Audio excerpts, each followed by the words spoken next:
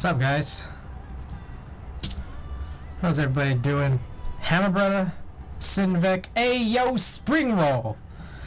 Welcome back to the stream, guys. I just before stream I was adjusting a few things with my sound levels. Let me know if it's all right.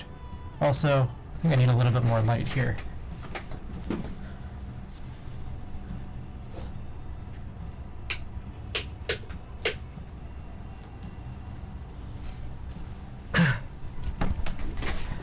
But yeah, I was trying to monitor and I was like, I can't tell. Like, it might sound like it's a little bit more echoey, but let me know what you guys think. Also, I gotta change this music up.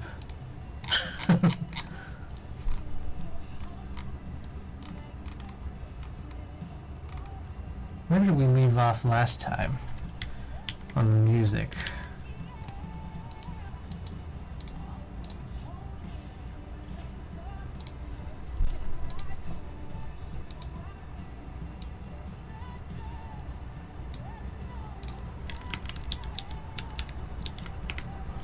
Oh, I know where we left off. Okay.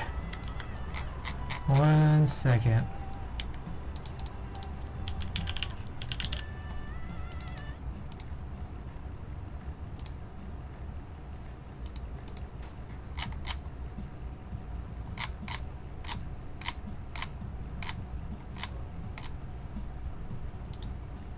What the? Strange.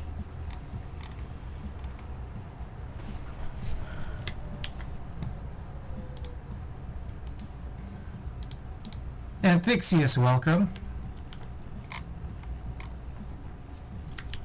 I'm a little confused about this.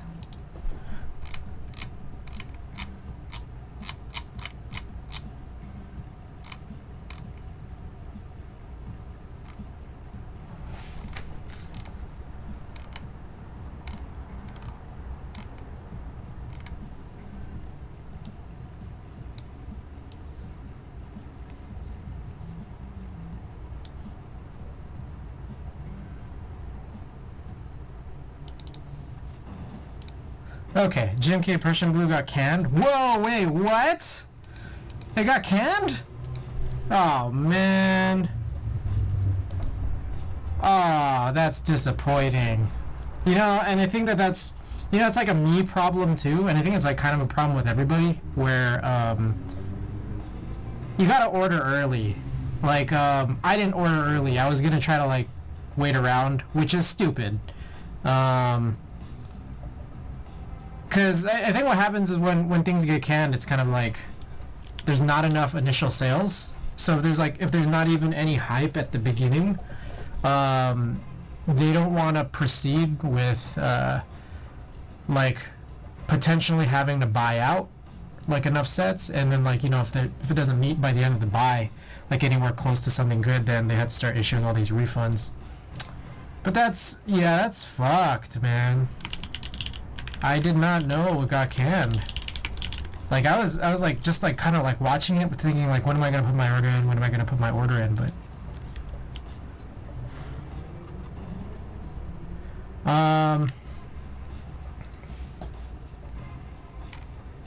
wow, yeah, I'm like reading through this right now. That sucks.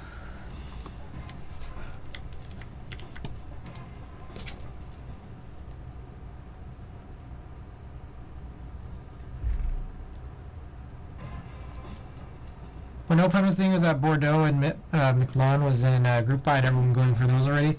That's true, but I think there's some truth in some of the things that are being said right here. So just right away, okay, let's see. Okay, let's go right here. I guess it's the start of the 4th page. Cancelled. Wasn't the right time. Rumi, welcome. Yeah, this is super disappointing. But there's a couple of good points that people were making here somewhere. It's running at the same time as McLawn and Bordeaux. That's true. But there were 2 other things. It has a big price difference. But then it's this part here, having the two base kits. I think that, like, when I saw this, I was a little bit confused / concerned. Because having like a second, like having a second set, that's like almost the same, rather than like kitting these international, keys, is like probably going to have people not sure 100% what to do. So I feel like, yeah, there were some issues, but I didn't think that this would happen. With that said, I actually mentioned this. Like, I was gonna buy this for sure. But I kind of alluded to it, maybe about 2 months ago or so, that, like, again, I preface with I was gonna buy this, but this was gonna be basically the third set that has essentially this color scheme, like within the last like several months. Kind of. There was earth tones. It wouldn't be here, I guess. Hold on, let me just look for it. Earth tones, which is kind of like this, but then has the alternate alphas to make it like sort of like unicolor. So we can look at this here, base kit and then alt alphas. But then there was also Marmoreal, which was kind of like the inverse of earth tones, in that it was then lighter mods with alternate like unicolor mods. So like it's kind of like these, in this case, if you were looking for something that looked like this, like, you were gonna get close anyways with two recent group buys.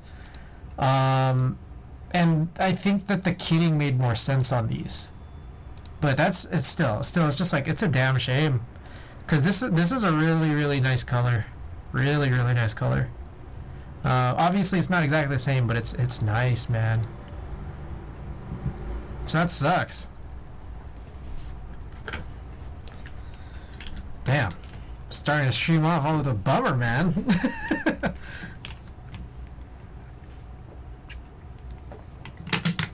Alright, but you know what else is a bummer? I'm not gonna say this build, but something that I noticed. So, how about you were asking where we left off? We had just kind of taken out all of the housings and then started pressing them into this plate. But then where we actually left off was for the two stabilized, in the left shift and the enter, they required you to drill holes into the those actual housings for those stabilized pieces. If this ran at the hobby in late 2020, would have sold well. Too bad I like the colors, but I bought McLeod myself. Yeah, no, I was gonna get both of those, and then I was also gonna probably look at getting Alluvia. I don't think I'm gonna get Bordeaux. I think Bordeaux has a really nice like keycap color, but I think it suffers a similar problem as Villanelle, which, like, I don't know why they didn't just choose White Legends and then have it just kind of be like a slightly off color Perestroika that's like kidding for English. So I don't know. Bordeaux has a really nice color, but I don't like that the Legends are so close and just it has that sort of look to it. My 8 a.m. meeting, oh boy, that was silly. I woke up for it, I got on the call from bed, and I felt like I was falling asleep through most of it, especially because what I thought the meeting was for wasn't being talked about for like a solid 40 minutes. So by about 8:40, we got to the subject I was on, and I basically didn't say anything. It was like a 2-sentence conversation between two other people, and then everyone just kind of said, okay. Olivia has no numpad though. Yeah, no, I mean that's fine for me, honestly. Okay, so continuing along. So I had done started drilling one of these, and the thing was actually off stream. I was doing the others, and I say others with an S, because actually the first one was very lopsided. So I was just like the circles, the holes that I drilled in were very like kind of uneven. So I decided to just like, I had 2 more, I only need 2. I'll just try my chance at all 3 of them and then figure out which one's going to work out the best. Now, I did this off stream just because like, for me, like I'm trying to like just do this like over here. Not try to get a, make a big mess out of everything. And if I'm doing this and it's like I'm mostly off screen, I don't know why you guys would want to watch that. So I just did that off stream. So I got these done. I think these are better than the first one that I did on Tuesday. Now, here's the problem. When I put it in, it's like super loose. Like this is almost just popping out like almost as easily as it can. So that one pops out pretty easily there. This one pops out probably even easier. Let's see if it's going to be the same thing with this. Anachronism did this drilling on stream. It looks stressful. After a while, like it's not stressful. It was actually like, it's not that bad. It's just like, it's a little tight on your fingers. I actually cut my thumb, which is the second time I've cut my thumb in like the last like 3 days. The first time was when I was working on the tape deck off stream, but the second time was today off stream trying to drill these holes. What happens is when you're trying to like just like get into the plastic, like I mean, it's just a solid going into a solid. I slipped, so I kind of poked myself in the thumb. But I had it bandaged up and it's kind of closed up by this point, so we're good. But that was kind of annoying. I don't think it's stressful. It's otherwise. I mean, once you were able to puncture it, and then you could just file it away. This drill actually, this hand drill, it really does make it easy. I know that there's some suggestion here that you can literally take the bit off and then put it into a cordless electric drill. But I don't trust myself like to not slip. Whereas like if I'm holding it in my hands, like it's a lot of pressure, especially on my thumb, but like at least I have some manual control with it, so not too bad, in my opinion. Okay, so anyways, both of these are pretty loose, like really loose, and it got me thinking. It had me worried that like, oh shit, are these not 2.25 or like meant for these like 2U stabilization? And I was like, no, there's no way. Like those are 100% 2.25U, and this is really right. I think the problem is the holes. One of the reasons why I kind of figured that out is because this kit also had an FR4 plate, and this became especially weird because this is too tight. Like this can hardly fit. Like I'm pretty sure I can fit it in, but getting it out is going to be really challenging, and probably is going to be the case for even some of this other stuff too. But yeah, these are super tight. So I think the tolerances are just kind of crazy between like the FR4 plate, the aluminum plate, and then these housings themselves. What I think we can do, like I'm reminded of this thing. I don't know if you guys were here. Maybe, what was it? Like, I think it might have been this time last month, maybe almost exactly a month ago, when the whole gang was here. I don't know if you guys remember that, where just all these other streamers that you guys might know were here at my place, and Kiwi was working on this. He was working on soldering, and then he actually pointed something out that was possible, which was when you do plate mount stabilizers on an MX board, to sort of tighten up the gaps here, you could just like kind of tape it, just like add more layers here.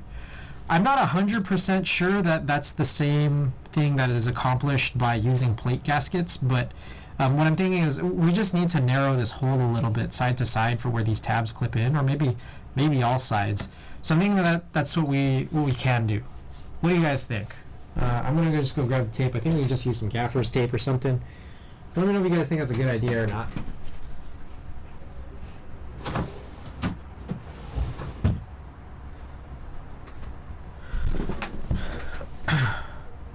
Makes sense.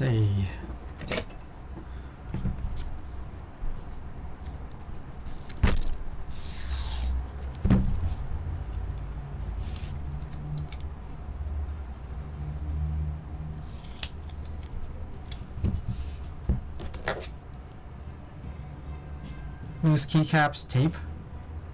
Also, again, I just wanted to ask for anyone who might just be tuning in, let me know if my sound is okay, like if it's the same as before, or if anything's different in a bad way. I was adjusting some levels like just right before the stream, just because I've noticed that like the way things were set up has been pretty weird. And I just wanted to have an attempt at, you know, just adjusting it. I was trying to monitor with my own ears. I thought it might have sounded a little bit more echoey. But let me know if you guys have any thoughts on my sound levels.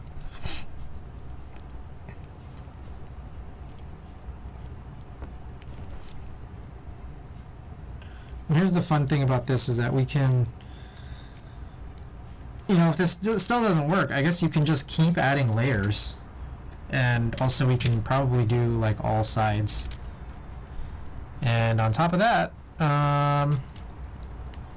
it doesn't even matter, I don't think, like I mean, maybe it might, the thickness of this tape. Music's a bit quiet. Okay.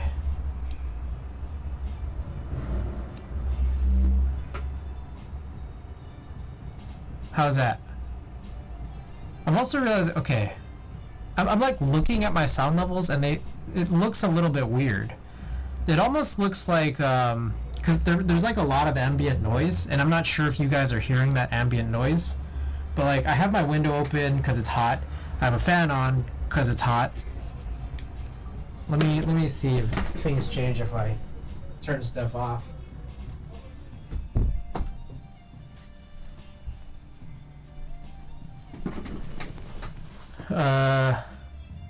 Weird. Voice audio is good? Okay. 1 second.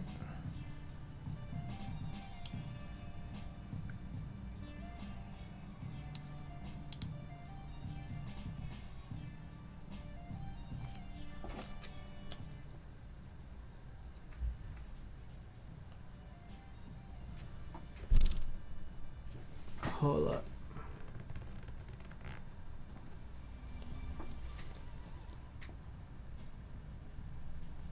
So, one potential issue is that, okay, so I'll try to explain, I'll explain what has happened here. I use this Yamaha mixer. I've talked about this Yamaha mixer probably no fewer than like a billion times. But I use this Yamaha mixer and I have all these different sources going into it. What was happening is that like, my mic is like set to 0. A bunch of other sources are like basically muted out, but then just like shifted up a tiny bit. And I was just like, wait a second, why am I doing this? You know, it's like, what's the point of this? So I wanted to like kind of even everything out, which means that my mic, which is not actually plugged in directly into my Yamaha, but is actually plugged into, the mic is plugged into this sort of preamp. Oh, guys, Ada's here.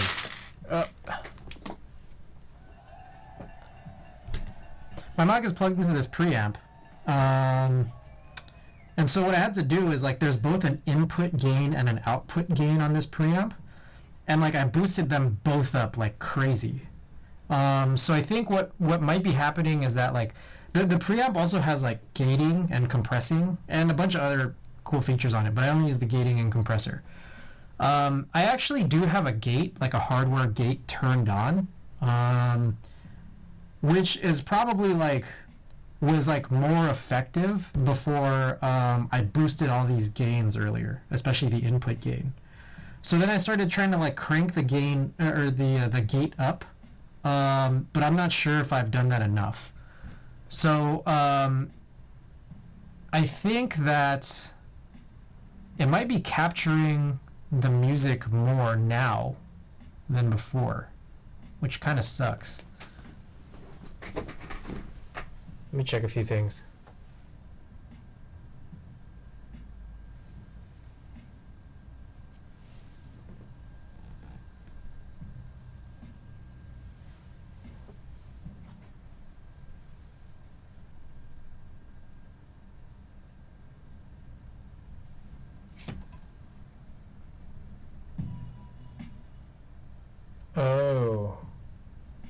Yeah, it's now like significantly more sensitive to the quiet sounds of my music coming out of my speakers.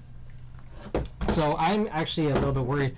The beginning of this VOD might end up being kind of silenced out, or I'll probably get a copyright claim or whatever on YouTube. So let me see if I can adjust this for a quick second.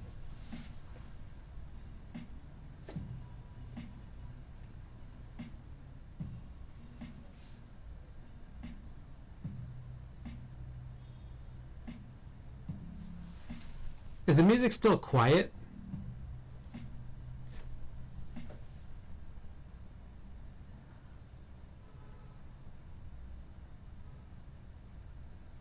I'm betting the music's still pretty quiet, right? I think.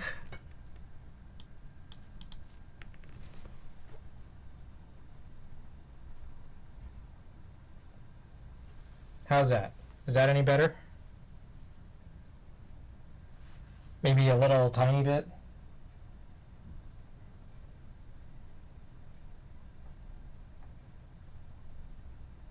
Is it too loud? Let me know if it's too loud.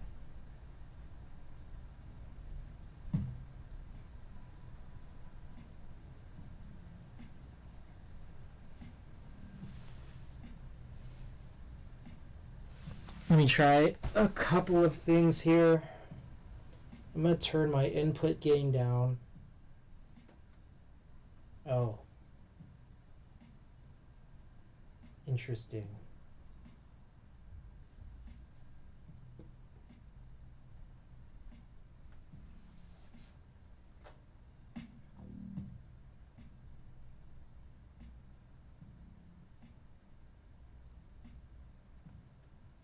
Okay, I turned my input gain down.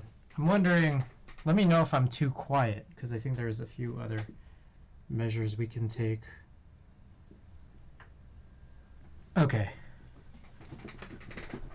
Let me know if this is any better.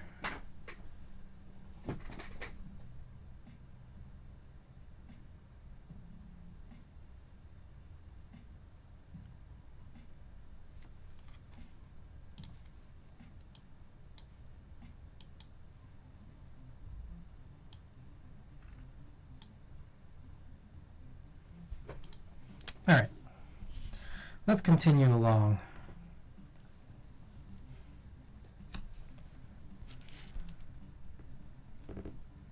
I am also interested in turning this fan back on too, because it is, I don't know about you guys, but it's like, it's starting to get to that point where it's really hot.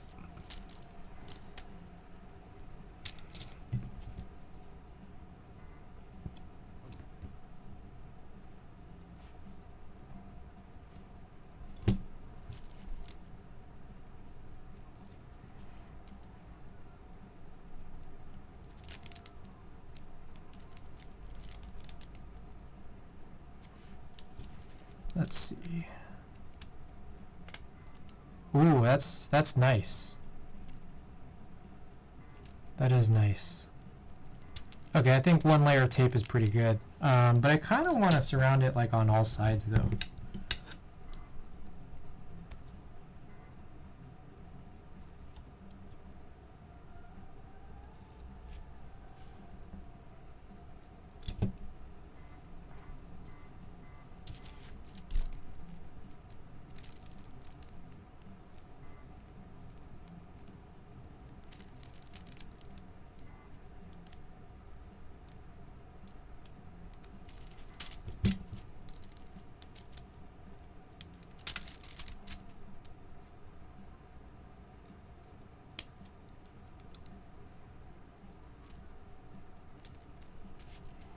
Let's see if surrounding it on all sides is potentially crazy. Also, I kind of off-centered that one.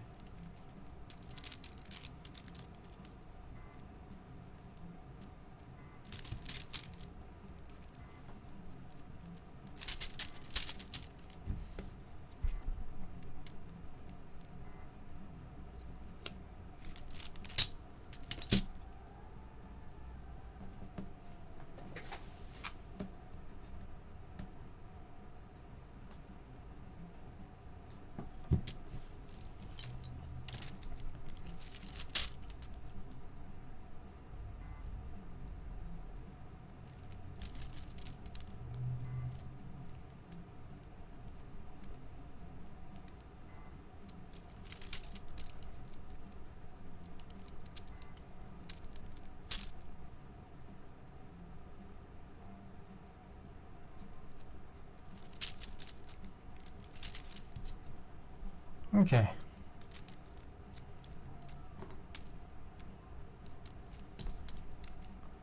So we should be good here. You know, I don't think that it matters the orientation of this. It's like the bottom should be the clips according to how this looked from before, I guess. But I actually don't think it matters a whole lot.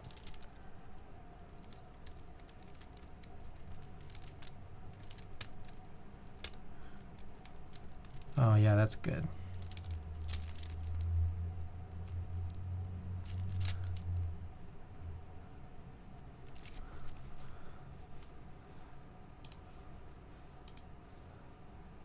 So I get to wondering, is this the effect of plate gaskets or no? Is that what's at the bottom? I think it kind of is supposed to basically simulate that, I think. But this also kind of tightens it up too.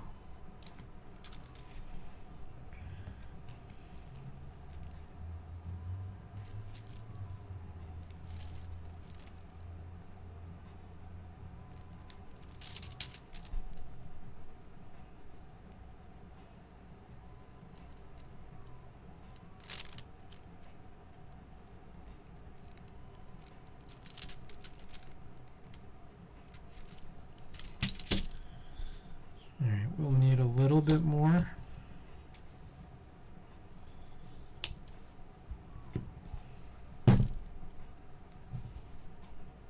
Wow! Yo, Andy. It's me, Mario. What's going on? I have you a little quiet. Are you streaming? I am streaming. Oh, shit. What are you doing? Working on a keyboard. You know, the usual. Oh. Sick. Big surprise, right? That's new. Yeah, I didn't think you'd be able to guess it. Thought you'd be playing Fortnite. You know, there was a hot second where I did play Fortnite. What? Yeah, it was like, I think it had to have been like 2017. I had a coworker. So I had two coworkers, and we would play Splatoon, and then I think Fortnite came out, or I don't know if it came out, but it got bigger, and one of the guys got really into Fortnite, and the other two of us were just like, yeah, well, I guess.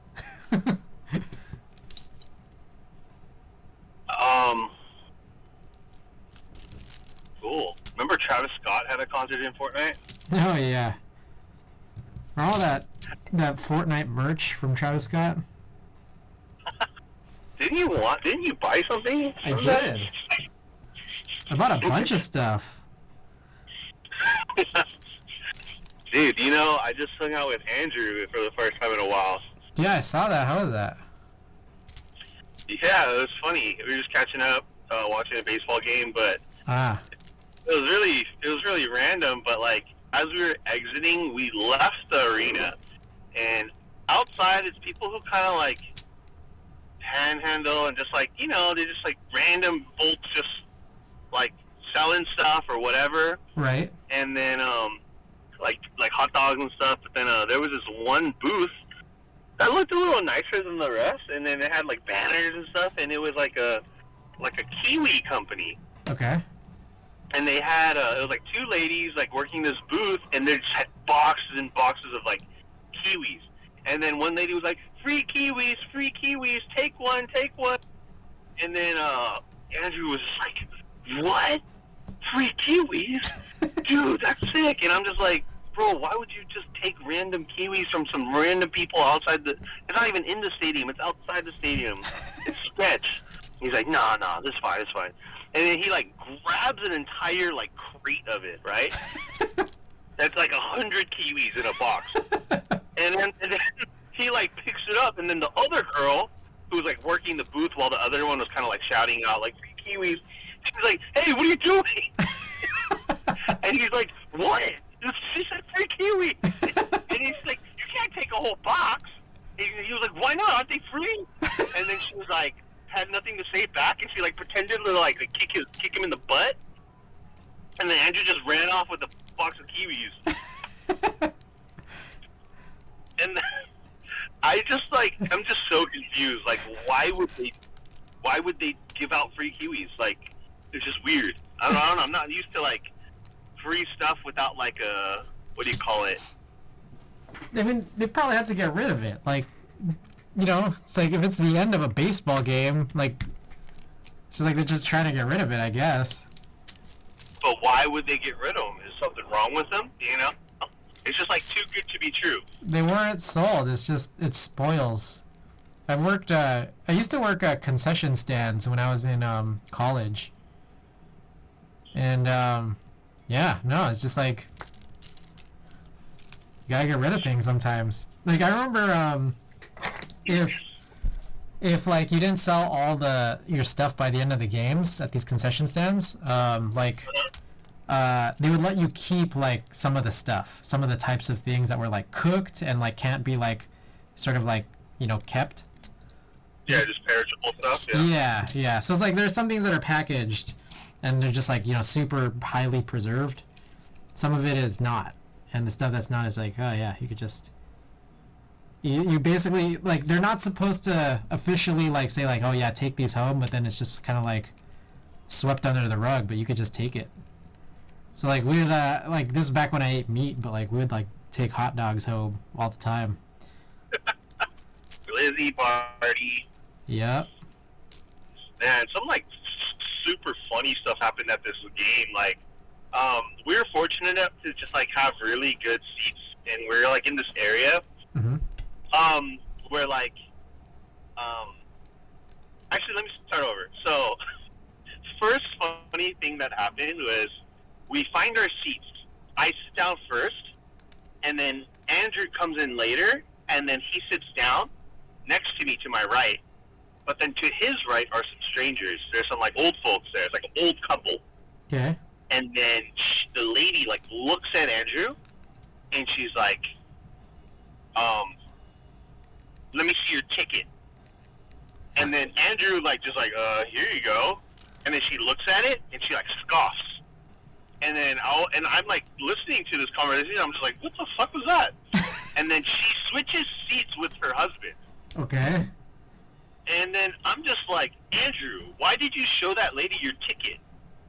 And he's just like, I don't know. She just asked. I didn't think about it. I'm like, bro, like, I got kind of upset, like, who does she think she is? Like, who is she to ask you for your ticket, you know? Uh-huh. Like, she didn't believe that was his seat, you know? Okay. And it was, like, really stupid. And then, I was just, like, kind of talking shit. And then, like, very loudly, you know, like, not directly to the lady, but just kind of, like, making fun of the situation. Yeah. And then she was, like, getting mad. Like, she was, like, a Karen for sure. But then it was just, like, kind of fucked up. Like, I just felt like that was so wrong for her to do. Yeah. I don't know. I don't know if it was, like, a racist thing. I don't know what it was, but my other buddy was saying, like, oh, it's probably because she's a season ticket holder, and then she's used to, like, the person that we got the tickets from sitting next to her. I see. Because we got tickets from a season ticket holder. I see. Got it. So that probably, like, makes the most sense. Mm-hmm. So we were also in, like, a section where a lot of, like, foul balls go to. Right. And also players on the field would just, like, toss you the ball or whatever if the play's over. And, like, there are, like, certain workers, like, kind of in the front that, like, sometimes get the ground balls or whatever and then throw it into the crowd. And then people in my section were really rowdy. And they were just, like, screaming at every little thing that they possibly could, like, scream at. And one of the guys was, like, looking at our direction to throw the ball to, and then he turned away, walked to the other, like, further away than threw it.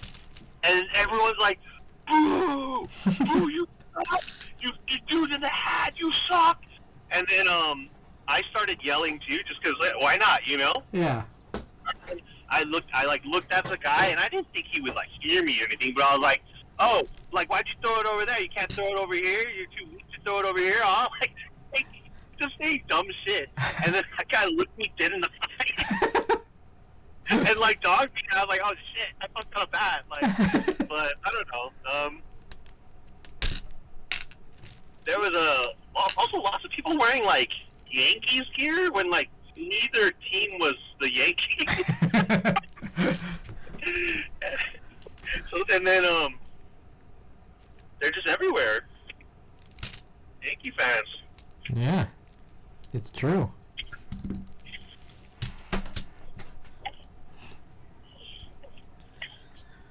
That was cool. So nothing happened after you just kind of like were kind of trying to talk about that woman who was asking about the tickets? Oh, well, she eventually, like, scooted down further away from us because, like, no one kind of, like, sat in the seats to the right of them. Oh, that's so stupid. They were definitely uncomfortable the entire time because I don't want to say what I said, like, on stream. But I feel like she was a little B-word, so you can't take that kind of crap, I feel. I see what you're saying. I told Andrew, like, you should have been like, let me see your ticket. Like, what the fuck? Like, I don't know, that's weird. That is weird. I mean, like, I was, you know, those couple times I was down, you know, watching the Warriors. It was just like, I don't know. People were, like, friendly to me. And, like, I was, like, way down. I don't know, man. Baseball is a different world. I feel like baseball fans are like way more ruthless. I see. Ah, fuck. Oh, this is so painful. Oh, there was this little baby next to us. Mm-hmm. Well, he wasn't a baby. He was probably like 1 or 2. And then he had the same face as that one, like, man who has the body of a baby. Do you know what I'm talking about? What the hell are you talking about? Dude, you don't know what I'm talking about? I feel like it's not descriptive enough. Like, maybe. Okay, I'll send it in the Discord. Okay. And then, he's like from Europe or something. He's just like literally like Benjamin Button. Oh.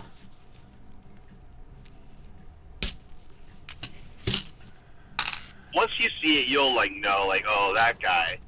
Yeah. Okay. I gotta see it. I sent it. Damn, this is painful.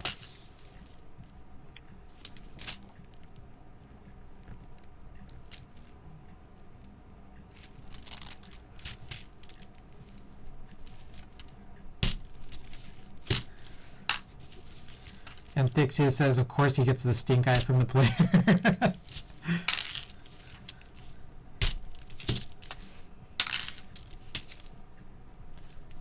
I definitely feel like I should have done this while I was on the other plate.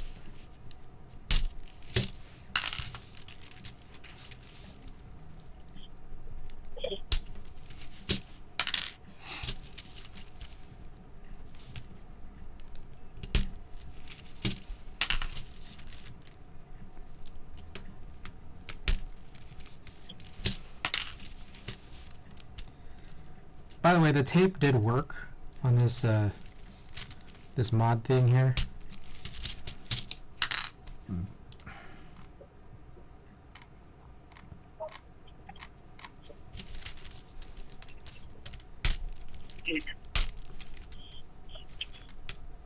My boss just asked me how was the game, and I said it was sick. We got free kiwis, and then I sent a picture of all the kiwis we got, and he's so confused.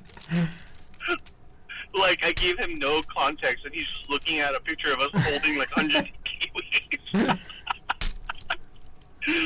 Oh, my God. Do you like kiwis, Chris? Yeah, I think so. It's weird. Like, I think fresh kiwis are pretty good. Ada got me this bag of like dried kiwis, and it's like kind of weird. They're like Ooh, I don't know about dried kiwi. yeah, they're like spicy. What the heck? Yeah, I don't know how to explain it. It's just like they have a very strong taste that like feels spicy. Like it's not like spicy, but it feels like there's like you get a little bit of spice sensation. Maybe they're with have like tahini on them or something. No, they're just plain kiwis. But you know, there's a chance here. Like, what if they're not spicy? But what if I just have like a super mild allergy? That doesn't sound right. Because allergic reaction is typically with like your skin. It doesn't really change the taste. I don't know, man. I was reading this thing a little while back. I think it was on Reddit of this guy who was just like, he was explaining that he used to think peanut butter was spicy, and he would like always like enjoy it because like, oh, it's like a little spice. And there was at one point where, What the hell? like in his like as an adult, like he has a kid all the way till he was an adult, he thought this, but then as an adult he was just like, he was in a situation where he had bread, he had peanut butter, but he didn't have jelly, so he just put more peanut butter, and then he started like, you know, he started really feeling it, and he was just like, oh shit, I found out like I'm actually allergic. Oh shit. It was just like he just thought that like peanut butter was spicy his whole life. I'm kind of allergic to peanuts too, so I never get like a spicy reaction. I get a like, oh, I'm itchy and I can't breathe reaction. Wait, what's your favorite fruit? Oh, my favorite fruit? Oh, that's hard. Top three fruits. Name it. I don't know. In my head, it's probably watermelon. Watermelon number one. Yeah, I think watermelon might be number one. What's 2 and 3? I want to say blueberries.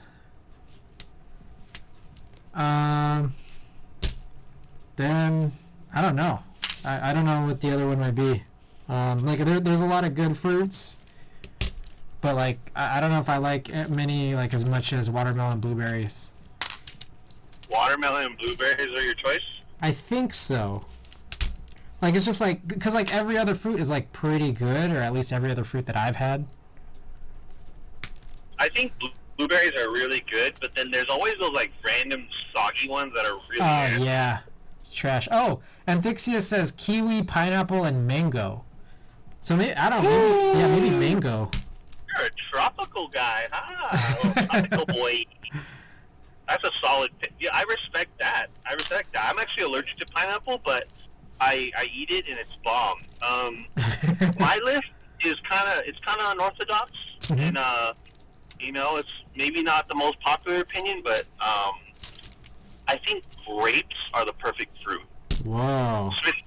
Specifically seedless, like large grapes. Like they're usually like the purplish green ones, or even all green ones.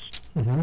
I think seedless grapes are incredible. Like you get that crunch, you get that juiciness, you get the sweetness, you get the portability, you get the like you don't have to peel anything. Like I just think ideal fruit. It's just like if I were to like pick one for the rest of my life, it would be like grapes. And then when it comes to like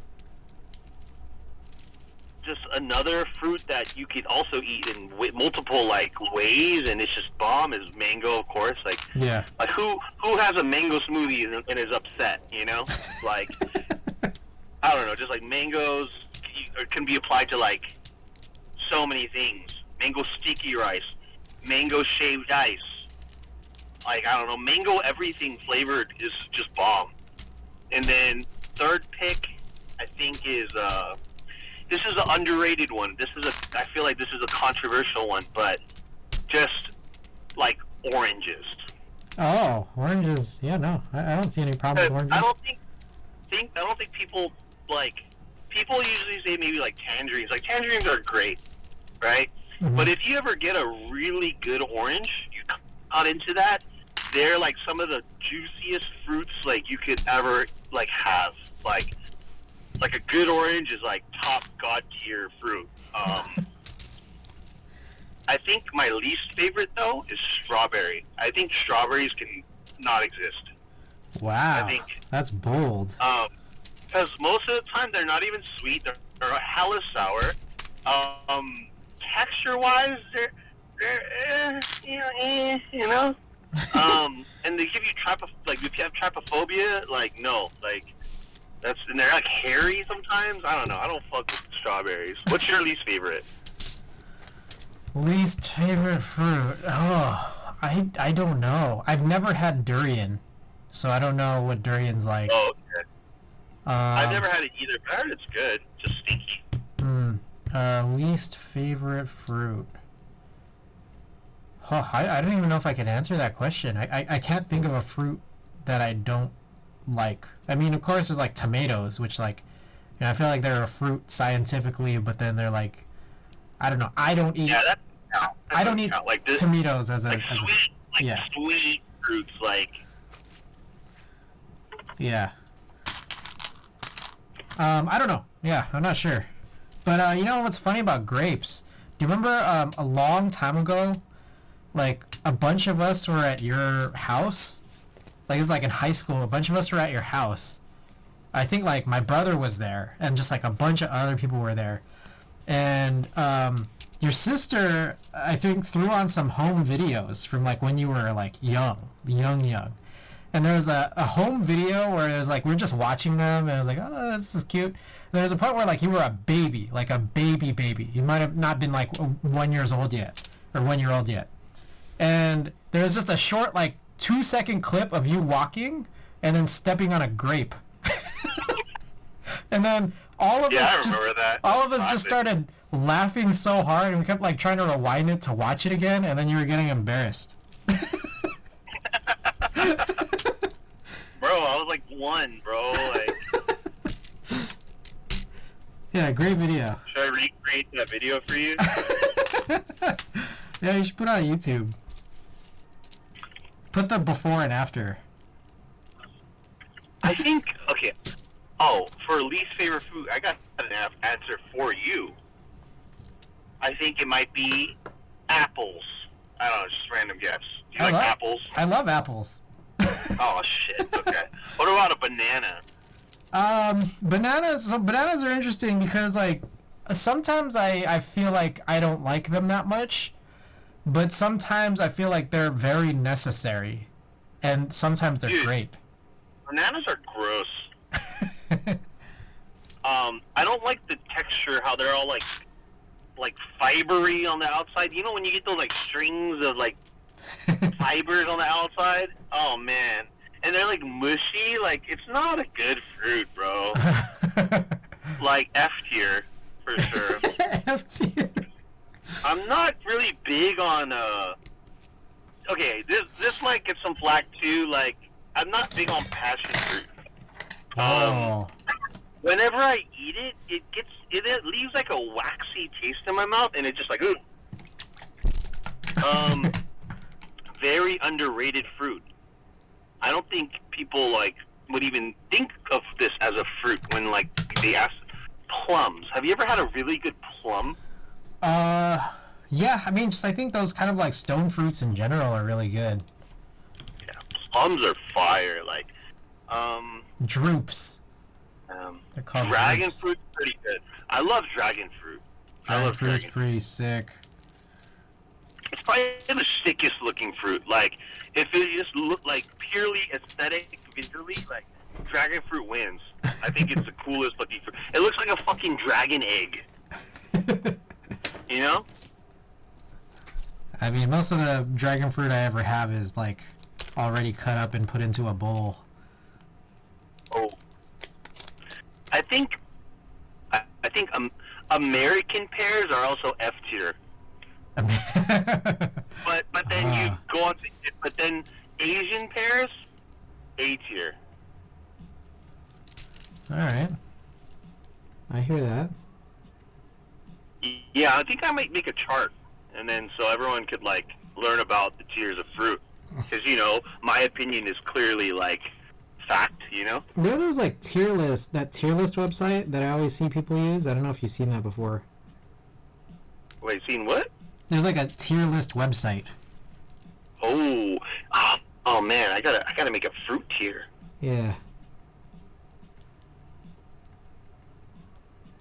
Ooh, cherries are pretty underrated too. I think cherries are bomb. Ooh. They could just get a little inconvenient to eat, but I think pomegranates F tier as well. Pomegranates suck. Wait, what? Wait, hold on. Like pomegranates or pomegranate seeds? Seeds. Pomegranate seeds are so good, dude. What's wrong with you? I don't know, man. I don't think they're that great. I think they're bland. Like, you don't really get much flavor out of them, and then they're just hard to eat, and it's just like a mess. It's like, oh, well, I buy them like they're like the sunflower seed of like fruits, where like you eat it and you just like you don't really enjoy it. You just do it, you know? I don't know. I mean, I buy pomegranate seeds like already like cupped. Oh, whoa, that's crazy. Yeah. Oh, hot take. This is hot take. I think canned peaches are better than fresh peach. Whoa, dude. I don't know Hot about take. that. I said it. I said it. They're Something pretty- about the can process.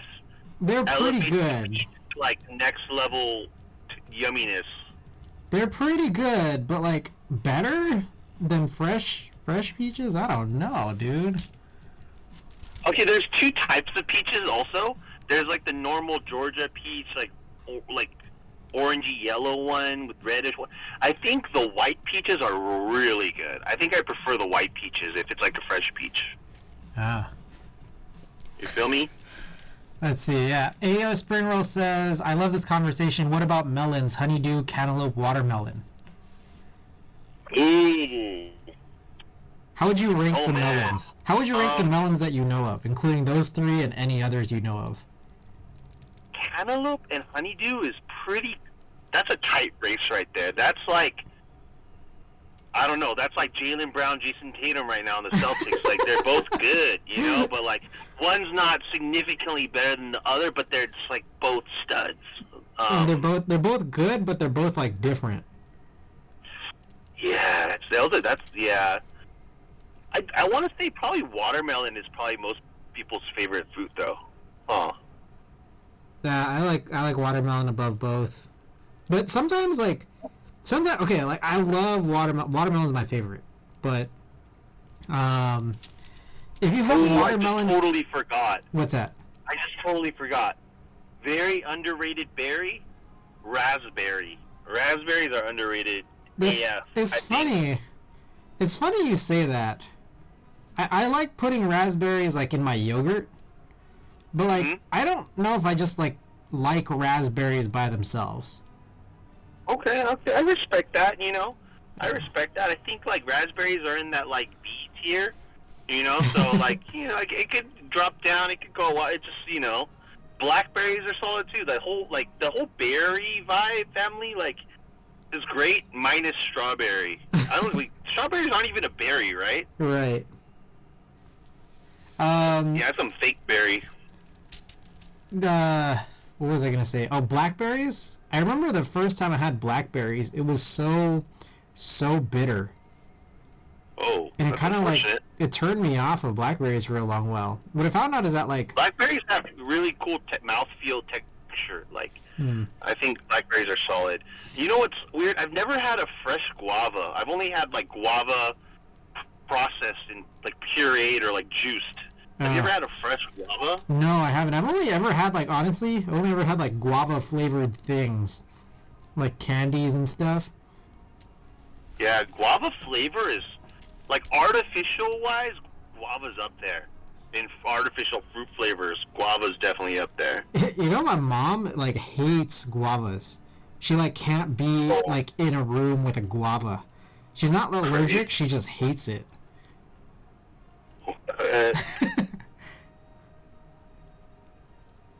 AO Springroll says, peach syrup hit different, but I like fresh better. Strawberry F tier, they overhyped. Wait, strawberries S tier? Who said that? F as in failure. Is AO Springroll said that. Okay, so let me tell you this. I clearly not a fan of strawberries, but I will say in Japan they have these like crazy special strawberries that are like from some mountain. They're beautiful. They're like pink colored, and then I had those, and they were like $7 or $8 a strawberry, and I ate it. I was like, damn, it's pretty good. But then it's still not great, you know. Like, so at its peak, like I've had the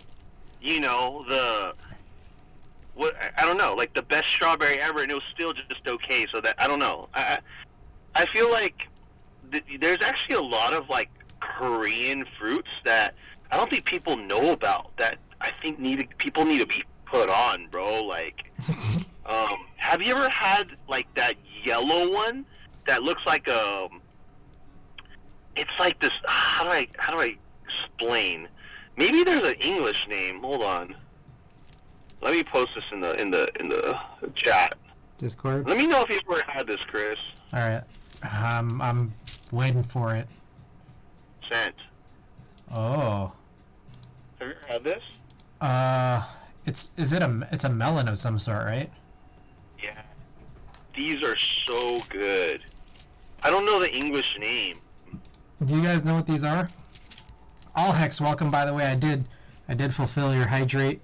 Okay, hold on. A bunch of extra messages come in. Sinvex says cantaloupe greater than all. I mean, some of the only berries that are actually berries of fruits we call berries are blueberries and huckleberries. Oh. Let's see. Ayo Springle says, damn, y'all need to try legit guava. All Hex is asking about kiwanos. I don't know what a kiwano is. Sinvex says, strawberries are pseudocarp, raspberries, blackberries, and boysenberries are composites. Oh. Like a fruit scientist. Does anyone know here what this fruit is on screen?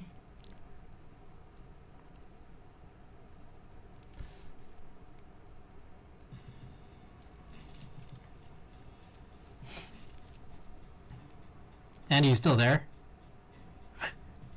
He might have cut off.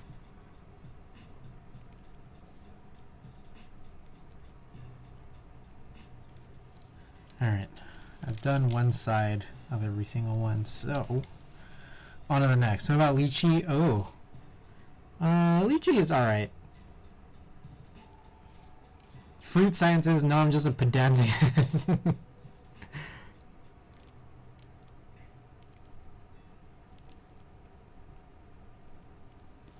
Dan's vibing with that fruit combo. We'll see if he hops back on. You can definitely tell that he's driving, so you know, who knows, he might have gone under some kind of power line or under a tunnel. He could be anywhere. Just want to give this update here. I am trying to inject 206 grade 0 into every single one of these like pair of corners per housing. I think that this is how to lube it. I have no idea, but we're gonna try it.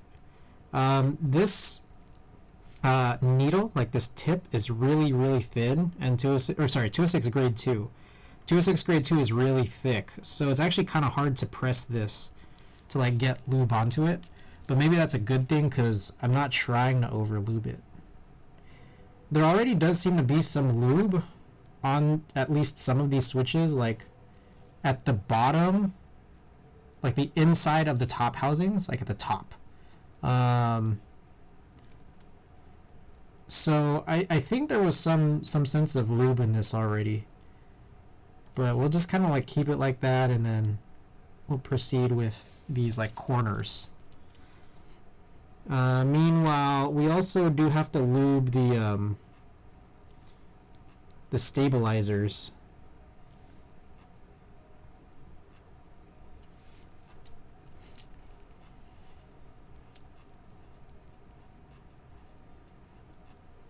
I don't fully remember how to, but we're gonna try and figure it out.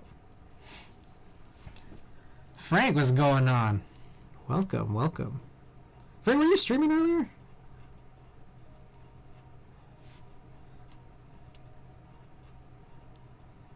Frank, congratulations, by the way, on the announcement of the Gold F1 build. How'd your stream go, man?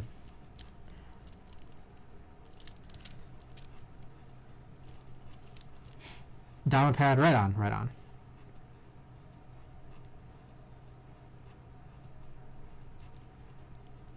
Out of curiosity, the Domapad, is it solder or hot swap, or do you have a choice? I was thought it was actual gold F1. Well, it might as well be. Might as well. Only solder PCB, I see, I see. Oriental melon. Oh, hey, I realize I still have this up on screen. I see. Oh, it's literally also called a Korean melon. Alright. Well, if Andy ever hops back on, we'll tell him this. A cross between a honeydew and a cucumber. Oh, I don't know about that. I am a big cucumber hater. I do not like cucumbers. I do not like pickled most things.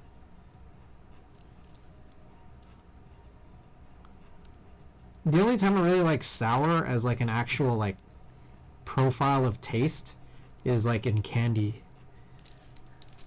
And maybe some fruit if I've already like ingrained it as it's supposed to be a sour fruit. But I don't like pickled stuff, and then in general even before you pickle a cucumber, I don't like cucumbers.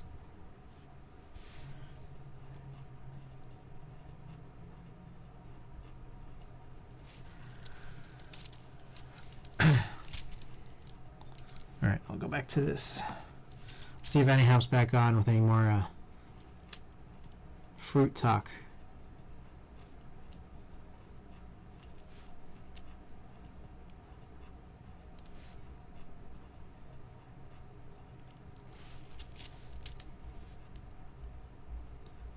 How'd you catch that? Did you just like look up melon, or did you know this already?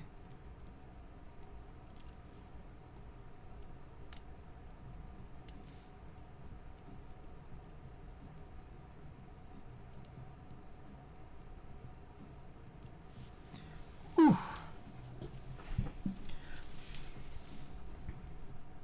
Squeezing a syringe is like really tight because it's just the tip's so thin.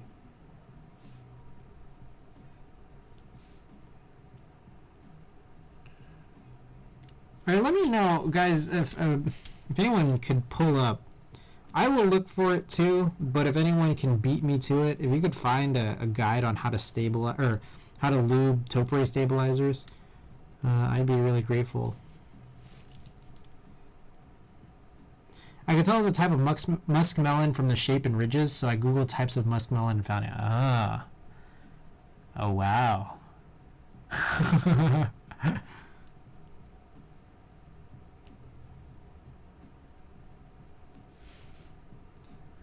Is an Asian pear the same thing as an apple pear?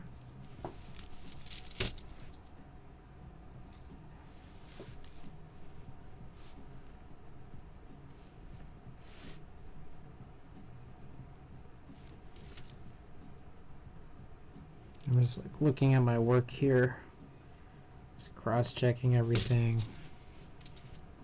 A little bit of extra lube on this syringe tip as I've kind of finished here. Yes, they are. I see.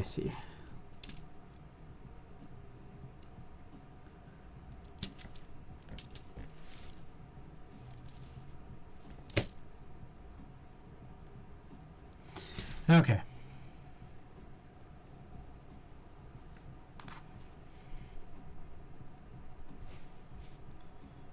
So, what does this all mean? This housing right here, we might need to pop back out so we can put in a plate mount stabilizer in it. And, in fact, I guess we could do the plate mount stabilizer now. And meanwhile, if you guys wanted to, you know, let me know. Find any Topre stabilizer lubing guides. I'd be very appreciative. I need to find 7U. Oh, you know what is, I'm not supposed to actually use these wires. I just need the housings. Because the wire is supposed to actually be something else. I'm supposed to use these wires. So this is interesting. These have like a little bit of a curve on them, which confuses me. I think one of them is for co-star, and then 2 of them are for cherry plate mount.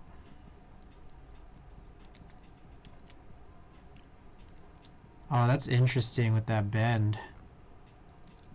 So this is a wire that came with it. Oh, Andy, Andy's in chat now. Eat some fruit. I am fresh out. Let me see. I'll show this. I will show this here. So this came with this type of wire, which is really interesting to me.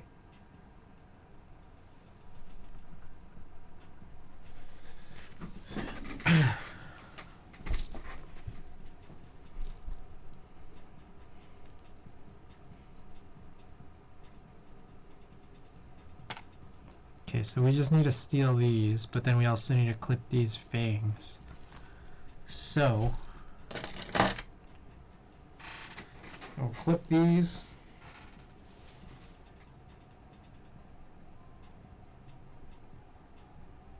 I wonder how necessary it is to even clip these.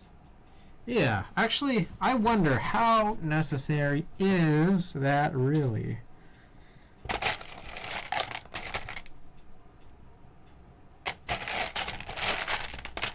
I'm pretty sure I have those inserts somewhere.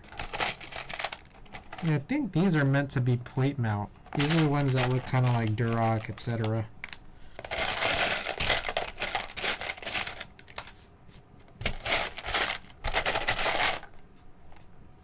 I just need to like rummage through this. And it's like, this is like the hardest desk mat to like search. Gordon Derb, how did the drilling go? I did most of it, or I did. Basically, I had 3. With GIS, I have 3 opportunities. I think with US and C, I get 4. But GIS, I get 3 opportunities.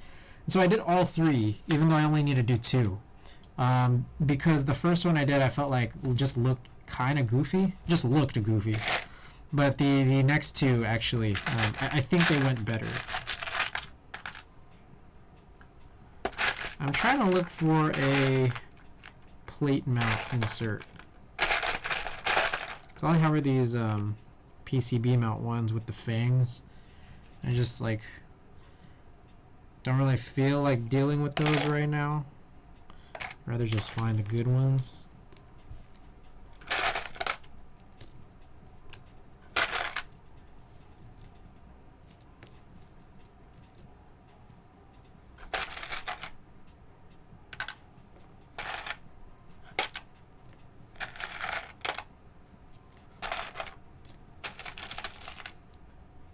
Just like a random box of, you know, Falcon use cherry mount plate stabilizers. Yeah, this is what makes it like really especially interesting, I think, because you don't actually have to deal with all of this.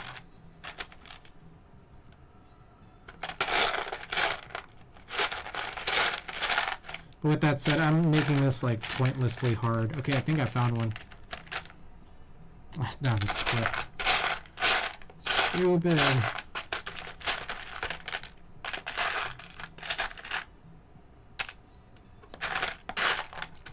What the hell is wrong with me?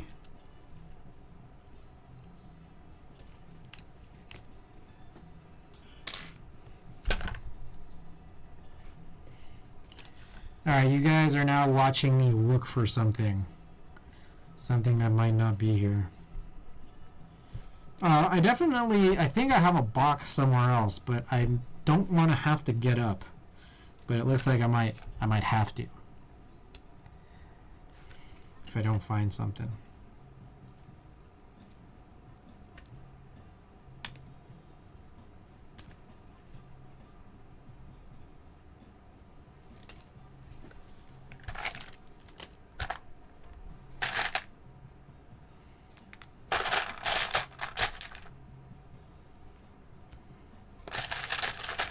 Right, there's all these random bad switches in here.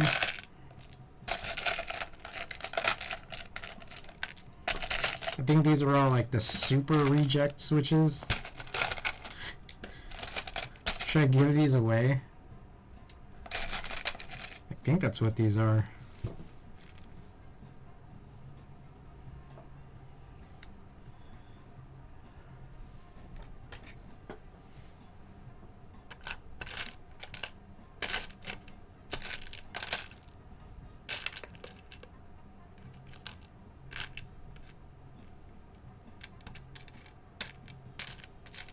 Yeah, there's literally none of these in here. Okay, I'm gonna go look. I'm gonna keep looking.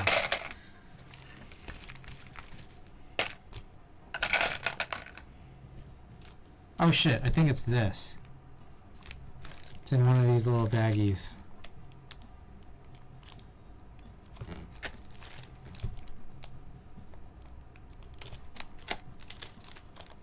Aha, it's here. I thought it was in another box. I was like, oh man, am I gonna get up and then not find it?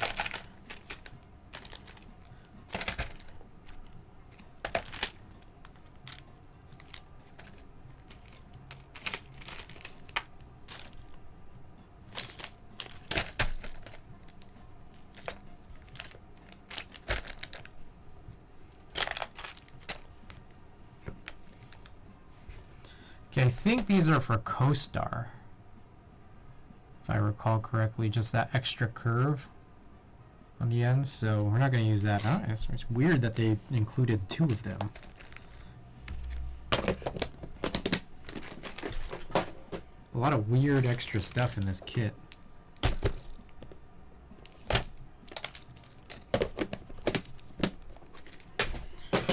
Oh shit. I forgot the actual outer housings. There's one.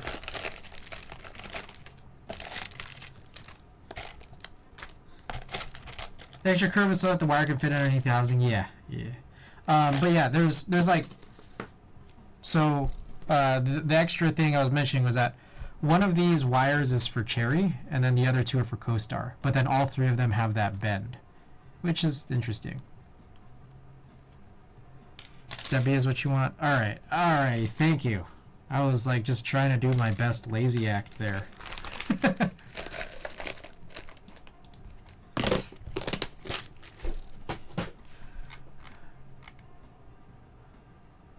Alrighty, pretty straightforward, I think. Okay, what I think I also additionally want to do is put some, maybe, I don't know if oil or just like a thin layer of grease just on the bottom face of the housing, just because I think like almost every other switch has that. So just like, why the hell not? Just try to make it match, right? And I think that'll kind of add as like a slight dampener. There were surprisingly few guides. Kind of unsurprising, I guess. It's like, I think Topre modding is just, obviously there's a lot of people who have like Topre boards, but it's just, I think, really ill documented because while there are a lot, it's not anything compared to MX style customs and modifications. Alright. Should I kind of try to rebrush all of these? Think there's anything wrong with doing that? I kind of want to. So this is green.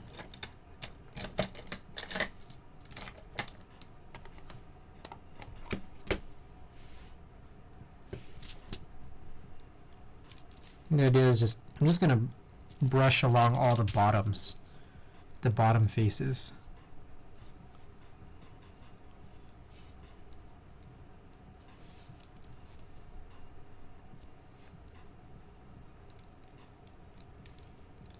There's some that are really heavy with it.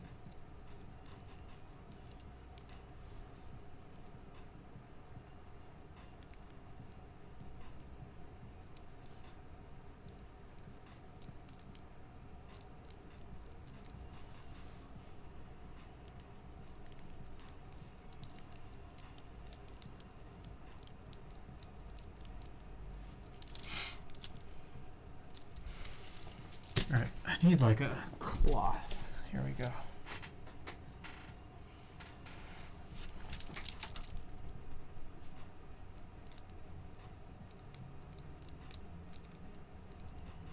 Just want to kind of even out the lube on all of this. And some of them are like, I guess, kind of dirty. Oh, yeah, some of these are a little gross. Some tweezers here. This desk mat is kind of crazy. So I just like, it seems like I lose stuff really easily.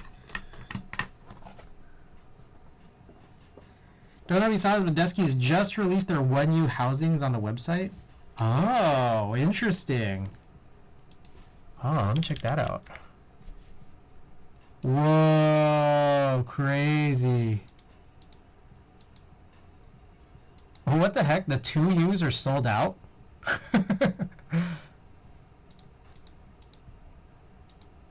Wait, are they just like not even there? Like, I don't know, there's not even pictures of it. Dang, that's cheap. Oh, 2Us aren't finished yet. I see, I see. So, I don't know what to say. I would guess that if the 2Us aren't done yet, like, I don't know, it's just like, I hate to like be negative about it. It's just like, how useful is it if the 2Us aren't done? You know? But, you know, whatever it is, that's a really, really good price. Because, like, for me, for harvesting, right, it's like, well, let me think about this. You still need springs. Like, you still need to harvest conical springs from somewhere. I think that's going to be a problem. Because you can go and get these housings, that's fine.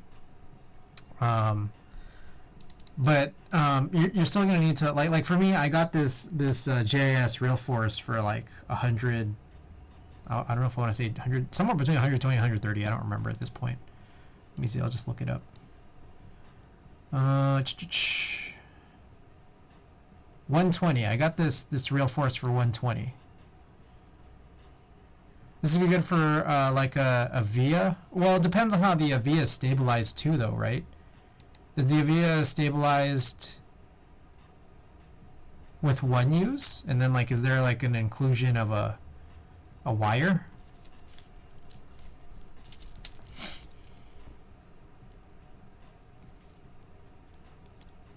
Because then you need like the corresponding like wires.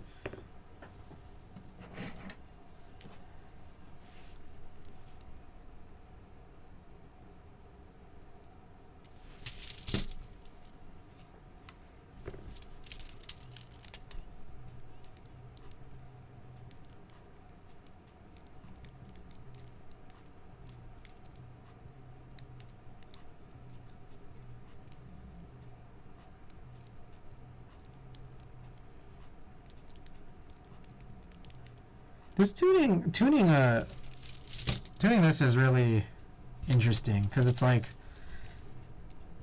it's pretty manual, but like I feel like you can be kind of like not so precise with it, and like hopefully that'll still be okay. Hopefully.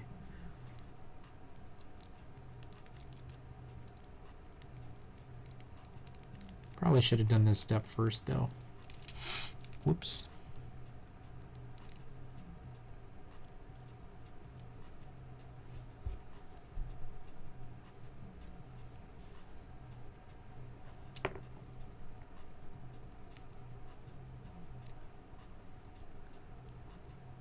Yeah, like it is pretty manual, but like you'll get by it not so long, I don't think.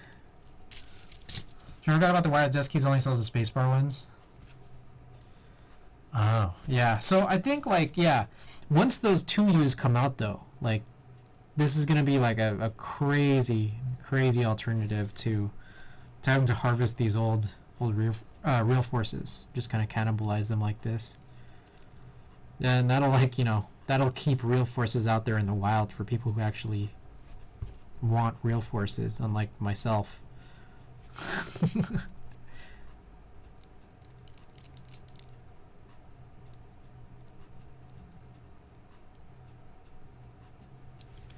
Chris, ever put a blocker in to turn a TKL into an HHKB? Not yet. Not yet, because of the TKLs that I currently own, it's like none of them also have split backspace and split right shift support on both the PCB and the plate. I think I might have like the new KMAC PCBs with by McFlurry. I think it accommodates for a lot of that, but my plate doesn't.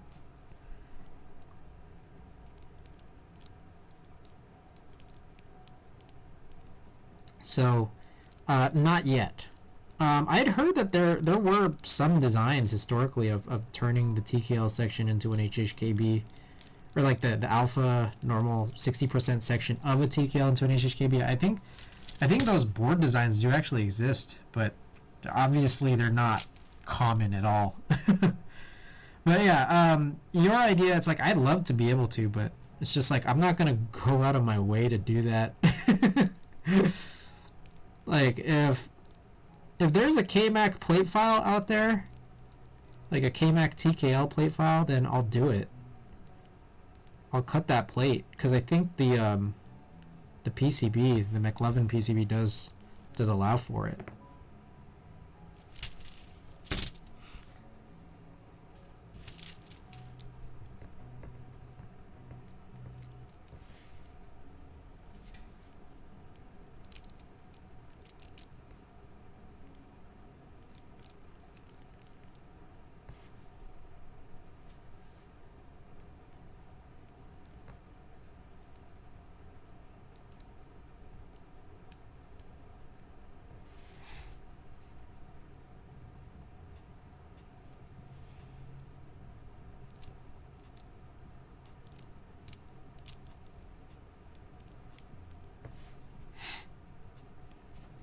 That's where I love TKL. I just think it would be hilarious and want to see it.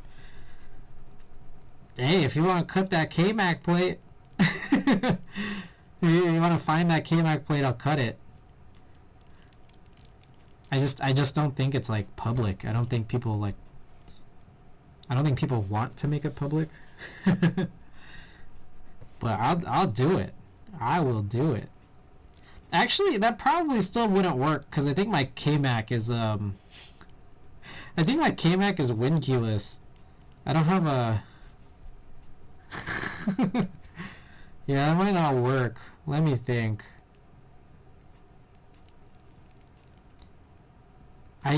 There's a chance my Falcon might allow for it.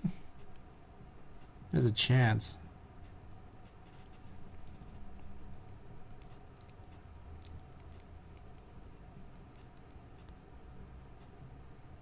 Galaxy PCB has split backspace and split right shift. Ooh. But does the plate?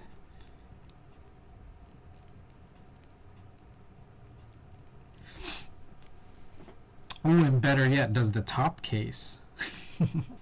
That's the stretch, that like there's so few of those that exist.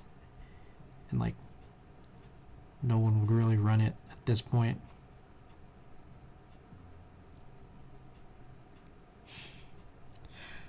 I want to do it and then get a bunch of 1U blockers for every other key. Arrows, nav cluster, F-row. That'll be what, 16 plus 6 plus 4, 26? I need 26 1U blockers.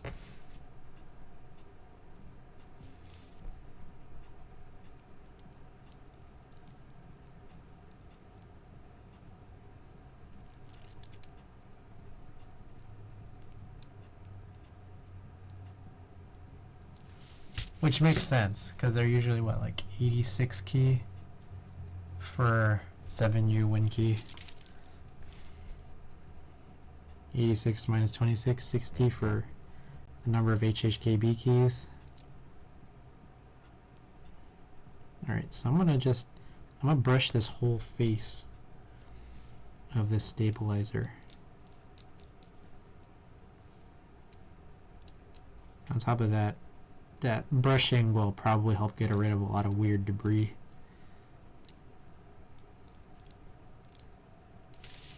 The case doesn't need a change for split backspace and oh no, but I mean like the The case would need to change if the if I want the blockers to already be there rather than it being detachable blockers.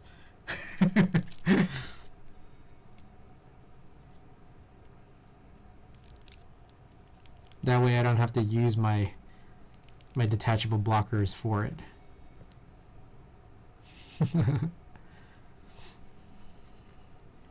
That's just going the extra mile for something that literally no one is asking for. Kind of not even me. It's like I don't even want it in the first place. I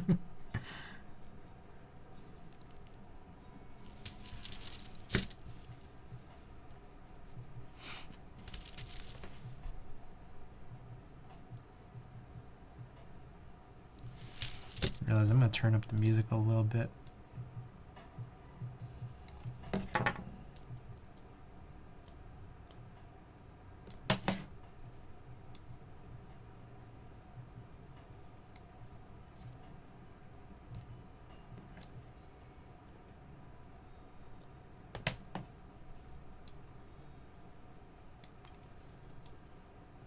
Alright, let me know how that music sound is. Yeah, I don't have a TKL with an HHKB alpha layer. I think there's definitely one out there, at least one. I've seen it. I just forget what it was. There's a chance it might be a clavier, but I don't fully remember.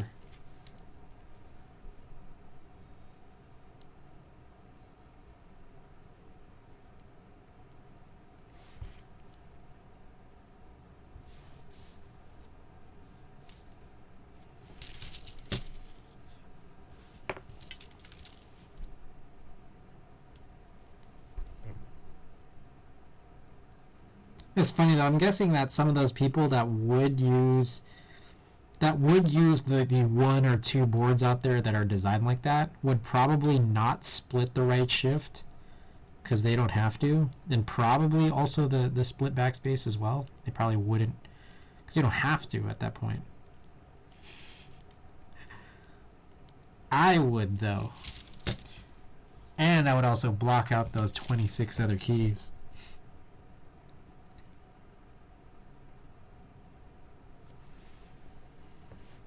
So that will require what? 13 sets of KBD fans, 5-degree gray blockers. Alright, I'm almost certain that this mod that I'm doing is very unnecessary. But we are doing it. I say this as like I'm almost complete with it already.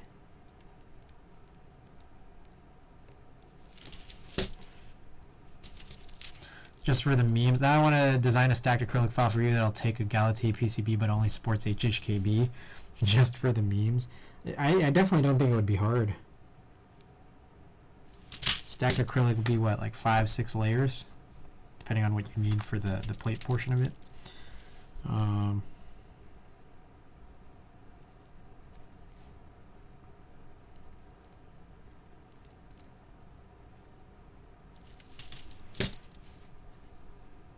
5-6 layers at like 20-ish per layer.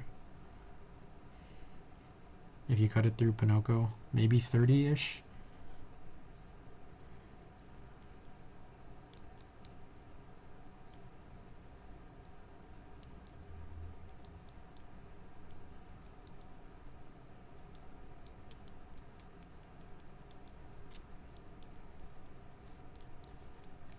I wonder, okay, here's a question. So I know typically what people do is, you know, for stacked acrylic, okay, you guys tell me, but what I think is, I've seen a couple of things, but they'll use a pretty thick layer of acrylic for all of the layers, and then that middle plate layer is equally thick, so then your switches don't clip in. Because your switches only clip in when the plate is 1.5 millimeters, which is much thinner than the acrylic like plate layers or the like the general acrylic like case layers that I've seen on different stacked acrylic boards.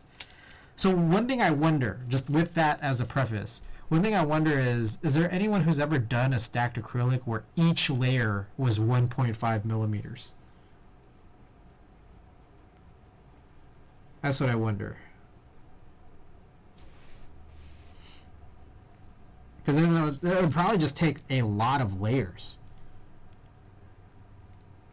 And I wonder like how that would compare. Probably almost has no effect, right? Because you're just like adding up 1.5 millimeter layers to be whatever a normal one is, like a normal layer would be. And it probably is like no difference really. Clear acrylic to show off the TKL. You don't have to. I mean, people are going to tell that it's a acrylic or that it's a TKL just by looking at it.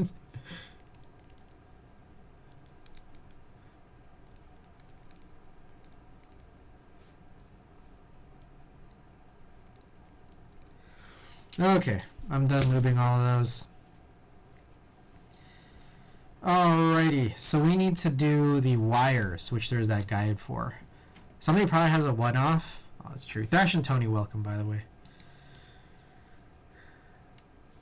Okay, do not use dielectric grease.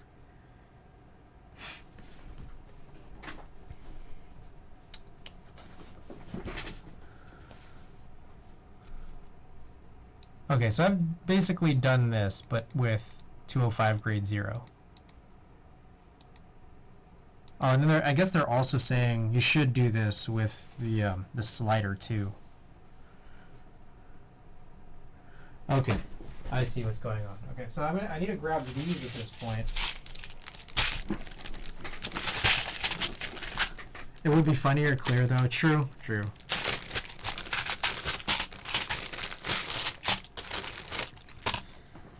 So this part is interesting. I ended up getting like the full stabilizer set, which you don't need. You don't need for this. In fact, what's going to end up happening here is that I take out these two. Oh, you guys can't see this.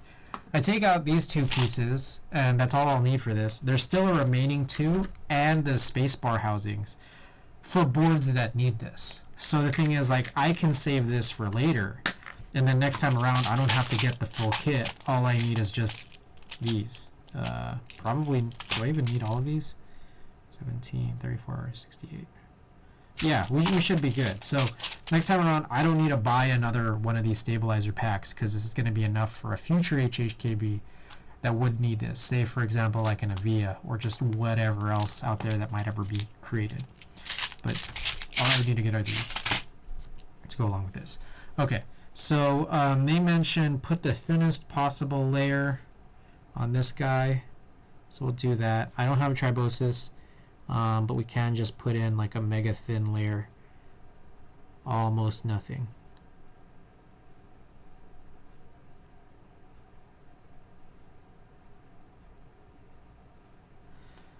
Okay.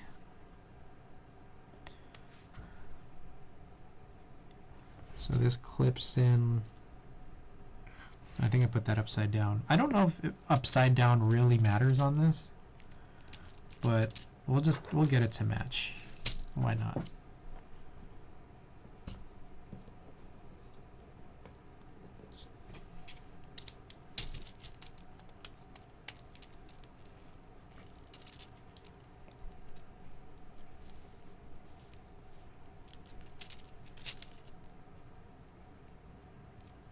Yeah, this one's upside down.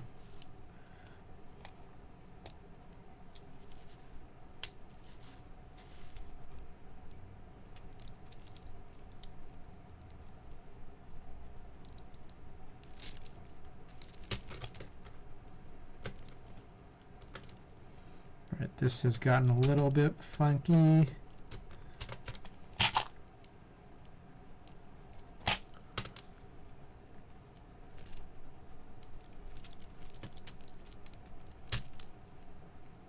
Alrighty.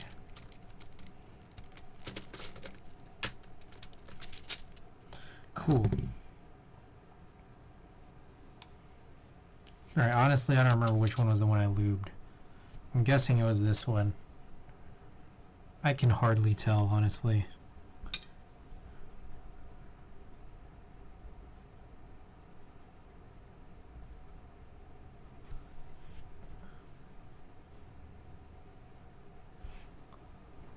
Okay, so this inserts just like that. Okay, wires. I got a couple wires in here. So one thing we could do, I guess we'll throw on. It says 206 grade 2, so I guess we'll go back to that syringe. And it says liberal amounts. So I'm going to put in the pink tip. Just have this ooze out everywhere.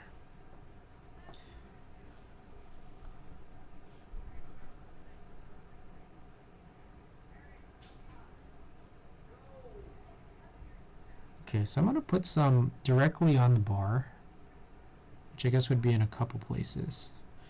I want to do this with some tweezers that I've lost, because you know I've been good at that today.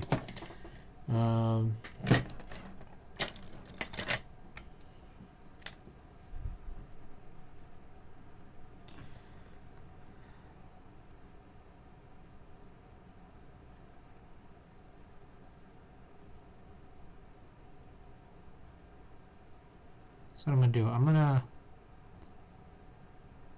inject some directly on the wire. I guess I'll also put some on the housing as well. And then after I inject it, I'll also brush it.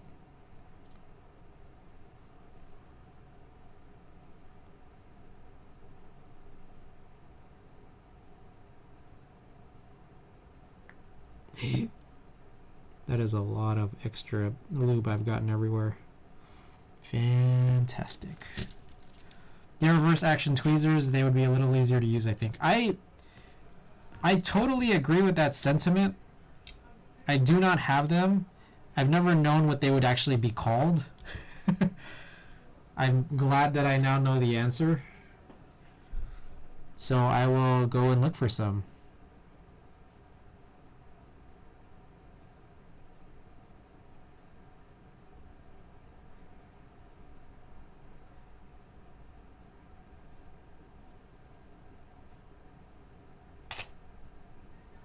Yeah, I'm not making this easy on myself, like, at all.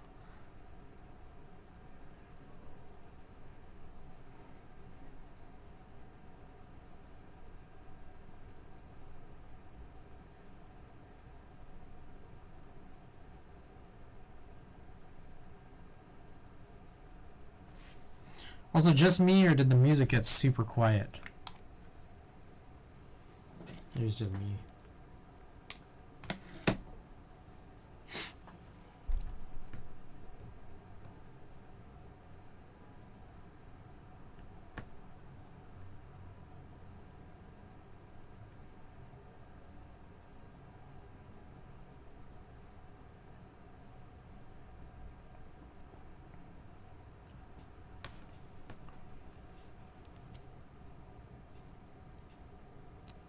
Good Lord.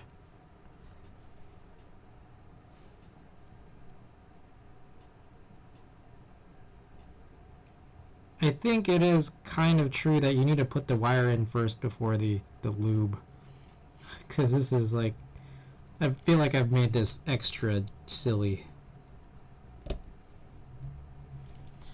Okay, then I'll just, I guess, inject more lube.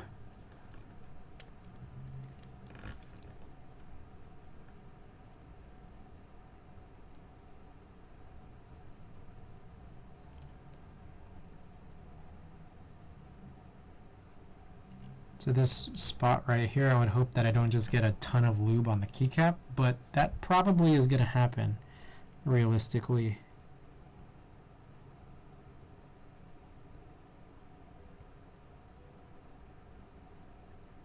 But that is cool that you can like lube it from the top here. I like that.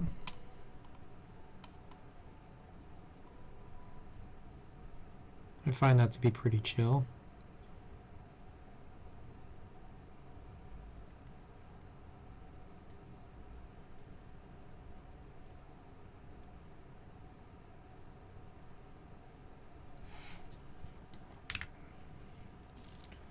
Okay, one down, one to go.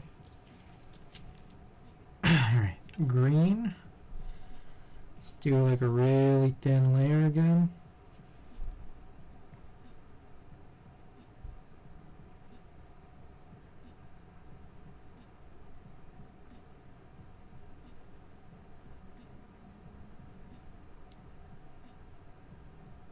I think I have possibly done too thick of a layer.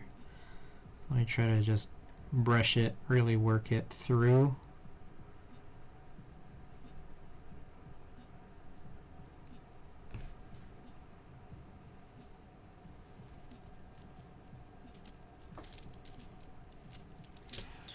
Okay. Wire number 2. Let's try not to blow this again.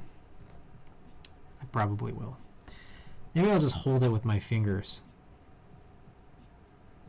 Nothing could possibly go wrong with that, right?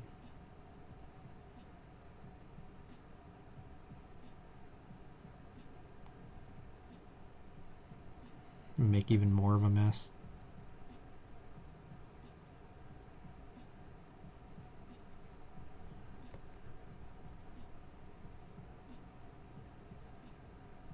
Oh shit, you know what I need to do? I still need to cut those edges off of the PCB.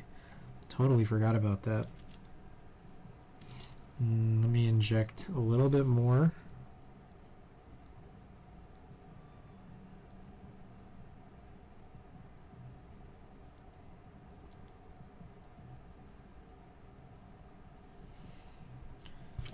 Smudge off what looks like a little bit of dirt.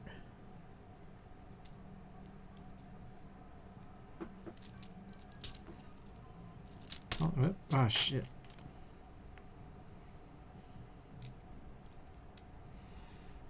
Everyone loves lubey fingers. Oh, all the time. 100% true. There's this weird spot on this. What the heck is this? Oh, that's the tape. I think that's the tape. Okay.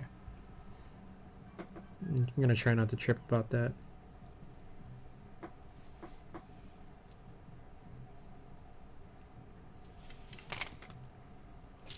Eek.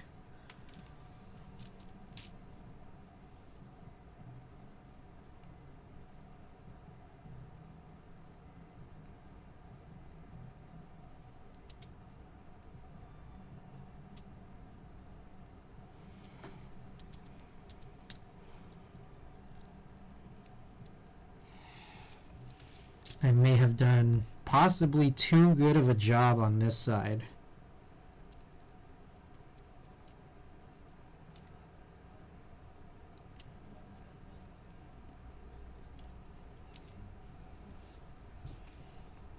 Too good.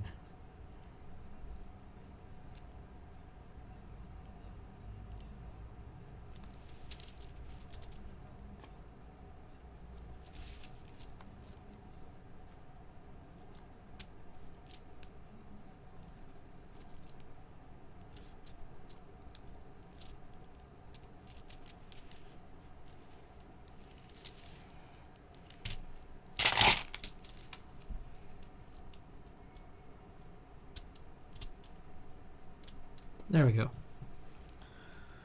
All right, let's do a little bit more injection.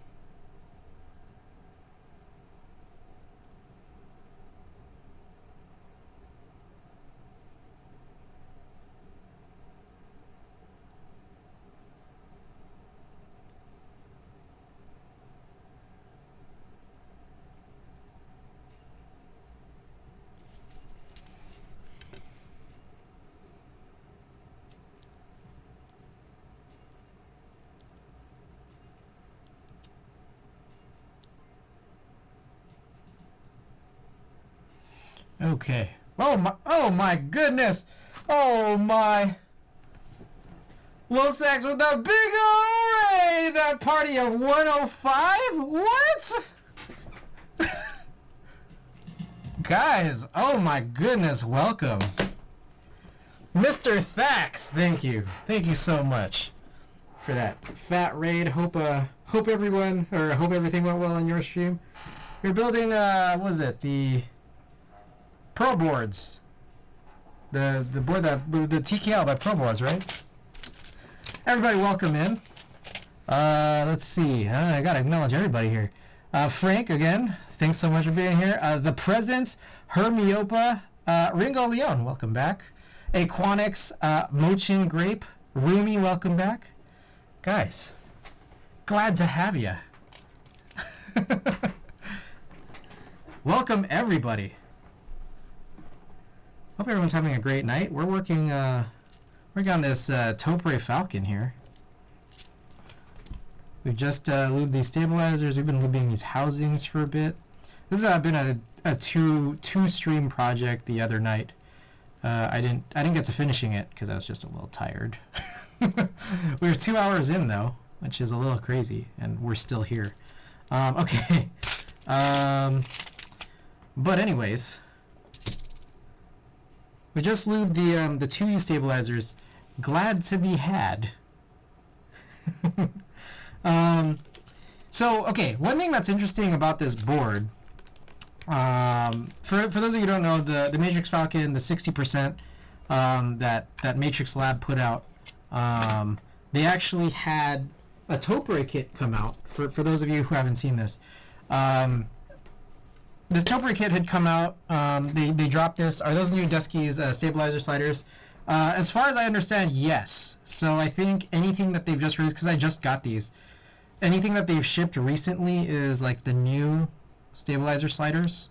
So hopefully it'll be okay. We'll find out. I'm looking at it now. It's just like, oh, do they look problematic? I'm not sure.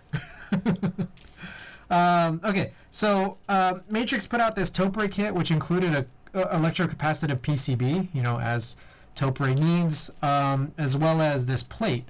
But what's really especially interesting with this plate, and I guess the whole PCB kit as well, is it uses cherry plate mount stabilizers. I guess they couldn't do PCB mounted for clip-ins or screw-ins, just because I'm guessing what's needed for that electrocapacitive PCB, like you can't drill holes there. But they do you one good, which is they allow you to at least use cherry stabilizers for this on the plate. So we can stabilize this kind of like in a way that we know, and on top of that, there's one less like stabilizer slider to worry about. At least you'll have to for the 2Us, but you don't have to for this guy here. So that's pretty cool, and they included like a wire that'll work for it too. So pretty slick if you ask me. Oh my goodness, I took out one too many. Okay, so I popped that out. I need to pop out at least one just to get the cherry plate mount stabilizer in there, but we actually need to tune it too. So we're gonna do that. Here I have these old cherry plate mount stabilizers that I harvested probably many years ago that just they never get use. So we'll do this. Do you remember to save the spacebar spring from the harvest board? Oh, you know what's funny, Sinvec, is no I didn't, because the harvest board didn't have it. The harvest board was a JIS, so that spacebar is a 2U, so there's no spring to go along with it, because I guess it doesn't need it. Now, one thing I could do is I could take it out of my heavy grail, or I could just take it out of any other board, because actually I might possibly even have an extra lying around somewhere. I could probably go look for it. I don't know why I have an extra lying around, but I think I just do. So I'll go look for it. Honestly, I think either way it'll probably hopefully be fine. So we'll see though. All right. Should we? Oh, let's run a poll, guys. Everybody, welcome. Welcome here tonight to the stream. For those of you who don't know me, my name is Chris, keyboard streamer. Pretty much everything I ever build and everything that I have built is almost exclusively an HHKB layout keyboard, and almost exclusively, or pretty much exclusively, as like part of my personal collection.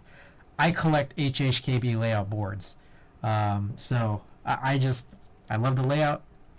I just love to keep going. You know how it is.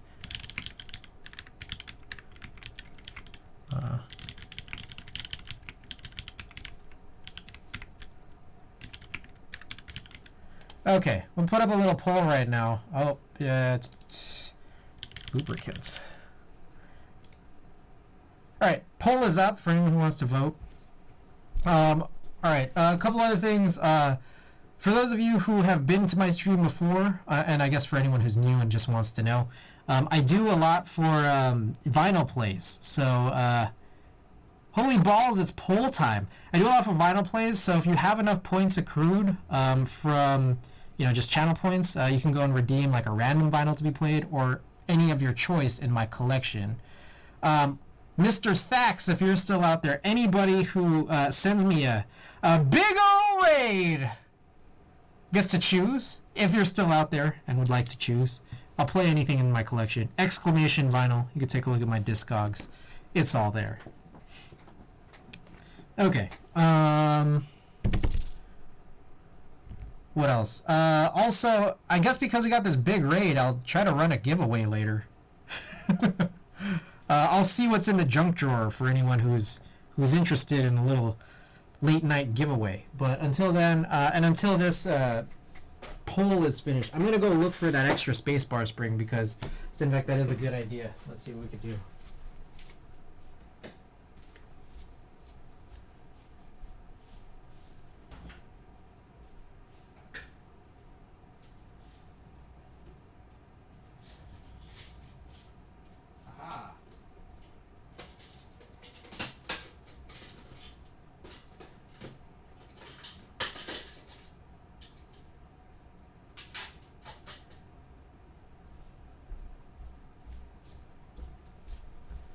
Alright, I did find it.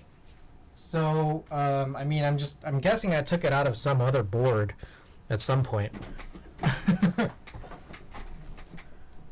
Alright, how's this looking? BDZ! It's like BDZ is winning here in the final moments. Yes, BDZ has won, so let's do it. So this is blue. Alright, here's my blue brush. Aphex. Ooh. Alright. I'll look for Aphex to win. I think I have a couple. Let me know which one. I got the Cheetah EP. And I also, I think I have Cyro? Is that what it was called? I just gotta find it.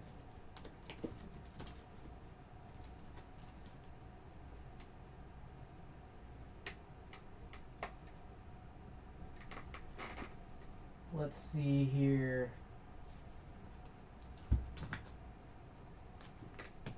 Ah, here it is. Okay. Sinvec. We got Cyro and we got Cheetah. Let me know what you're interested in. And until then, I gotta clear out the top of my turntable. It just has all my cassettes that I can't even play. Can't even play these cassettes here.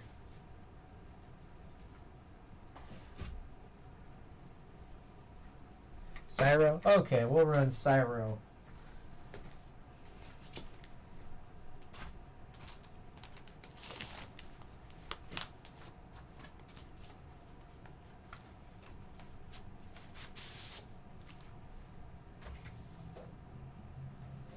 I think this might be 3-disc. This is gonna be a long one. A long boy album. A, B, yep.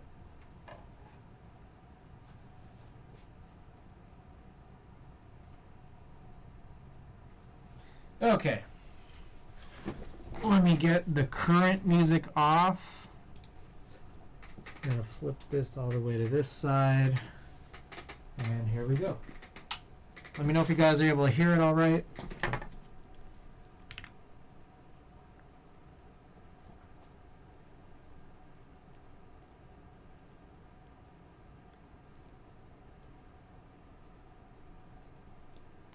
Oh, it's really low, isn't it?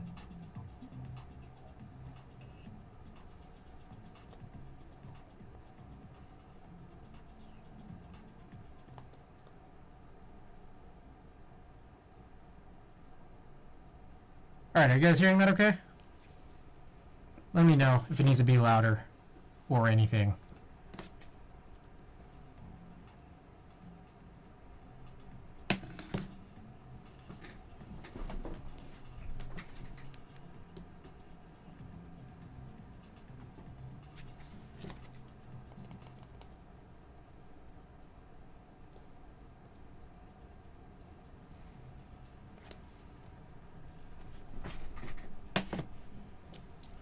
Okay, let's get to it. I need to, oh, I also need to bring back green.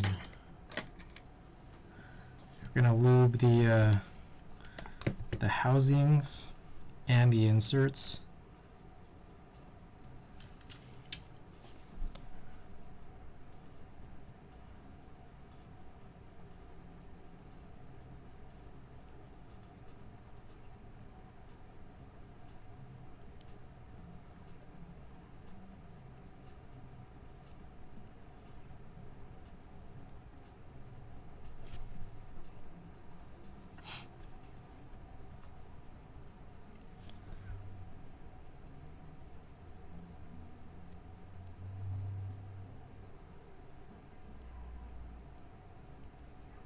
Alright, only two houses. This is nice. Only having to do a pair, a single pair.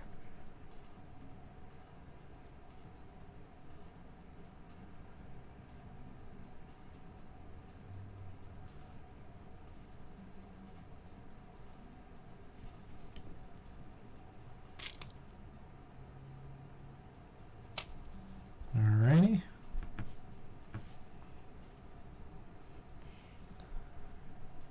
First housing / insert pair is done. Great stream. It's time for bed. Have a good night. Rumi, thanks so much for being here. As usual. Appreciate it. Appreciate it. Hope you have a good night.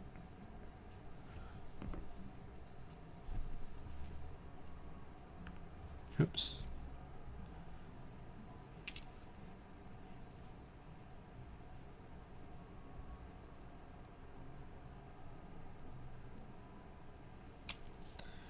Okay, so we're looking good there, and now BDZ time, which is blue.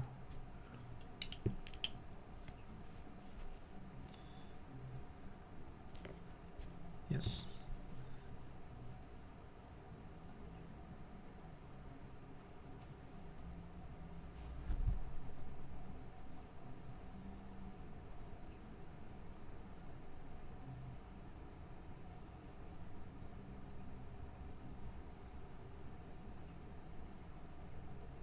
I guess we can also still inject 206 grade 2 if it still ends up being a little rattly.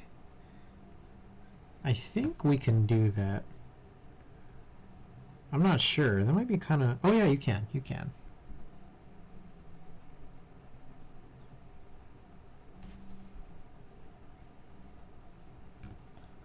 Get a little more on here.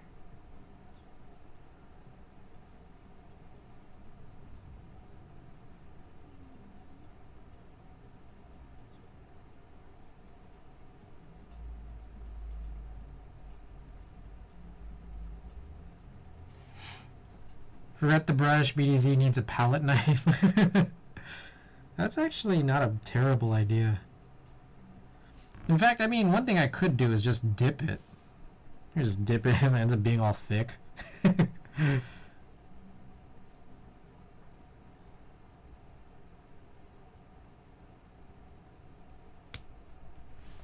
Alright. Second side. What if I just do it? Let's just try it. Oh, that's kind of too much. Alright. Well, it's all there. I'll just move it around, I guess.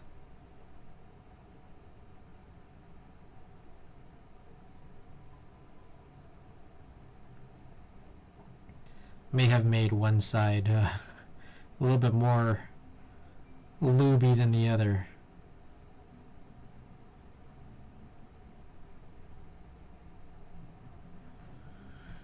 Okay. Here it is. I think this also then may possibly need that tape trick.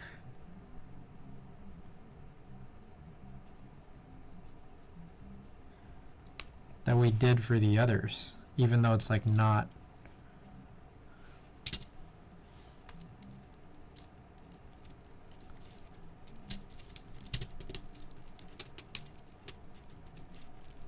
Actually, I think it's probably pretty good.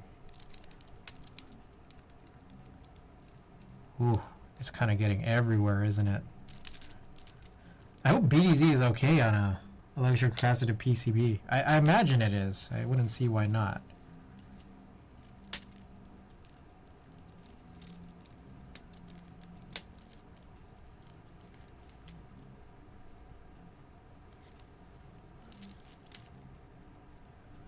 Alrighty. Seems solid to me. Let's try to like raise this and see if the other does. It is pretty hard.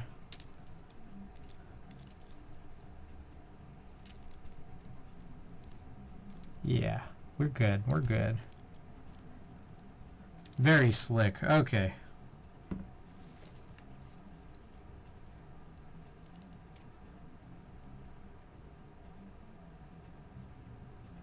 Okay. All right. Let's. Are you guys up for another poll? You guys up for a dome poll?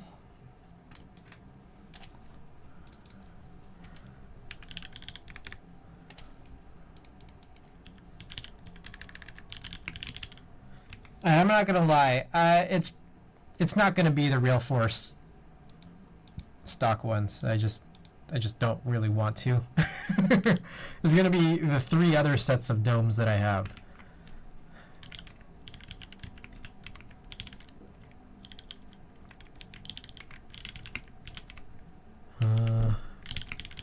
I need to look up what the weights were because I don't really fully remember. All right, 65.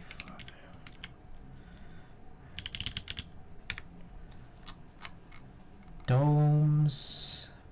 Whoa, wait, they have a V3 domes? Oh, I was too late.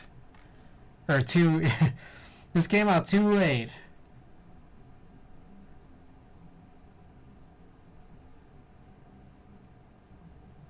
I wonder what the difference is. Does anyone know what the possible difference between the V3 domes were? When Jazz says no to polls, I mean polls. Alright, I believe V2.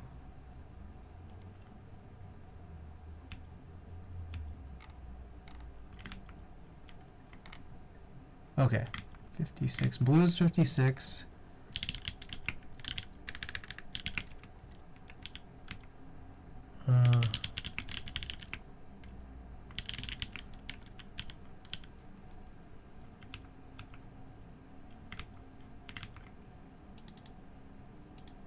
Well, I can't fit this.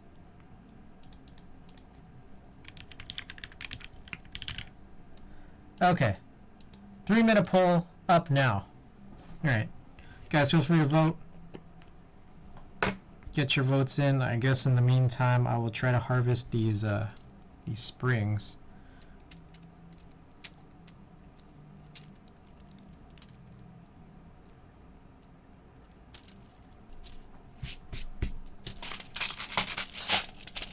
Probably put the heaviest dome you have in the spacebar. That's true. That's true.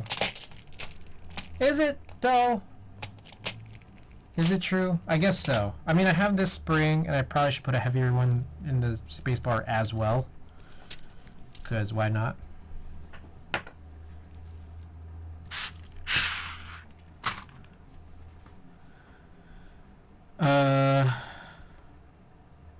So, well, I guess I can pop these in. Yeah.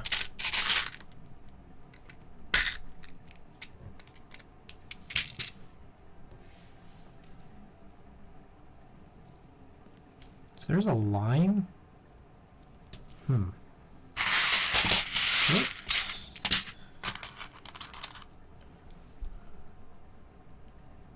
Doesn't seem to matter, does it?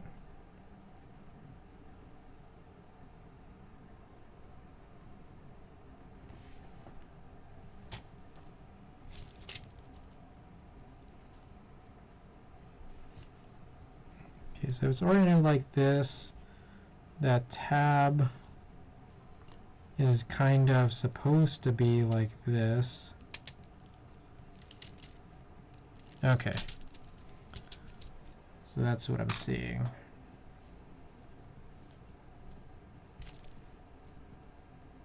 Right? I was kind of flipped. Did I flip it? Oh, I thought you said, oh, no, I could find it. It was right here. I did. So I took it out of another board for some reason. I'm not 100% sure why.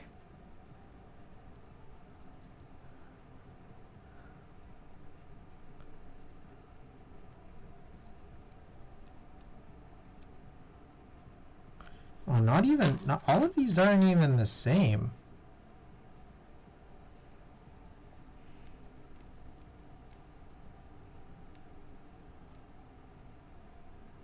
Okay, I'll make them the same this time around.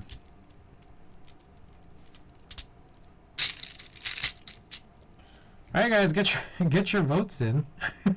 I think we're still at a tie right now. I've kind of personally wanted to put the heavy ones, but didn't want to get your guys' thoughts. Okay, it looks like blue is in the lead. Alright, blue is one. Here at the very end.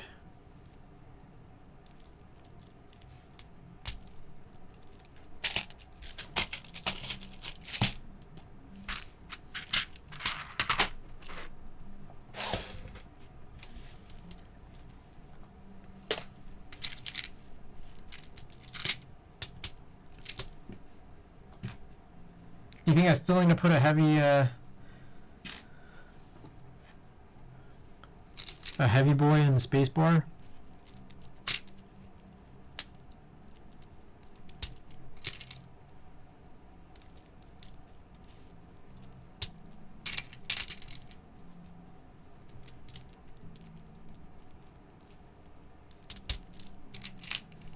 Oh my goodness, Sinvec, thank you for the 124 bits.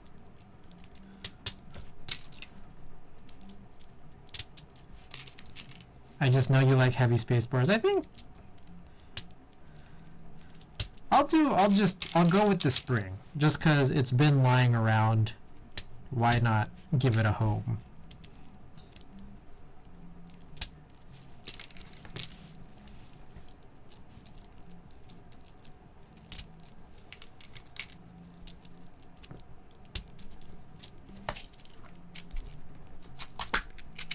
That's interesting, these little cases. It's like, feels like this is like kind of unnecessary packaging, but you know, I'm not like complaining because I could definitely repurpose these.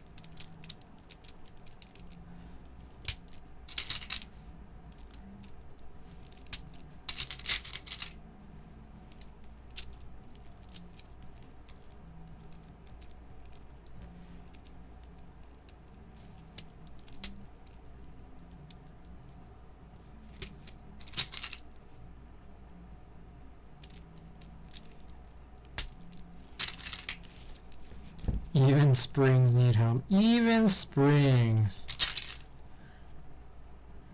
Can't forget about the springs.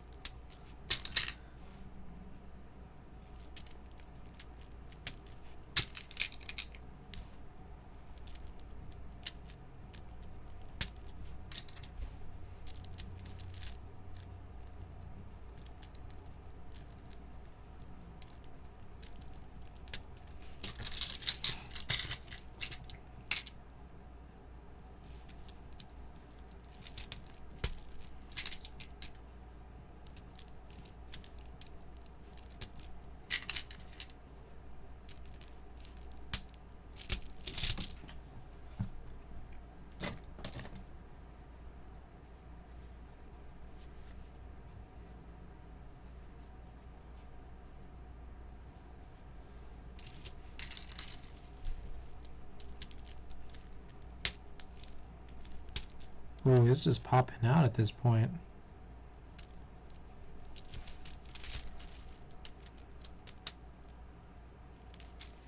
We could maybe tighten that down with more of that tape though.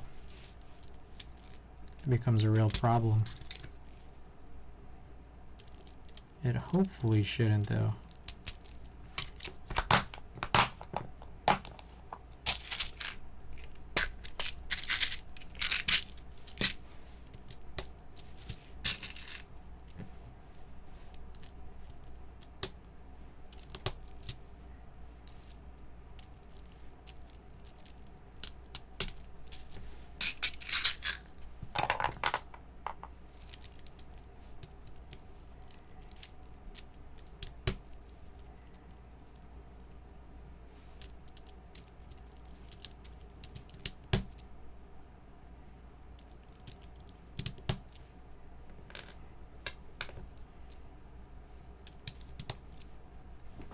Oh, I need to flip this this disc.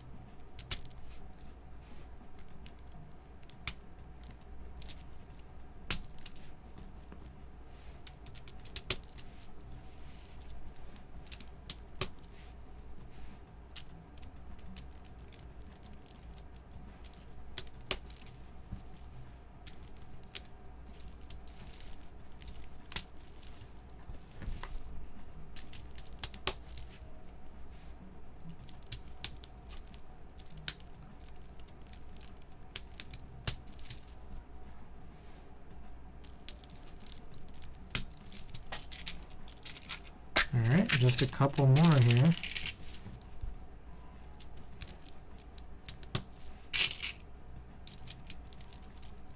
Two.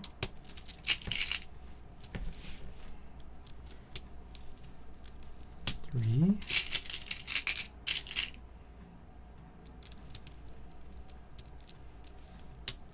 Four. Oh. Yeah, we actually needed fewer. Fewer than 60. We only needed 58. So we have 10 extras. The 58 because 2 of them are the stabilized ones.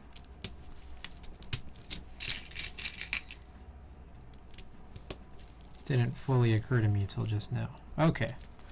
There it is.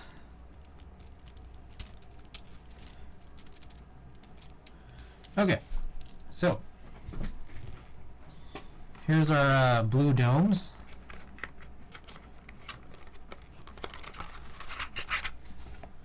And we'll just start slapping them on. So one thing I'll need are those razors. I'm going to raise these up. So what I've typically used in the past was I have these boxes from Norbauer for the plates because I bought every extra plate. So I'm going to go grab those.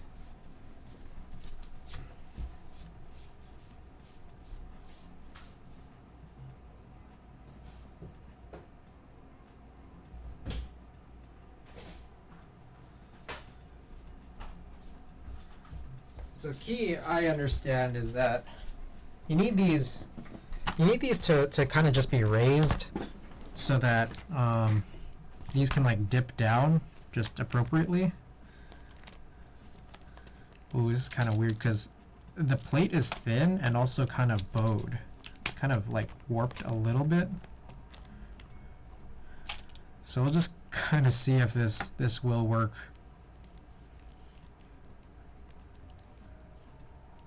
This plate looks harder to use than a regular Topre plate. It doesn't really overhang that much. This is true, as I'm realizing right now.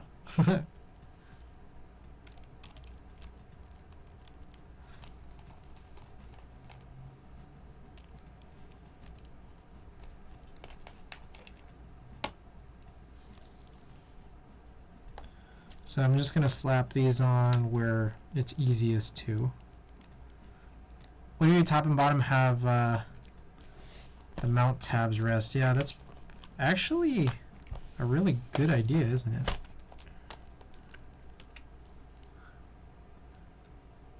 Yeah, I like that idea. That's significantly better. Yeah,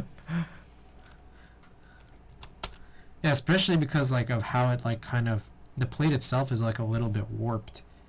So I think this will be better for it pretty much in every way. Good thinking, good looking out. Okay, so now is where it gets interesting because we have to start cutting.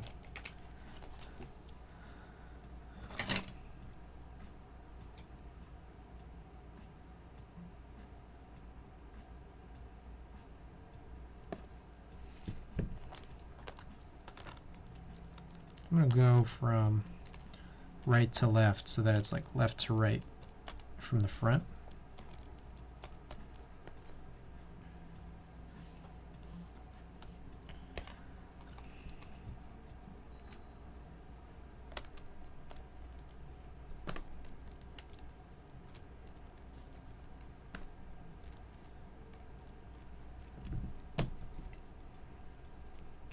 So what's nice also is that they like have these nice guidelines for where to cut.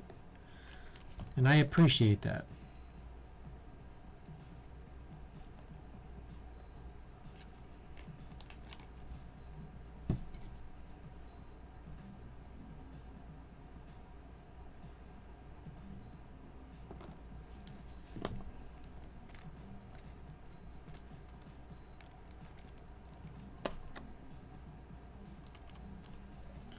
Okay, everything then from this point looks like a 1U.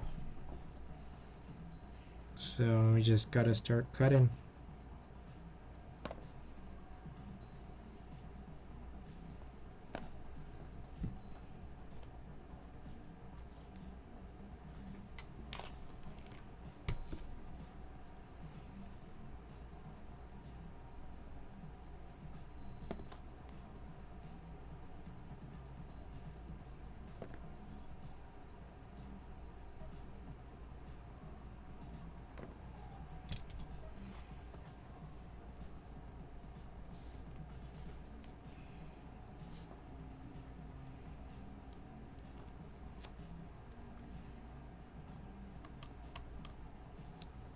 Alrighty, last one here. Oh, they give you a lot of extras. So I thought they would give you, I thought it was 68, but they gave me 72. Pretty cool.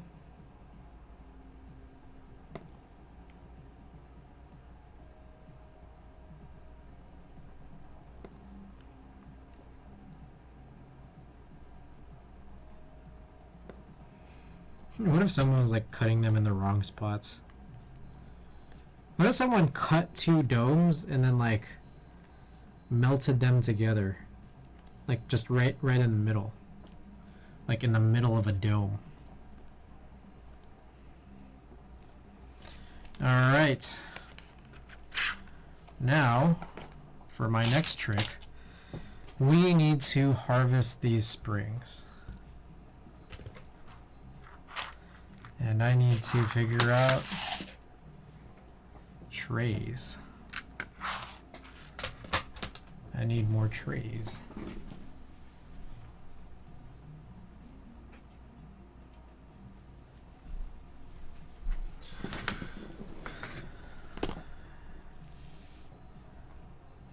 Okay, so it's important to be very careful with this, isn't it?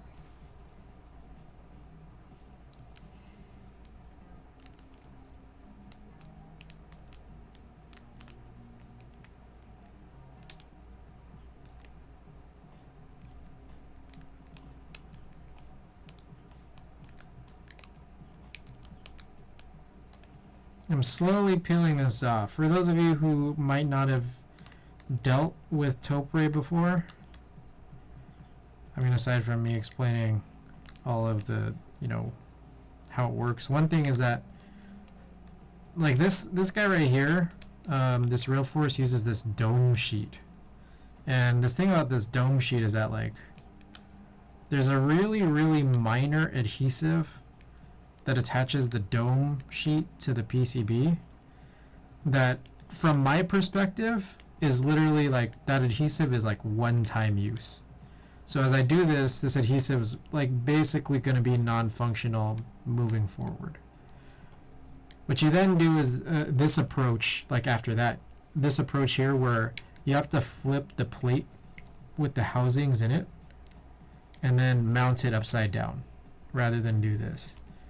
Because this alignment is not the easiest thing in the universe. You're just safest doing it upside down. Okay. And there we have it. So I additionally have a singular dome here and one spring here that's already ready to use. So I'll just start peeling these off, I guess. Did I miss one? Or was that blocked?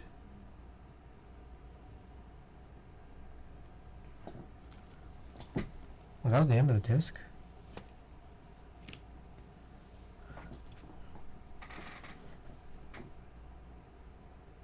Oh, that was the one that was already removed. Okay.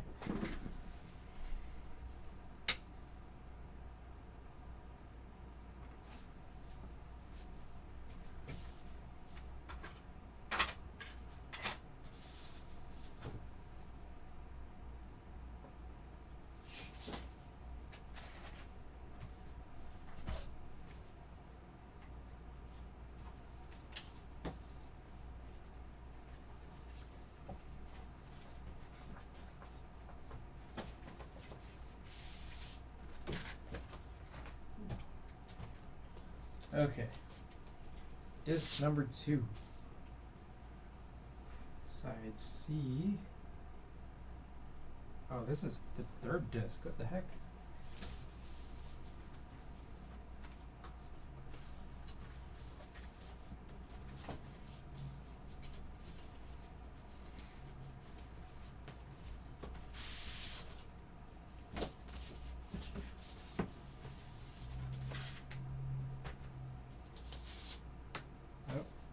Was a download card.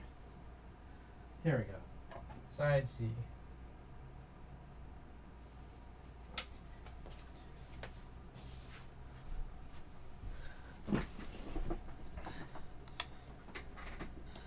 Boohie, my favorite human.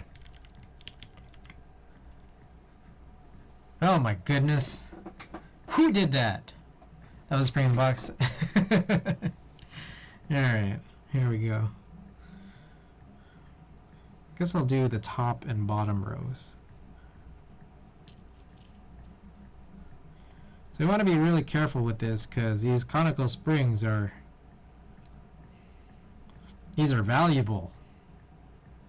According to the internet, these conical springs are $6 a piece.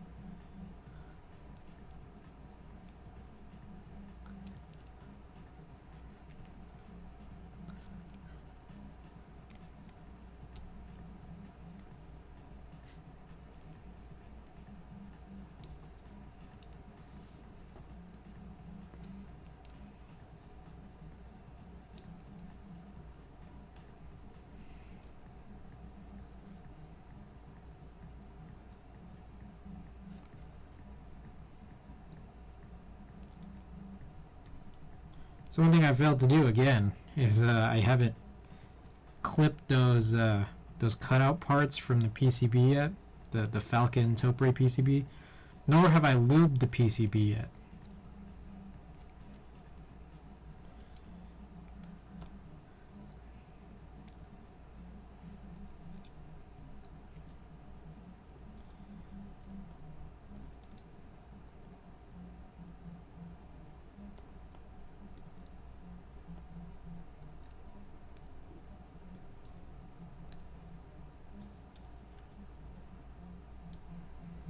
do?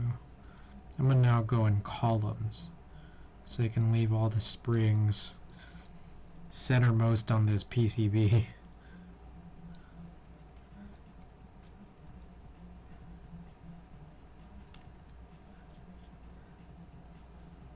That way I have the least chance of knocking these off.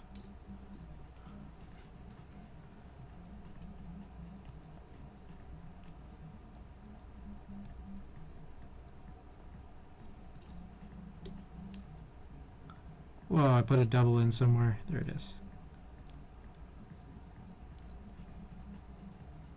Yeah, doubling them up is also like a silly, crazy thing. Oh god, they're stuck. I stuck them together. Oh, what a nightmare. These conical sprigs.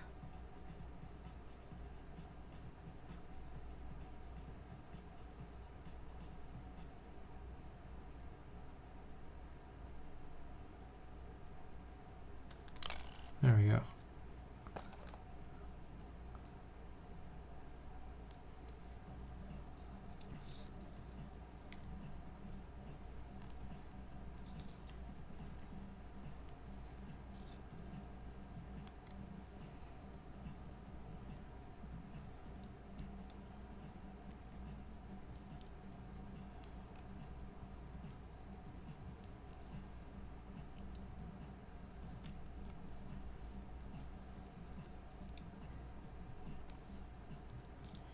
Okay. So there's that. Oh, maybe I'll keep the extra springs in these convenient little Deskeys boxes, so I don't lose them. Wow, it's so convenient. Oh my god. That's incredible.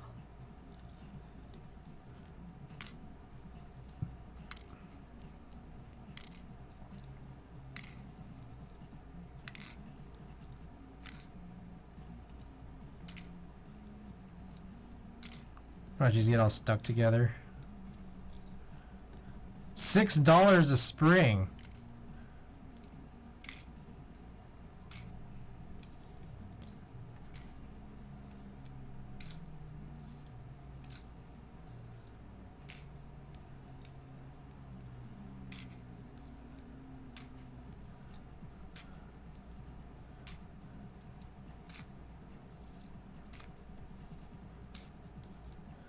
Alright. Oh, so safe in there. Okay. This guy we will move out of the way. Alright, here's our PCB. So, we need to take off the top and the bottom, as I understand.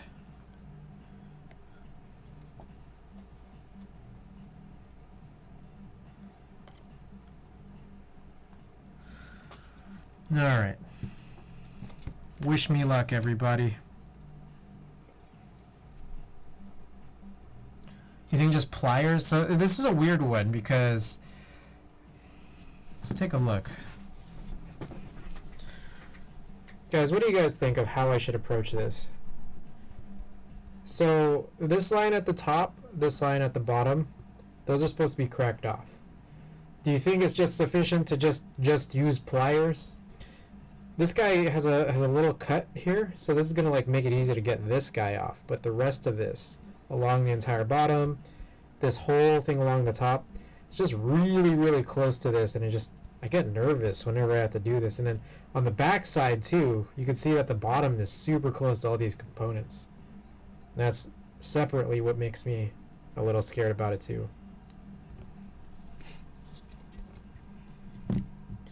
What y'all think?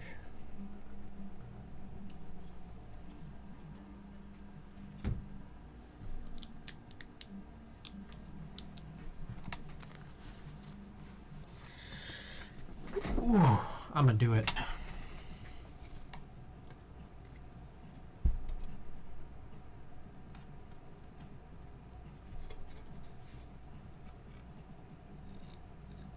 Oh, not bad, not bad.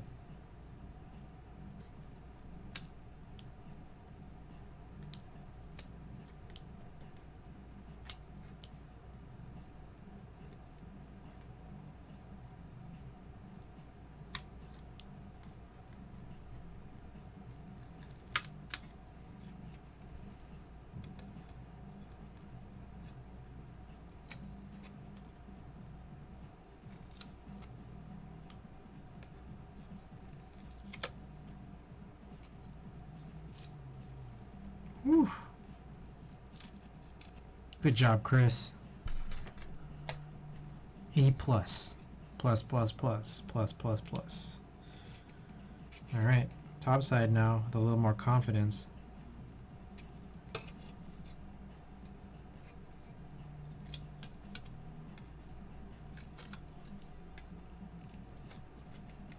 All right, easier to do it, like if you have the circle side up, pull the pliers downward in this direction. I feel like that's easier than the other way. Flipping it up or flipping it over and then pulling up or down. Alrighty, not bad. Not bad at all. Whew. Nerve-wracking, man. Nerve-wracking. Okay. So we got that, but before we continue along, there's this matter of doing some PCB lubing. So this is supposed to help with spring crunch. So I think sometimes people use like gloves. I could use, I guess, like saran wrap. Do you think saran wrap is okay?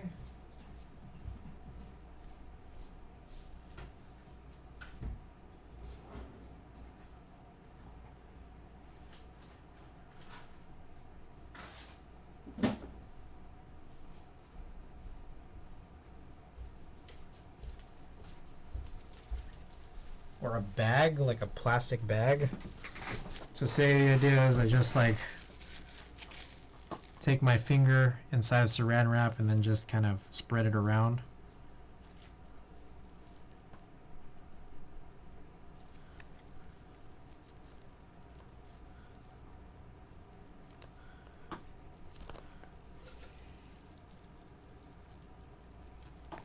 Oh, gotta flip this. Great, it seems like these sides are short, huh? I feel like they didn't need to make this.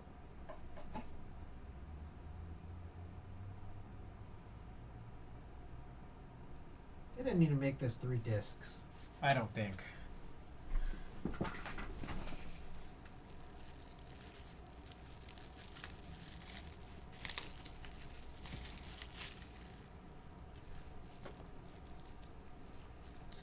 I feel like a glove would be easier.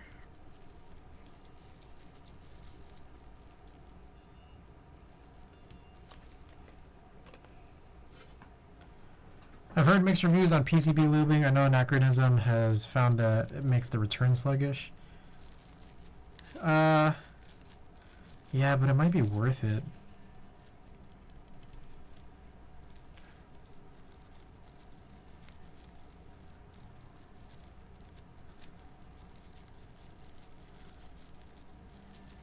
We'll see. We'll see how it goes.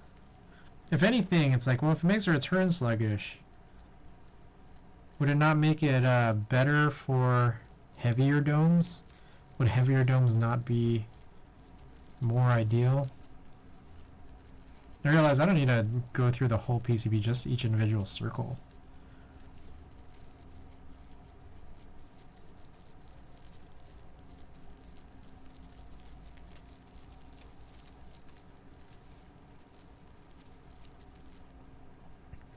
Buddy likes it and Hammer Brother too. I did this before on the heavy grill, I think, but I don't remember how I did it. I think I used a glove. I hope that saran wrap doesn't cause everything to go haywire, because well, we've already started using it.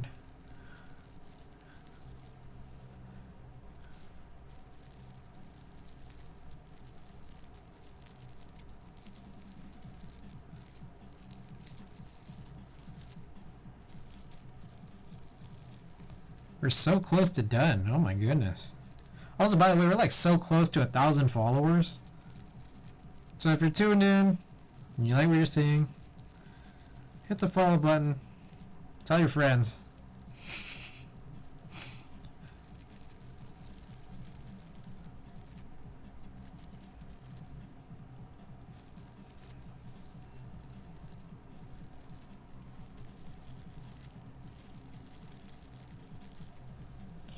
Okay, should be good. And at this stage, I'm gonna just run through, remove any deep excess, or attempt to at least.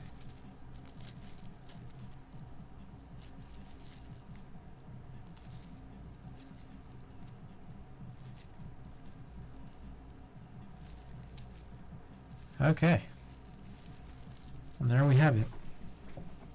Alrighty, now it's time.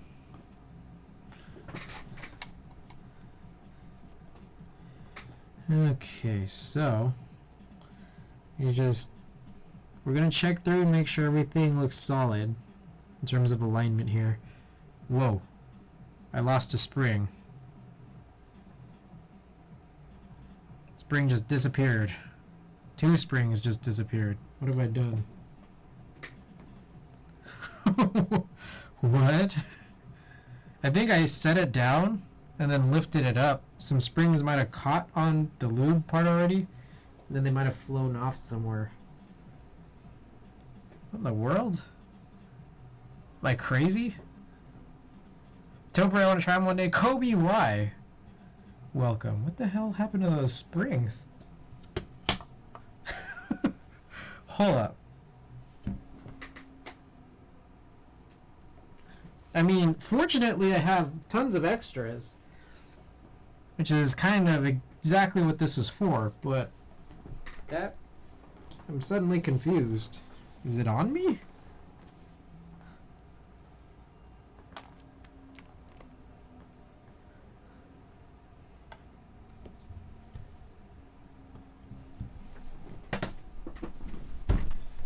I'm on my tippy toes, hoping I don't step on them.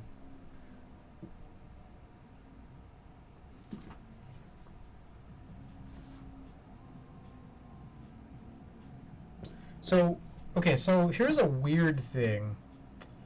One of the reasons why I did that, what ended up happening, I think, I don't know if you guys saw it or if you guys clipped it, missing springs. You didn't, I just didn't put them there. The whole time, they were just not there. Alright, now it's time. The heck? Really? Even from like way earlier?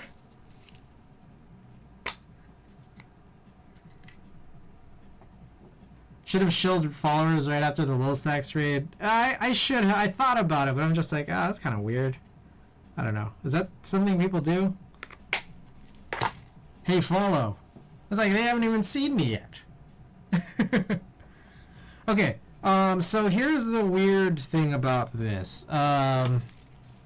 I need to take all of this stuff out because I think I need to find out how the screws are supposed to work, because I'm realizing this is not going to work in exactly 100% the same way as it is on the Realforce. Screwing this together is going to be, you know, moderately important because I think there's a situation here with standoffs.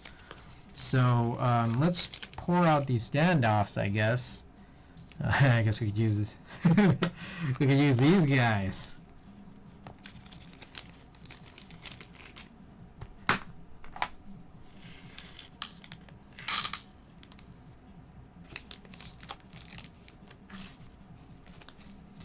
Alright, then there's separately these like differently sized, I think they're differently sized screws, but I'm not 100% sure.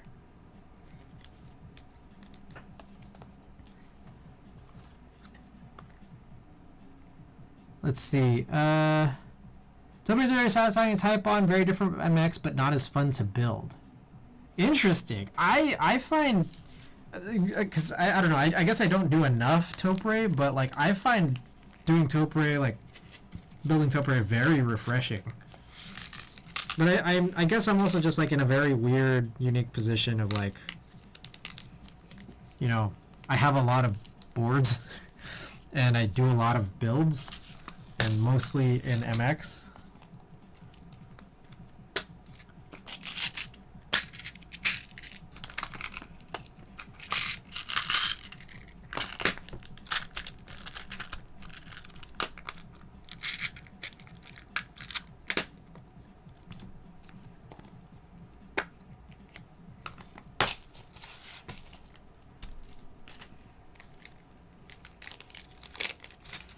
Okay,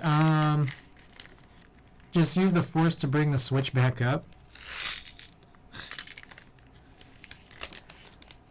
Dome is responsible for the turn force for the spring is for capacitive actuation. I don't know if people do it, but sometimes you have to ask for what you want. What do you mean? Oh, these are very different spring sizes, which is probably why they're all in different,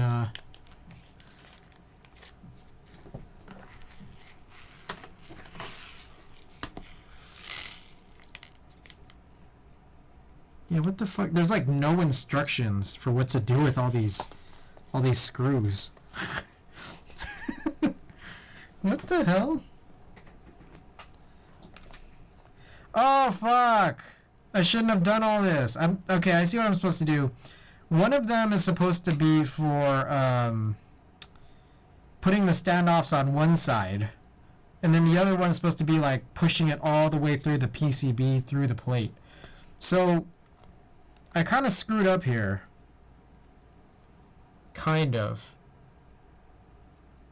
I mean, it's not that big of a screw up. I just need to safely take off all the springs and the domes again. And then flip this over. Okay. This side is done. Alright, now we can go to disk 3.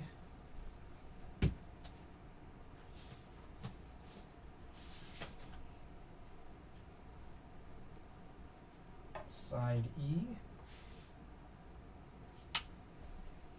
Alps very refreshing too. I've done a considerable amount of Alps builds, and it's definitely interesting. But oh man, I feel like there's like issues with dealing with Alps that just kind of make it a little bit of a headache. But it is rewarding. Like, it was refreshing at first, but now I just consider it rewarding, which is slightly different. Slightly.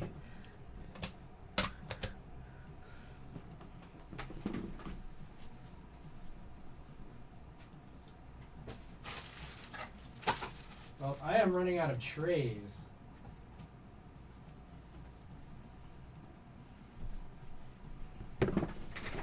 So I have to do something different for sure, but my favorite part of building a keyboard is the soldering. My least favorite part is the lubing. Topre is mostly lubing and zero soldering. This is true, but I don't think that the lubing part of Topre is like hard though. Like I think that lubing MX, I don't know, maybe it's just me, but I think lubing MX is more annoying. Also, damn, is it really already almost 3 hours in? That's crazy. Time flies when you're having fun, huh? You know what's funny is that, like, okay, I think I mentioned this before, but I used to do a lot of just dome swapping in Topre. I would say, like, around 2014, 2015.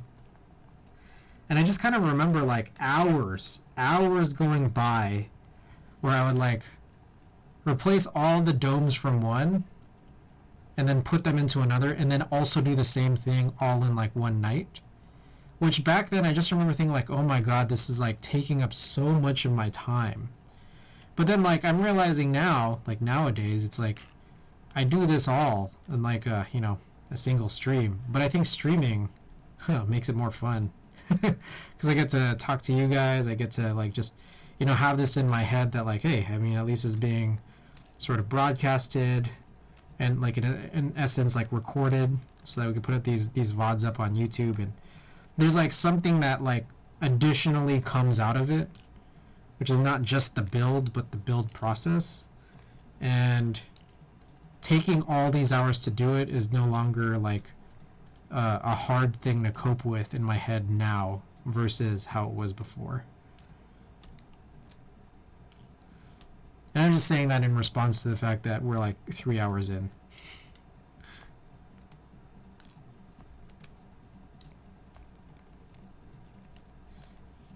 But if you like what you're seeing, please drop a follow.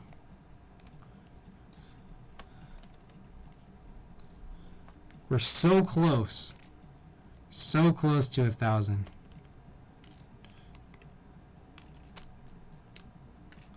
We also happen to be so close to 2,000. Granted, a little less close to 2,000 than we are to 1,000, but we're like so close.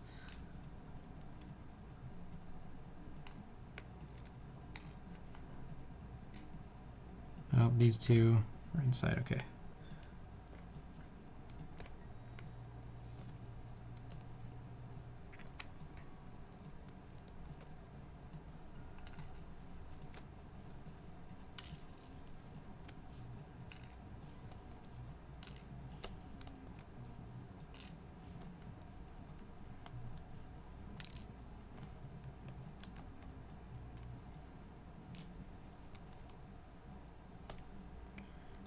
Alrighty. So I'm gonna throw all the 4s back in here.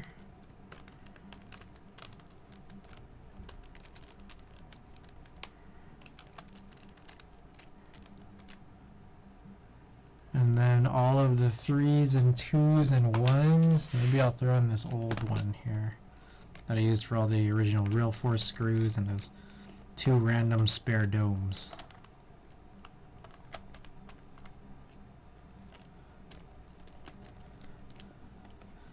Okay. So, now we can finally flip this over. Alrighty, so there's a bunch of... Oops, that's not what I want. A bunch of these guys. And so, as I understand here... Oh man, there's like very few instructions. Or I don't know, maybe there was instructions from that last time, but I don't really remember where it was. I could probably look for it on the last stream. Let me try and find that. Someone sent its in back. That might have been you, or it might have been... I don't remember who it was.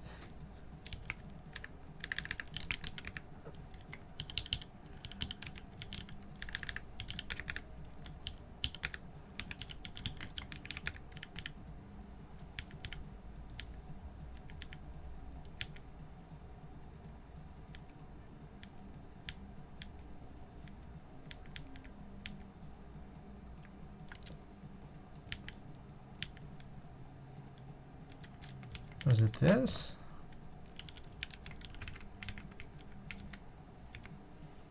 No, this is just a...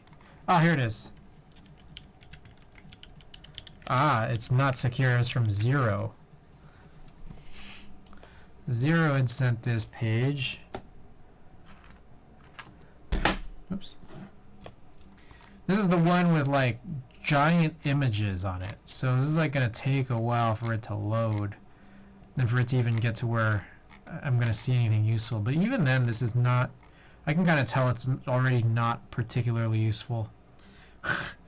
What I'm trying to figure out is what to do with the standoffs.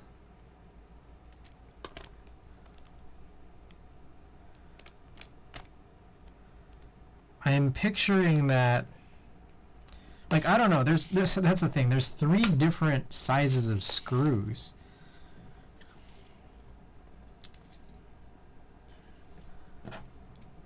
And like I can guess what you do, like I need at least 2, one to go down on this side, then one to go down on the other side, but what about the 3rd one? And so like which 2 do I choose? It's just crazy.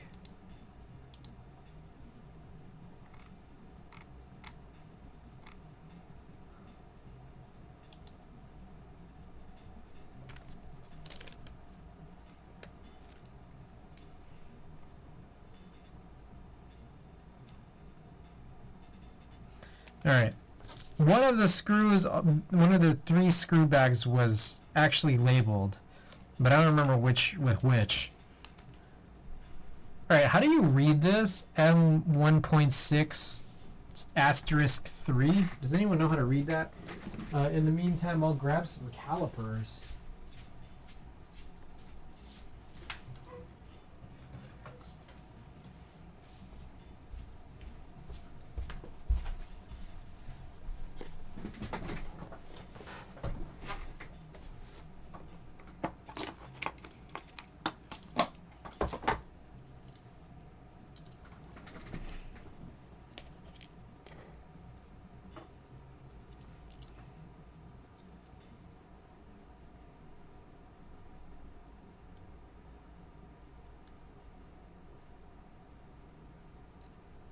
Yeah, this is really hard. How do I deal with this? Oh my god. I think if the 3 stands for millimeters, then I think the M1.63 is the smallest one. From the tip to the end of the, like, not counting the head. It's gotta be this.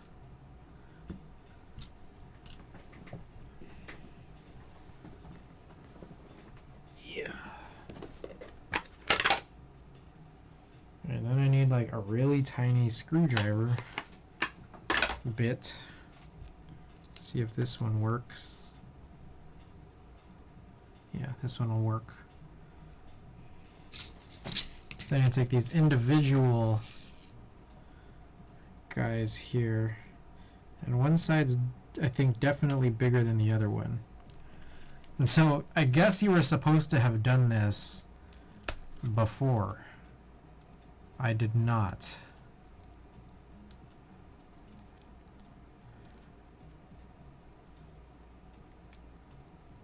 Okay, so fortunately it can fit in, which is good. I could just kind of push it in.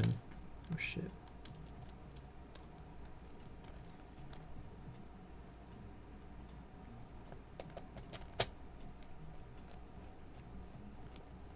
Kind of.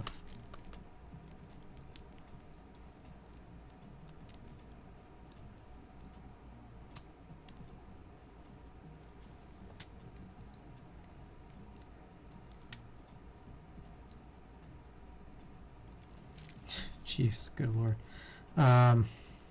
So I have this thing where it's just like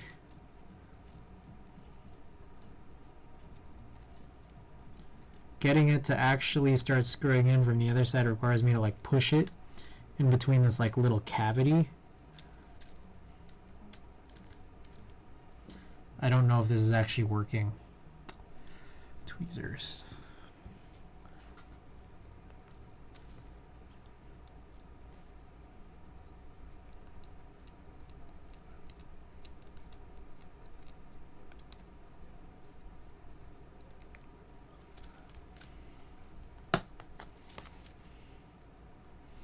I don't know if this is the right screw. Well, that screw is kind of eaten up. Oh, shit.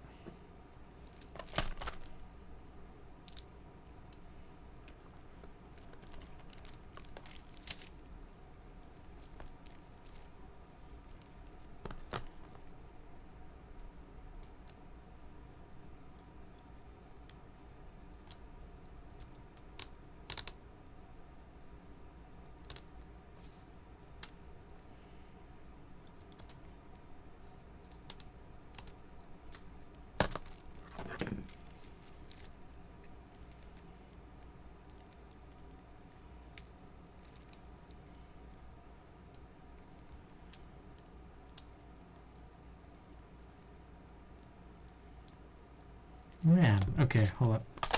I'm gonna flip this disc. This is the last side of the third disc, the final disc of Cyro. Alright, here's what I'll do. I will take off the housings where I see fit. I think this might be kind of the only way to really know.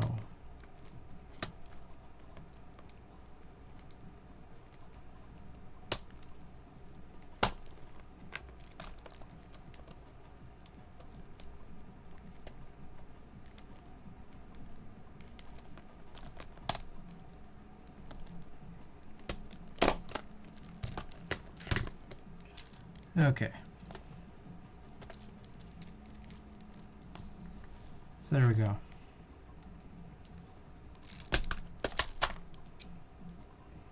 I might like to choose a slightly bigger bit. Maybe that'll give me a little bit of better coverage here. So I want this standoff to be flush with this, if possible.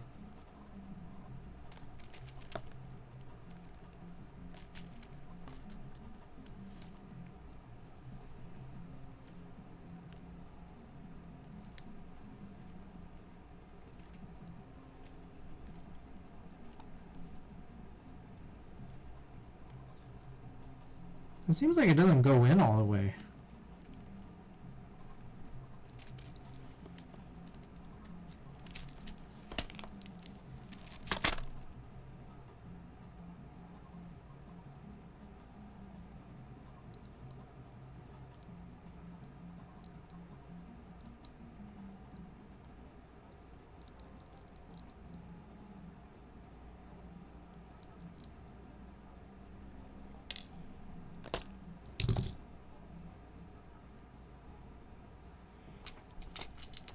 I'm trying to figure out how to use these screws.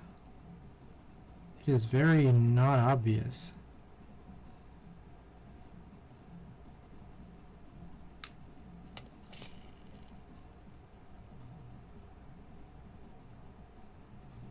The standoffs are a little weird. One of the screws is like, or sorry, one of the sides is like thicker than the other.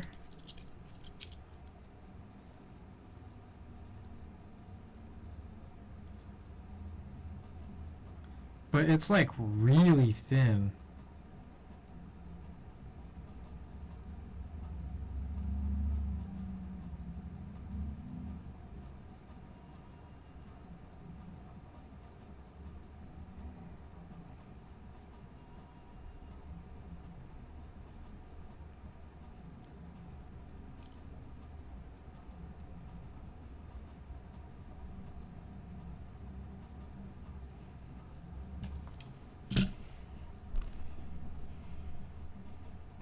What the hell?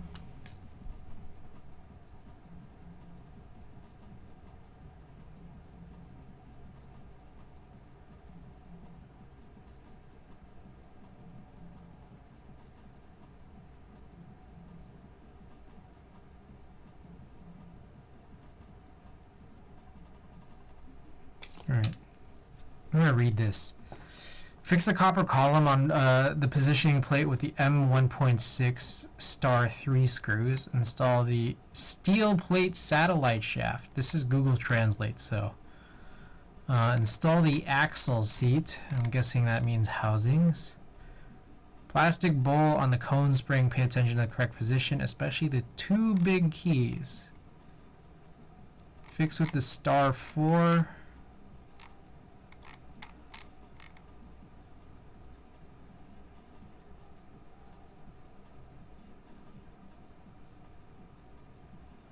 Okay, it says fasten the PCB and fix it with the 1.6 star 4 screws. Do not screw all the screws, but screw some screws and test the trigger of the button. If there's any abnormality, you need to readjust the position of the plastic bowl and the cone spring. Interesting. So this is trying to imply that both sides are the same size. Like if they're both 1.6, which I'm just looking at it and just, it doesn't seem true. And that's what concerns me.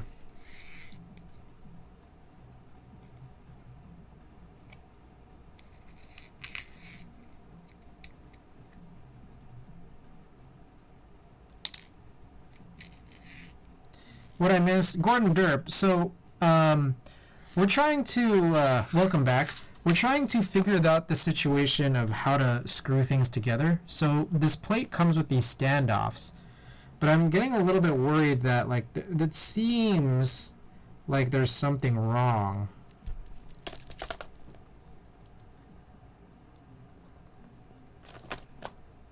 with how the standoffs work.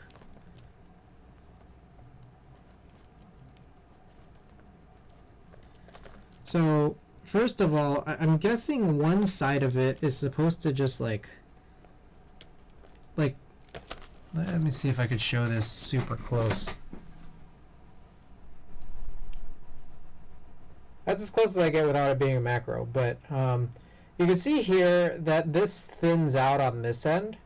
So I'm guessing this is the side you're supposed to push into the plate. I'm struggling to do that. That's what I'm just discovering right now. But the other issue is that this, there's this instructions list. I don't know if this is directly from Matrix Lab, but the screws that they're saying to use on both sides are supposed to be M1.6, but that really can't be the case if one side is thinned out. And then they gave us 3 different size screws, and you only these instructions only say to use 2 of them. Oh, the thin side goes in the PCB. Oh. Well, if that's the... Okay, the weird thing is that if that's the case...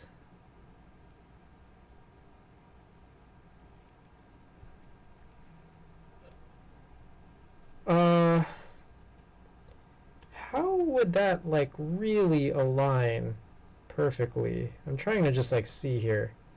I'm assuming. Okay, let me see. Well...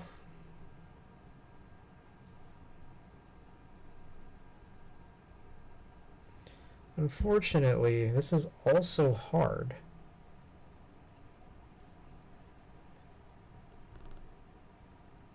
Yeah, man, this doesn't insert in either direction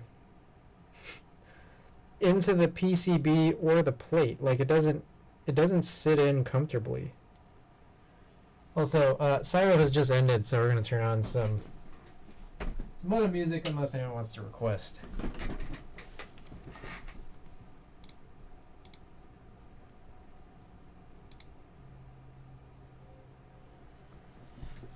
Oh, this is a weird one.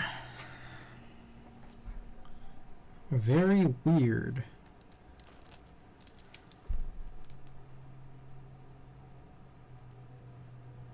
So that's the thing. Even if you could fit this in, I can't. Or I don't seem to be able to very easily. But even if you could, the screw situation doesn't make any sense, because the smallest screws here don't really seem to screw in to that side anyways. Do they? Let me try this again.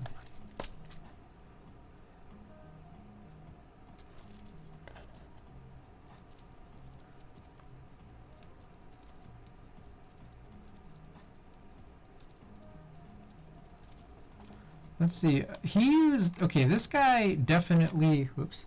Had some very large photographs. So, let's see what this guy did. This is hard to tell, but I think the thin side goes into the plate. And this is the bottom of the FR4 plate. Now I'm wondering, well, shit. Am I supposed to use FR4? Is that the issue?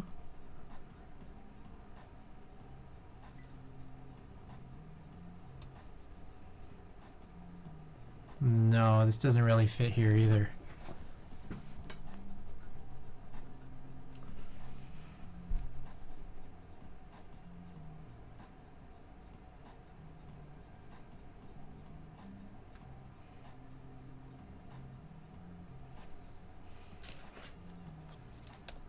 Alright, I mean, I have no other choice but just to just try really hard.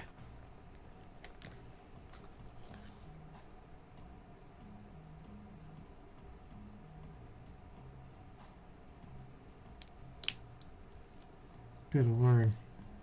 These are so tiny.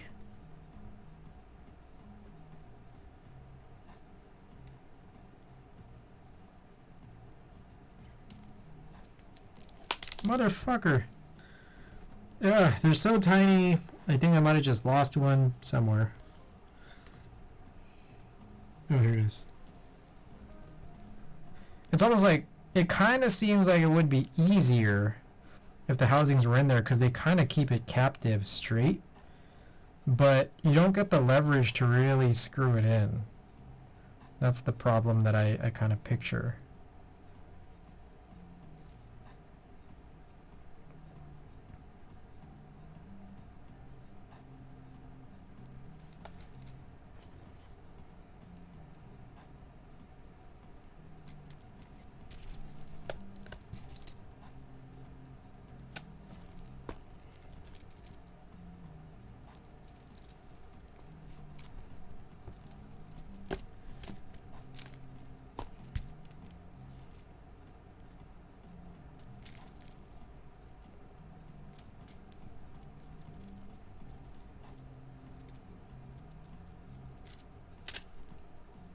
See, because like now it's just kind of doing this weird ass thing. And those other screws are not thinner than this one. So that's what has me pretty confused.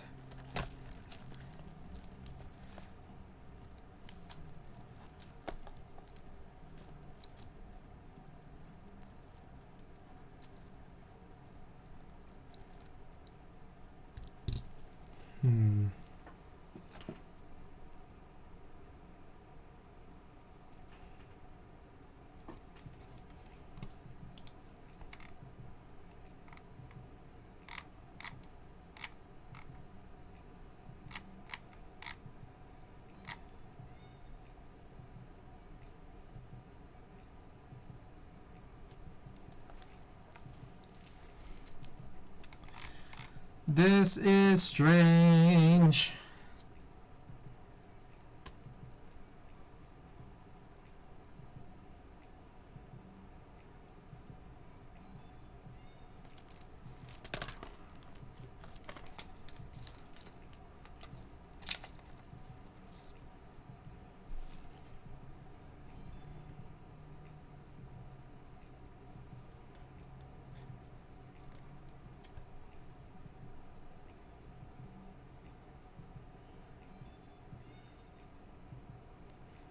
Like, one thought I have is, like, because it can kind of, like, hold it in place, but it can't really screw it in. So this thing kind of just, like, flops around.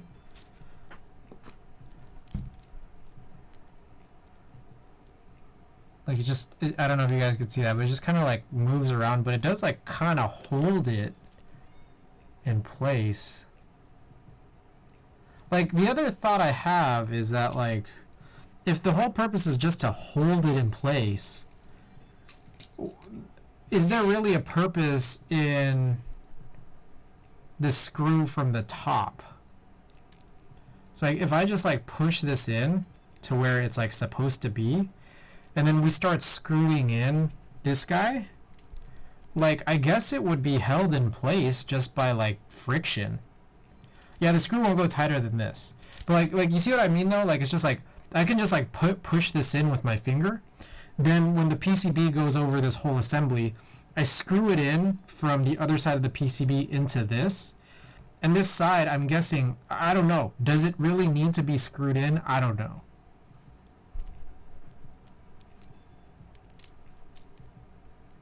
Like, and luckily it's that you have, like, the housings are designed this way so it can just kind of, again, be held captive.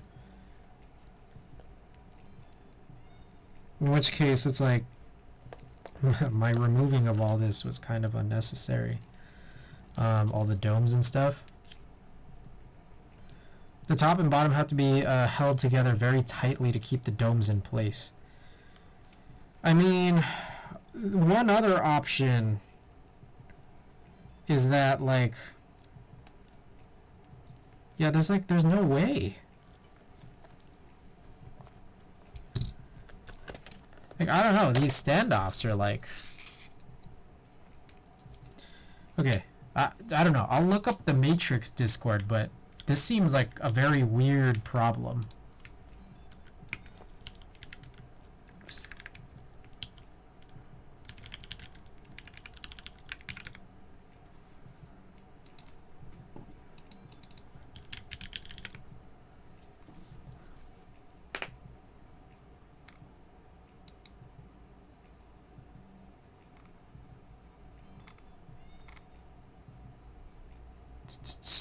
Standoff between PCB and okay, standoff.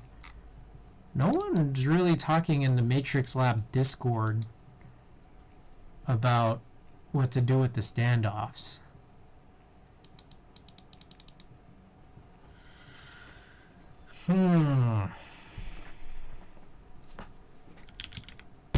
Whoops.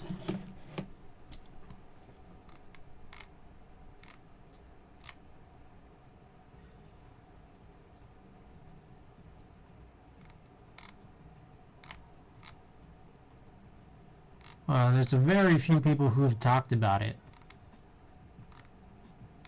Crazy.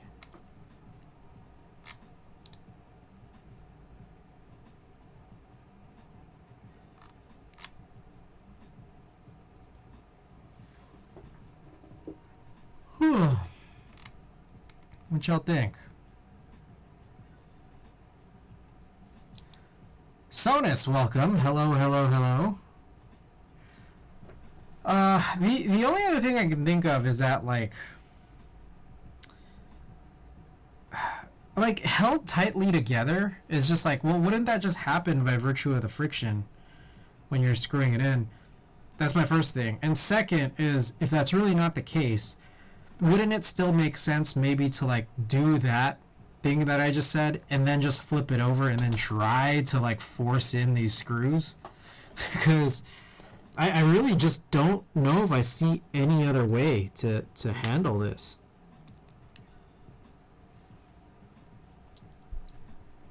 This is actually kind of crazy.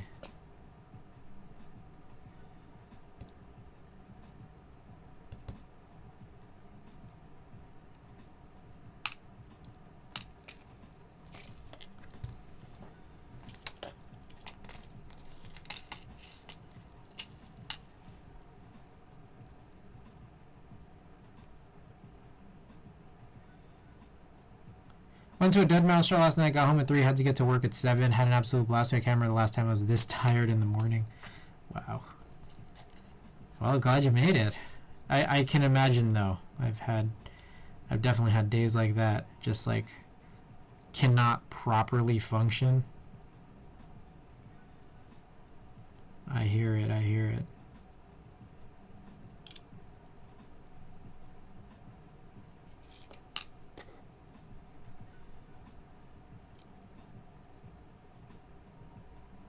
Okay, so these all just just cursory testing calipers. All 3 of the screws I think are supposed to be M1.6. I think. They're just different lengths. And so it's just like one side definitely takes in M1.6 very well. The others not so much. Or the other side. The other side doesn't fit in any of these holes, nor does it fit any of these screws.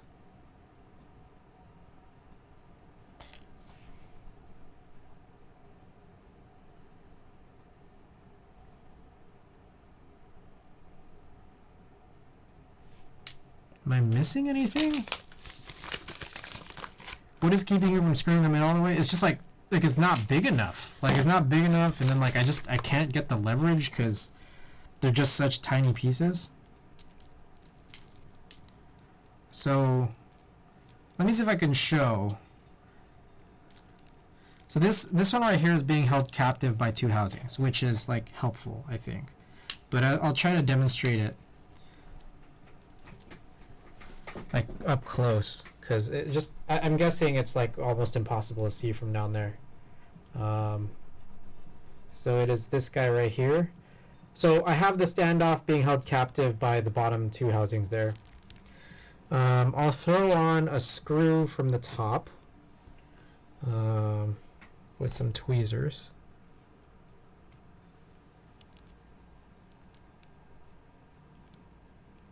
Yeah, it's this side's too thin as I see it. So here it is. I'll try to screw this in, and I'm immediately stopped.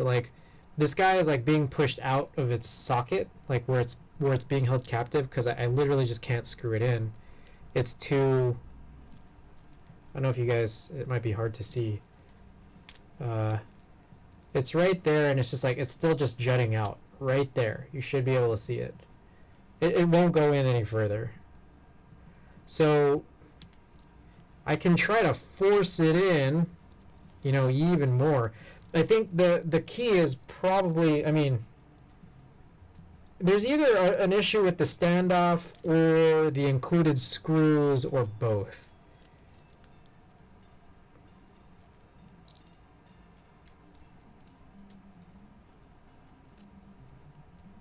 I don't know how this person did it on this like IATKB site.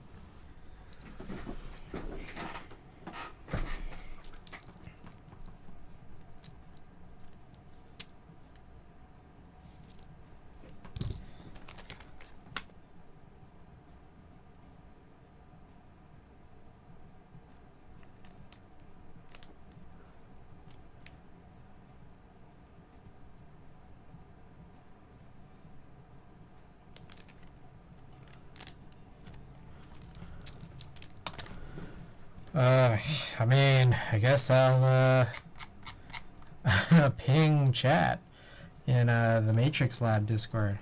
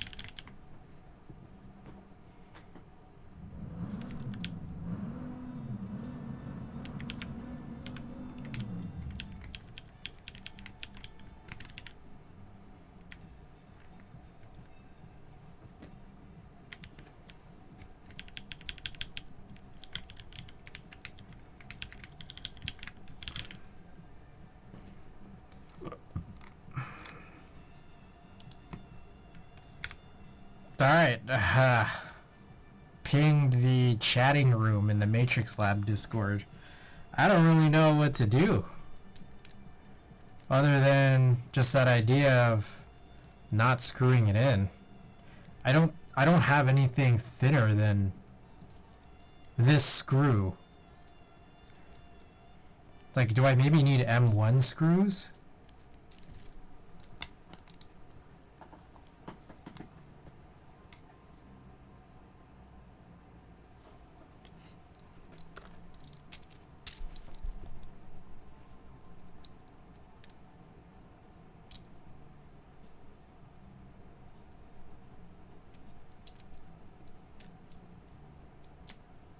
Oh, sorry about that.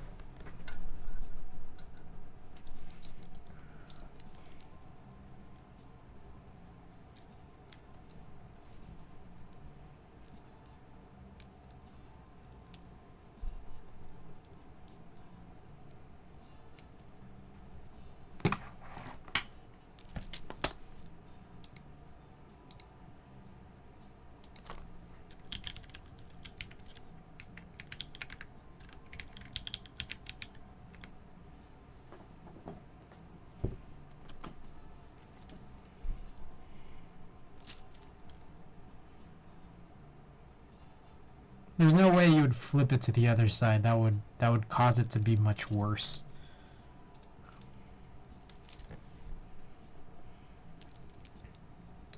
Here's one thing I could do. Part of me is kind of thinking like, well, without even putting on the domes or the springs, I can just like test this by trying to screw this in together, because I think there's always going to be some level of separation due to like the domes aren't the, I don't know. Yeah, I was just about to make something up here where it's just probably not right.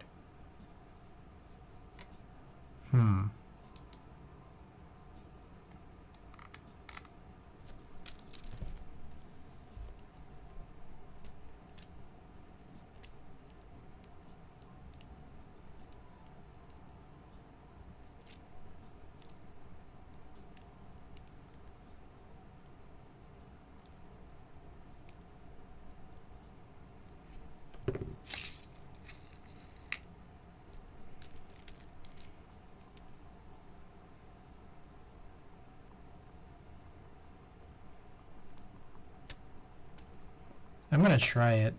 I'm just gonna try doing this where I don't even attempt to screw it in, because like it's not falling out in this direction, like just when I press it in between two housings. So like that alone is kind of a good sign.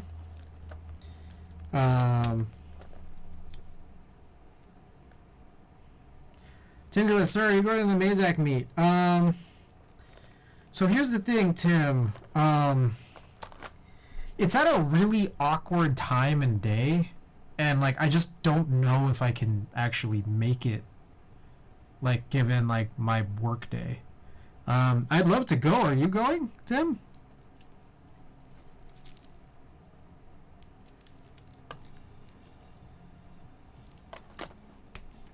I will be. Oh shit.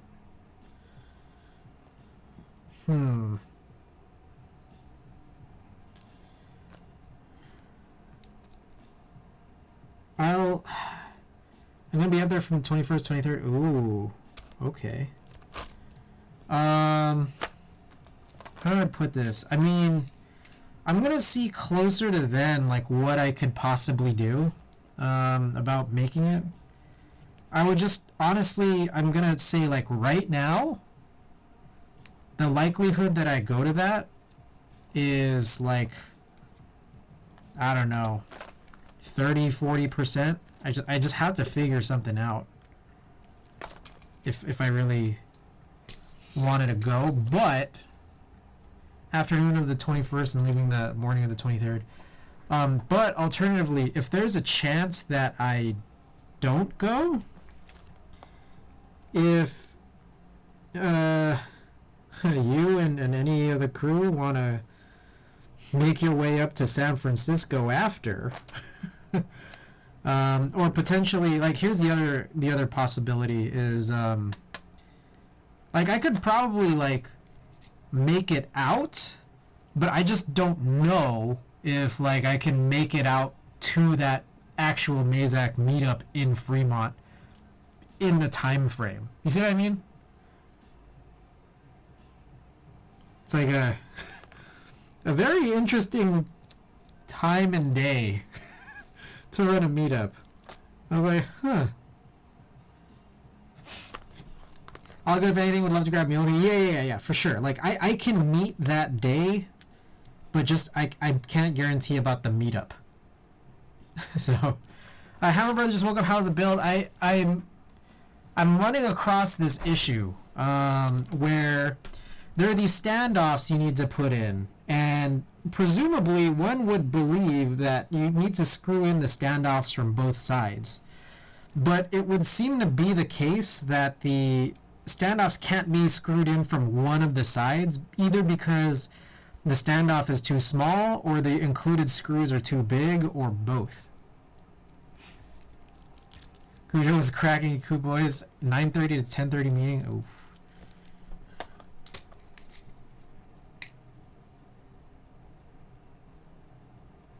Okay, this one sucks because this one will just literally fall off. So it's almost like I need to do that thing where like I can kind of hold this captive through the use of some other screw from this side, even if it doesn't seem crazy useful. Just might just end up having to be the way.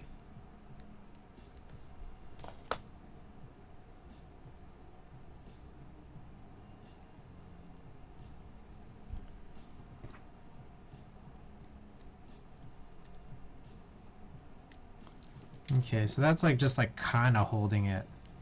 That's super goofy. But yeah, Tim, I'll let you know what's going on, like just as we get closer to it.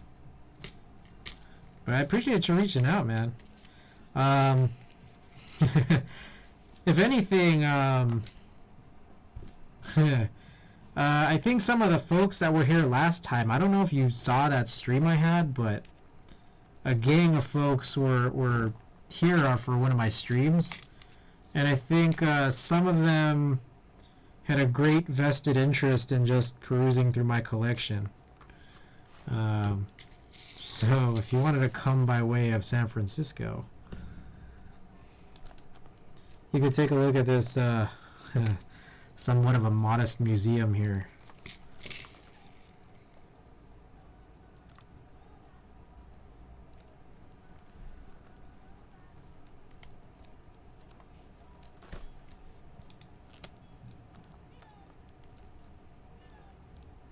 How's your head? Just had to sleep it off? No, you had a big headache or something?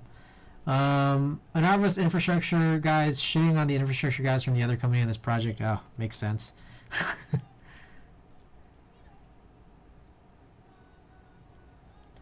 Work headache? Ah, man.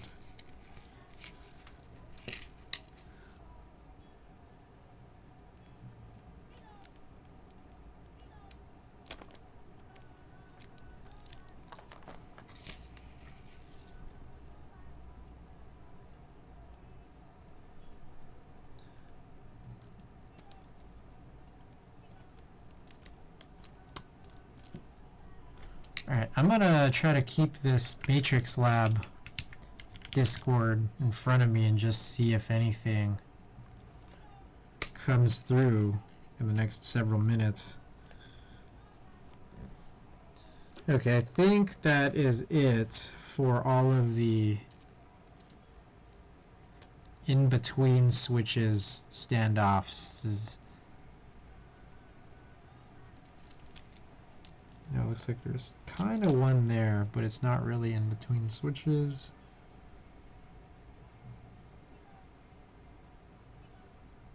Yeah. Okay. You ever play Tetris Effect? Music kind of reminds me of that game. Music levels sound great still. Okay, cool, cool. I've never played Tetris Effect. I've kind of always wanted to. I remember, you know, you guys ever look up that? I mean, you guys must know, because you guys are all nerds. The Wikipedia entry for Tetris Effect. I was really into Tetris DS. Like, really into Tetris DS. And I remember, there was one night where it's just like, I just kept going. Like, there was a point where it's just like, I got into the groove.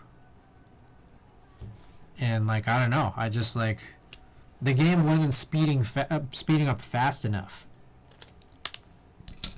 And so, like, I was just, like, not dying, but it was, like, a school night. And I'm just like, fuck, I have to kill, like, I have to, you know, I have to kill myself. I gotta end this game so I can, like, go to sleep, because I got school tomorrow.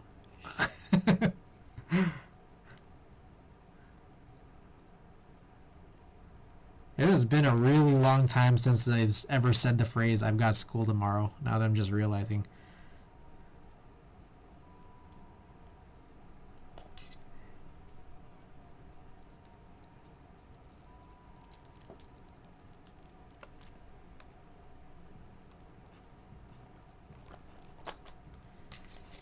Pretty good if you like Tetris is different.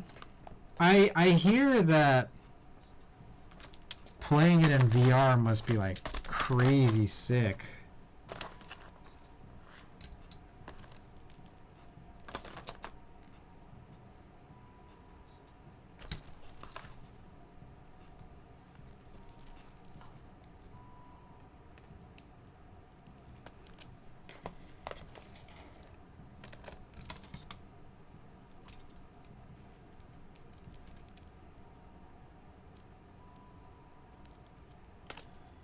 Oh, jeez, good lord.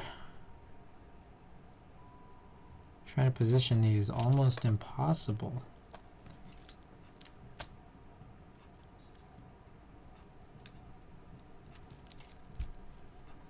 I had a PSVR for a short time. Yep, it was cool to play Tetris Effect.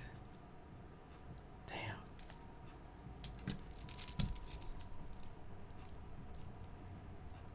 Alright, how many more of these, man? So many.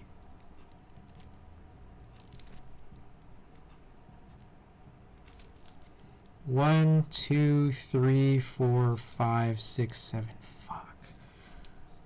So much of this. 1, 2, 3, 4, 5, 6, 7. Yep, 7. Count them, 7. Also, this is a weird thing. They just added this random, looks like a stabilizer hole in between tab and Q. And I think they did that on both plates. So what do these standoffs do? Basically, you have to screw the PCB into the plate. And that's how, like, the pressure from, like, that's how the domes can actually, like, stay together. Does that make sense? Let me know if that makes sense or not.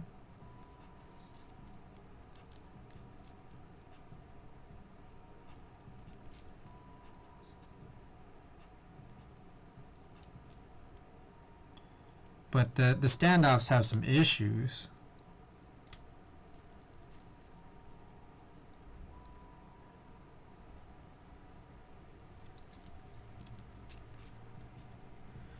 I sent a message in the Matrix Lab Discord.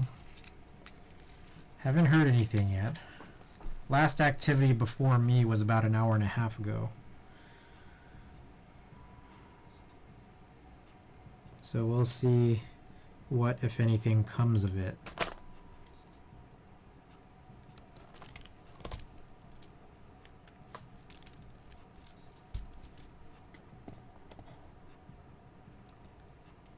Also somewhat annoying, I don't think these screws are magnetic.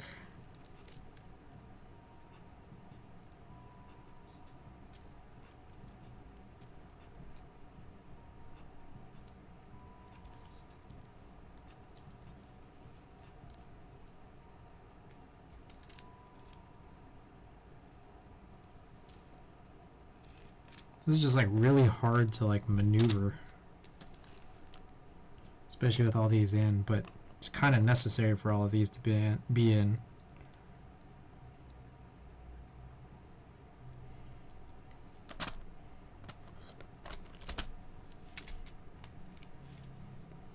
I definitely need that reverse action tweezer.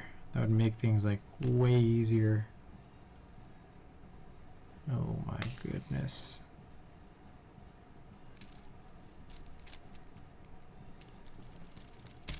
Jesus, good lord.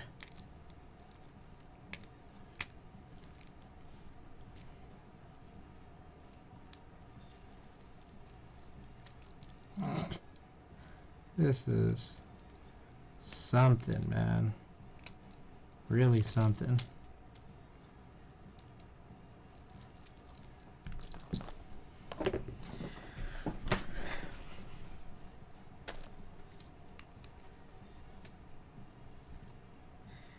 I think there's one possible thing that I could have, or I can still improve right now, which is I could potentially try to file down the plate. You live in SF? I spent a bit of time for work in Pleasanton. Yeah, I'm in San Francisco. Bro, still ain't done. Nah, dude, the situation's bad, man. These Alhix, if you might not have been lurking, they're these standoffs that you need to screw the PCB into, that you put into the plate, and I think these standoffs are, I don't know, something about scuffed. There's like an edge on one side of the standoff that you would think gets inserted into like a hole in the PCB or a hole in the plate, presumably the plate. It doesn't fit into these holes. Meanwhile, whether or not that even fit into the hole, that side of the standoff is, it's either that side of the standoff is too small anyways, or the screw that's supposed to go into it is too big. So it's very bizarre.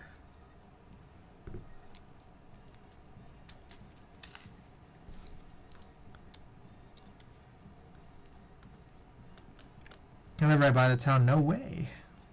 Oh my goodness. So in this way, I used to drive there for work pre-COVID. Still occasionally head to the office there once or twice a month. Ah.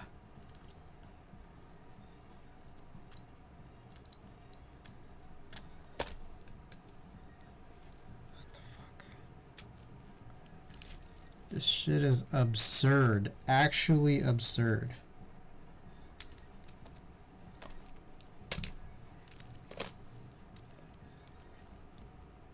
Honestly, what would probably make this easier is if I take these random housings off here and there. There's nothing that's too big, you just have to push hard enough. But yeah, the thing that I was mentioning here is that like I could possibly get these standoffs to like sit in if I file the holes, and that actually there's a potential for that to actually be necessary, because there's a chance that these standoffs might push too much. I don't know, man. I'm just not even sure. Not even sure anymore.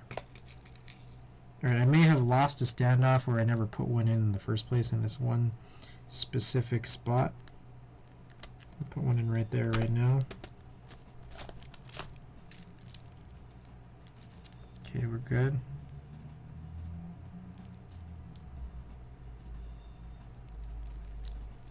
Alright, I still got 4 more.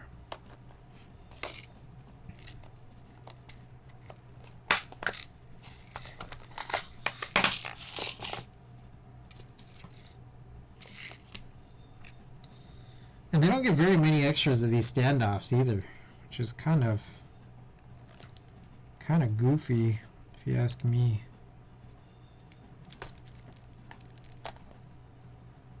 Damn, how long have we been streaming? Really, almost 4 hours? Like this really should not have taken this long. I don't think. And maybe this part is just like I should have done this way earlier. Like I probably should have done this on the first stream the other night, to be honest.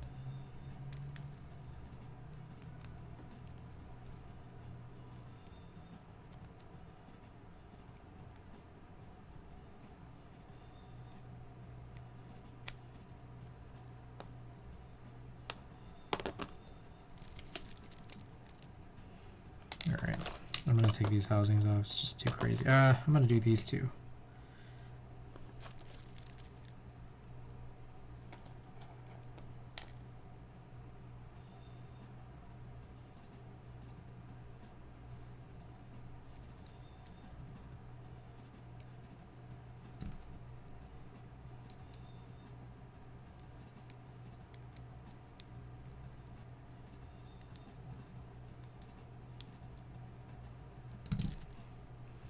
Alright, this one's not so bad.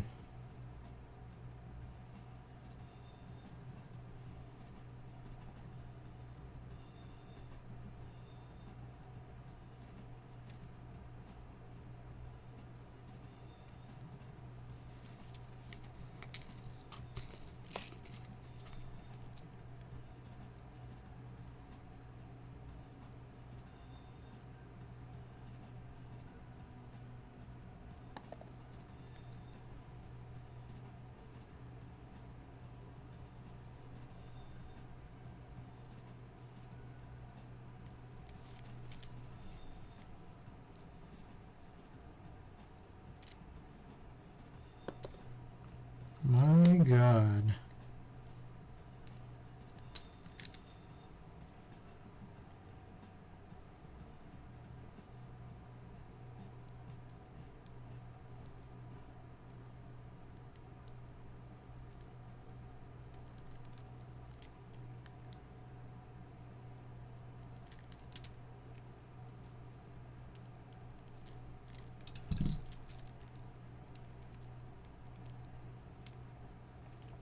Alright, 2 more, but in order to not make myself go crazy, I am going to take off, how's the best way to do this?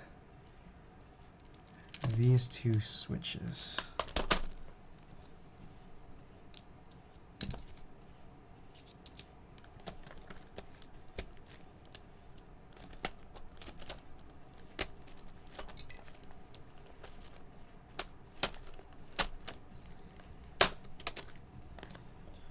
Downtown Pleasanton, quite a nice place, small but quaint.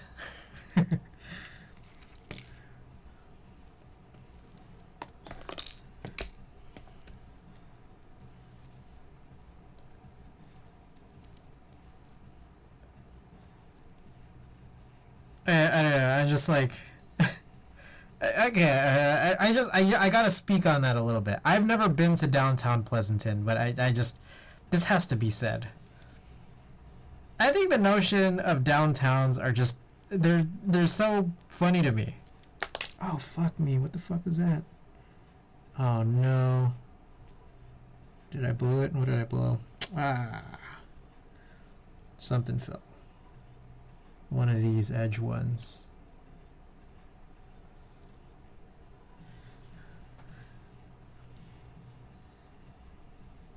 Is this one. So downtowns are funny, especially small city, like not super like urban downtowns. Shit.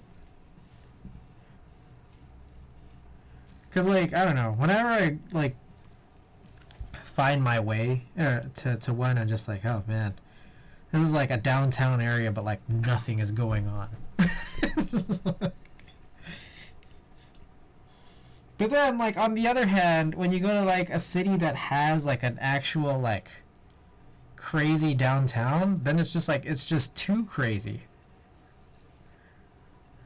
I don't know. Maybe I just say that from the standpoint of like San Francisco, where it's just like there's literal like human shit everywhere.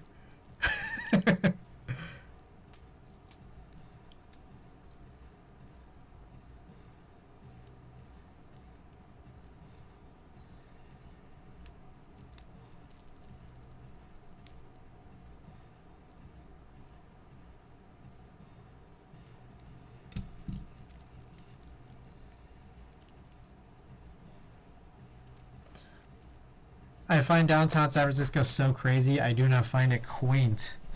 I mean, I would agree with you there. But I don't know. The notion of quaint is funny because it's just like, that just means nothing is happening.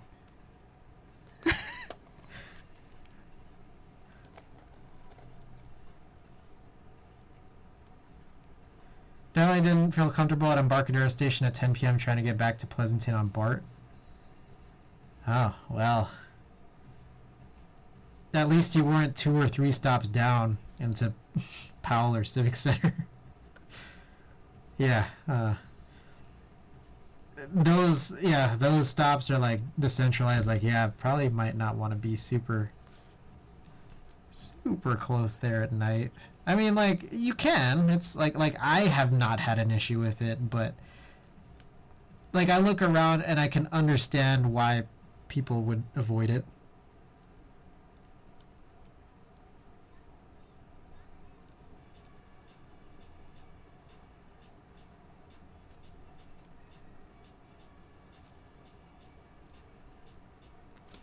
Oh my god.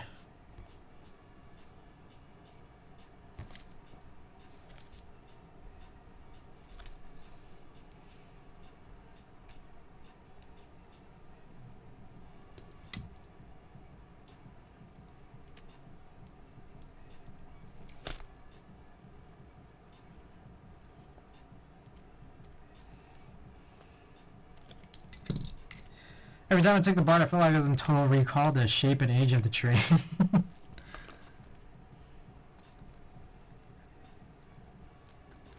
Okay, not what I wanted to do there either. Alright, we're like almost through this part of it, which is... I'm not even saying the words we're almost done. All I'm saying is... we're almost done with this part. And this is like... this is hardly anything to brag about, because this is like I just know that this is like all wrong. Everything about this is wrong. Oh my goodness. Okay, let's try to resume something that resembles progress here. Make sure we got everything in.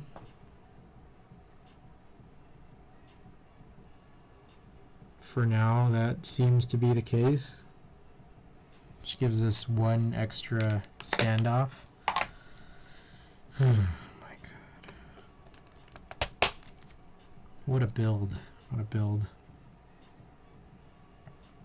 Did not make this easy.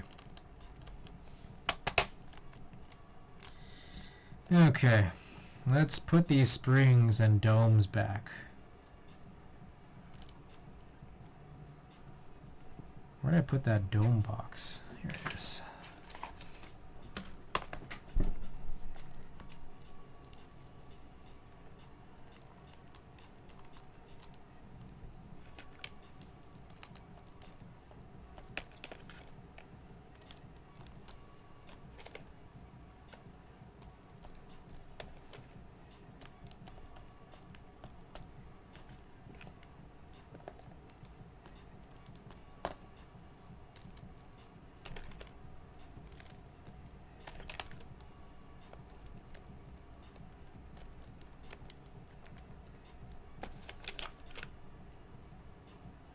Oh, I guess that's it for that. Then we have all these cut up ones here already.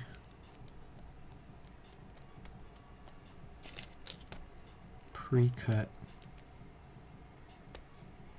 And then everything else is singles.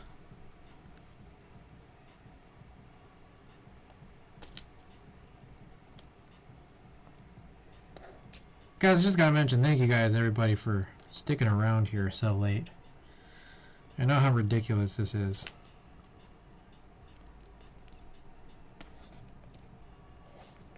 Believe me.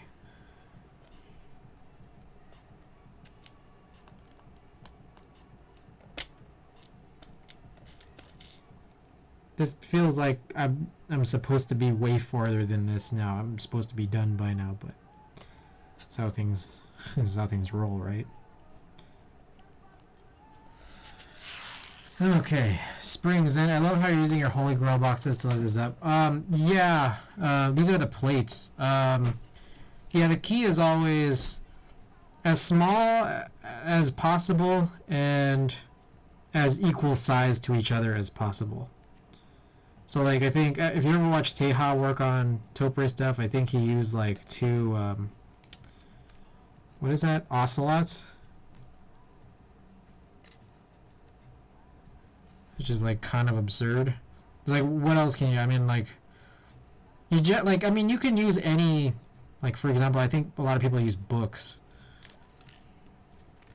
I used to have 2 copies of Harry Potter and the Goblet of Fire when I was 9 years old. Yeah, that was the last Harry Potter book I ever read.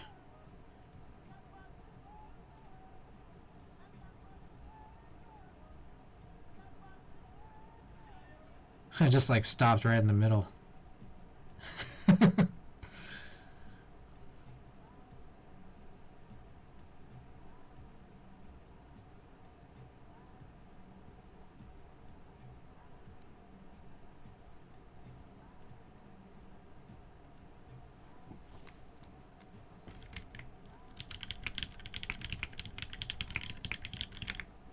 You guys like Harry Potter? Is anyone here big Harry Potter fans?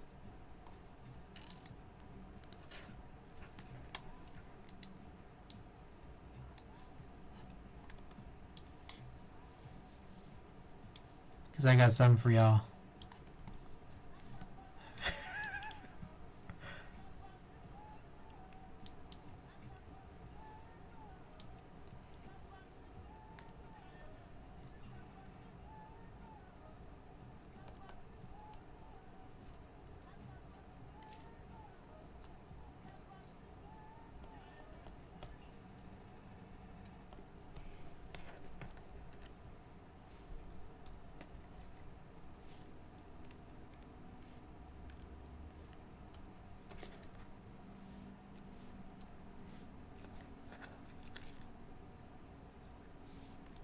Trying to be very careful here, but we're almost set here.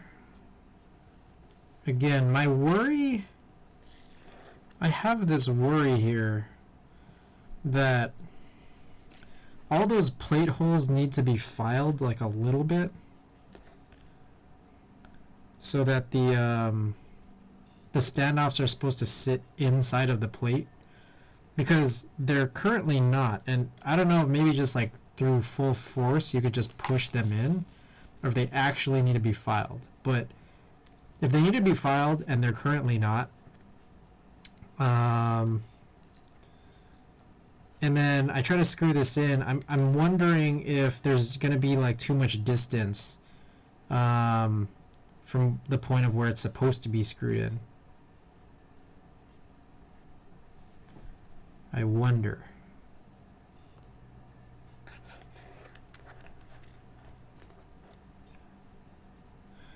The other thing maybe then is there are three sets of screws.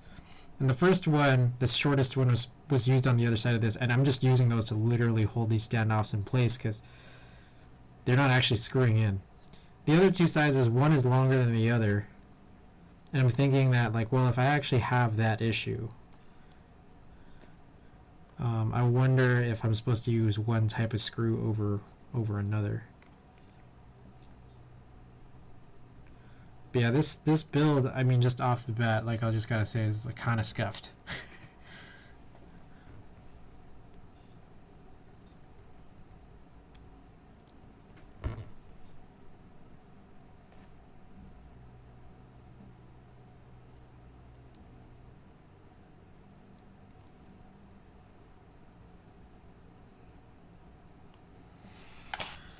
Okay, 2 length screws. I mean, let's try out one, then let's try out another if we need to. I'll do the longer one first.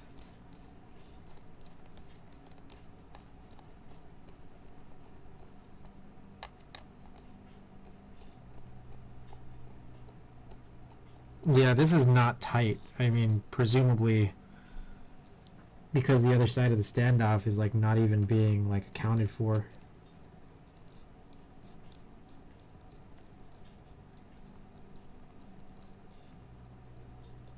Okay, this is not right. I'm gonna use the shorter one and see if this helps any.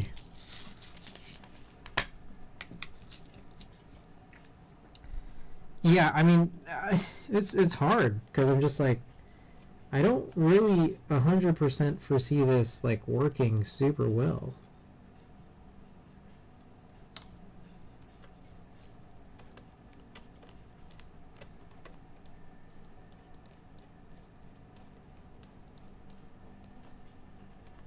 Alright, that one's tight. Okay, I don't think I'm supposed to use these like extra long ones. When I do mil-maxing, I do TX stabilizer boxes. Ah, that would have been a good one for this. Well, I mean, I don't know what to do about that guy.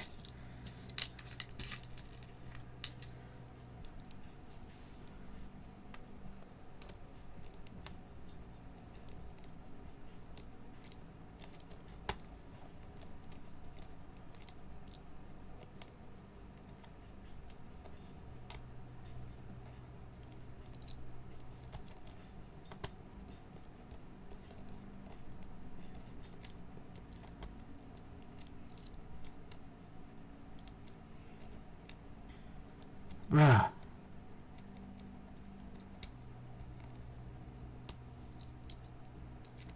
Yes, I'm hearing it right.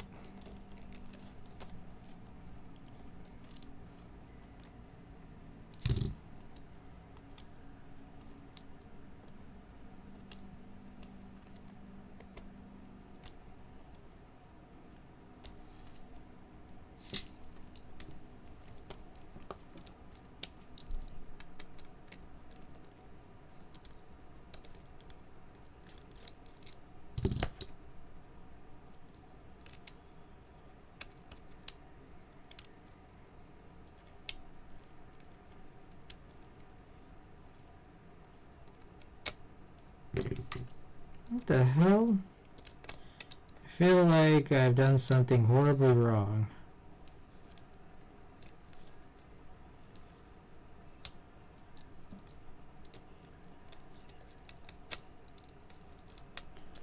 Okay, This is like something of a disaster.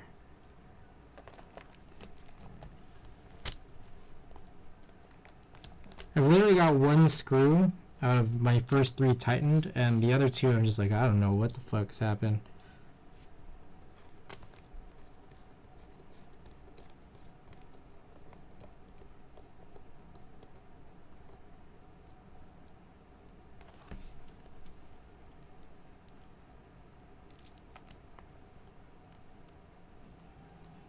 Oh shit. I shouldn't have lifted it up.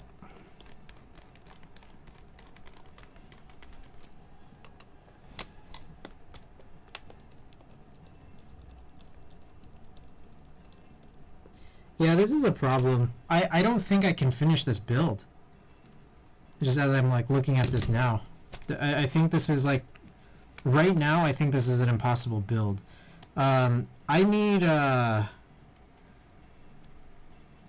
I may need to file the plate. And I may need some like thinner screws for this to actually work. Okay, Kevin W on the Matrix Lab Discord says, I don't have any issue. So, I don't know. Am I doing something wrong, or was something that I received not correct?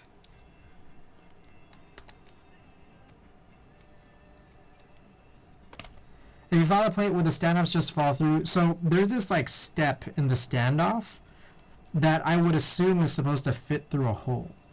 That is not happening. So let's take a look. There is this picture here. Let me see. I'm wondering, I can try, for example, oh shit. I can try, for example, flipping all of the standoffs, which just made kind of, you know, this whole endeavor a pretty big waste of time. I'm curious though how rescrewing back in from this side is actually going to be helpful.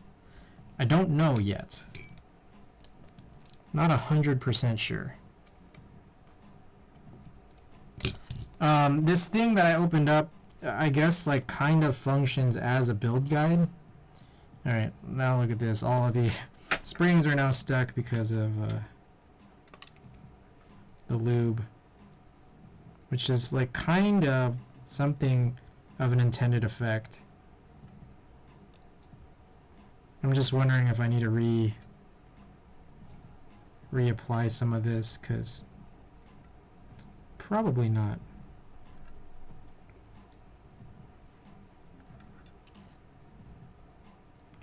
Let me try it the other way, because maybe I'm making there's a chance here I'm making a big deal out of nothing. That possibly, perhaps, the way that I've put in the standoffs is incorrect, and maybe Sinvec from earlier may have been right about the stepped part going into the PCB. I'm very confused on how this would work, but let's find out. You try standoffs on your alternative plates to test fit? I did, but like, again, maybe I have something here fundamentally wrong. So I want to try it out.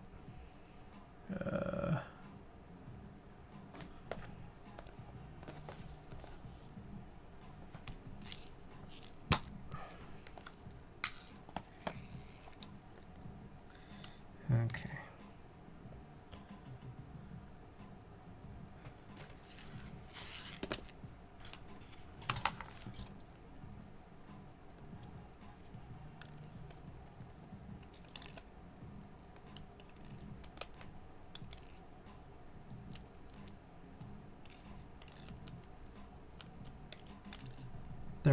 There might still be a path forward here, but I gotta tell you guys, I feel very uncertain. Imagine Sinvec being right. I don't know.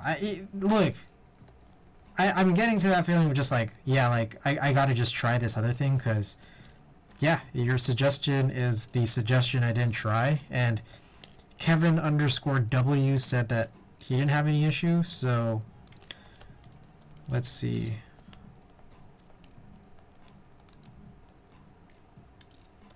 I just feel so doubtful that this is supposed to work this way, but maybe, you know?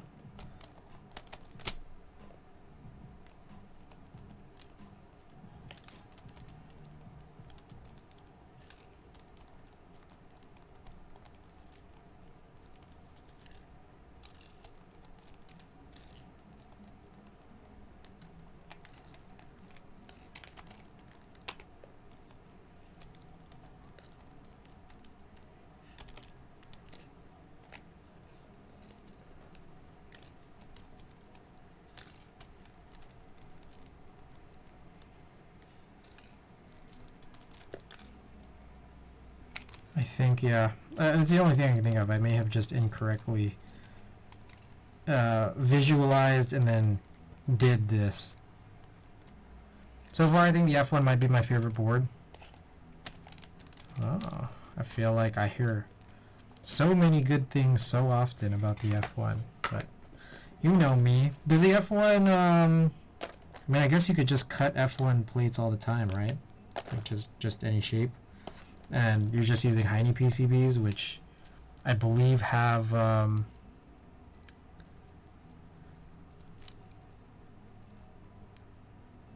split space compatibility. See, I'm seeing here, when I look at this picture, I think those are the steps.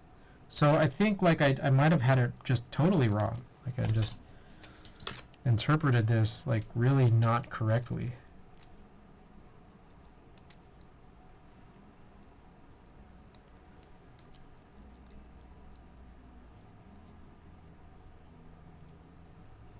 Oh shit.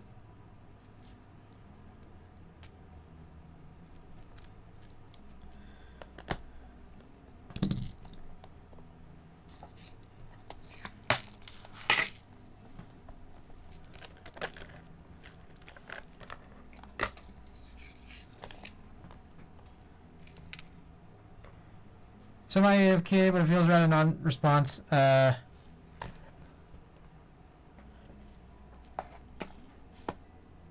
inquiry, no synopsis of what it is, just nah, I'm good. Yeah, no. Yes. I agree, but that's all we can go off of.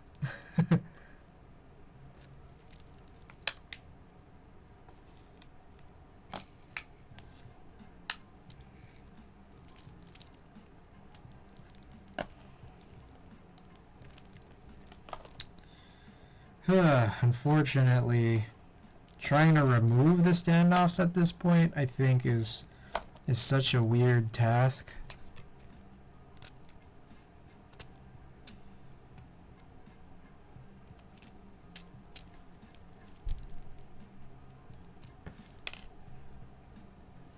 Eeh! I got some lube on my elbow. I think my elbow touched the PCB.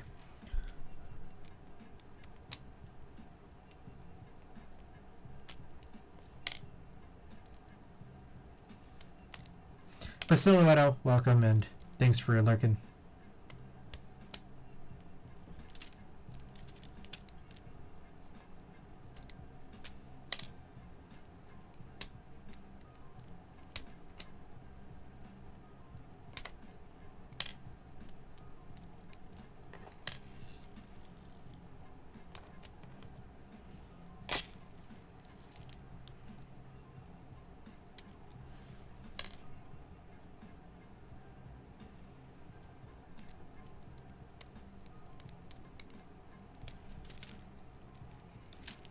Also depends how Chris asked the question. Did anyone else have issues with the standoffs versus I'm having issues with the standoffs?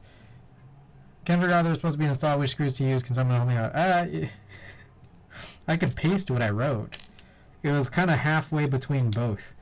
I said, anyone else have any issues with the standoffs?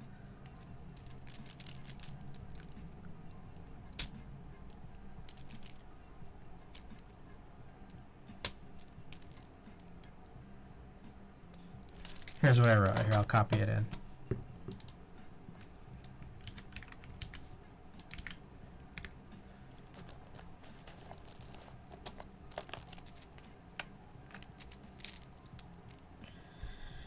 All right, but we'll sort this out. I feel it.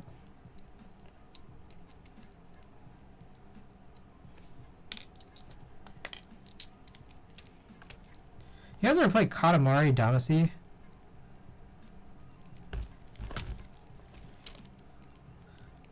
I feel it. I feel the cosmos.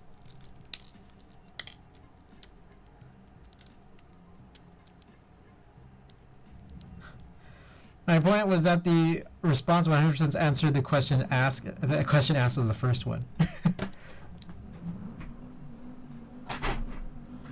Yeah, true. I didn't really ask for help, I guess.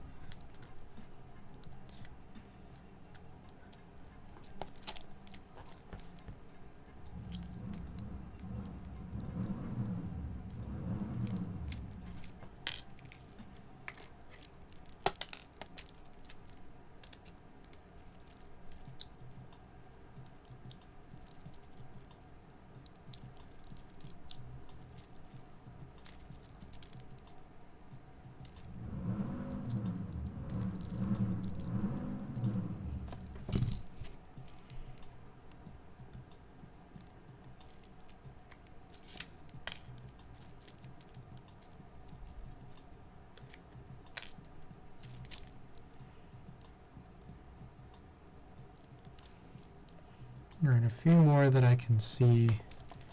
It's just like I have to redo all of this. And actually, on top of redoing all this, I have to kind of do more. But hopefully I don't have to take out the housings for it. But I guess even if I do, it's not a big deal. It's just going to take longer.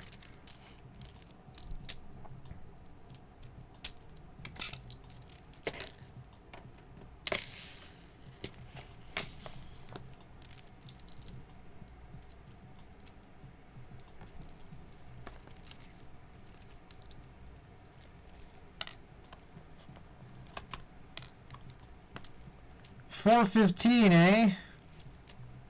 Alright, you guys know the drill.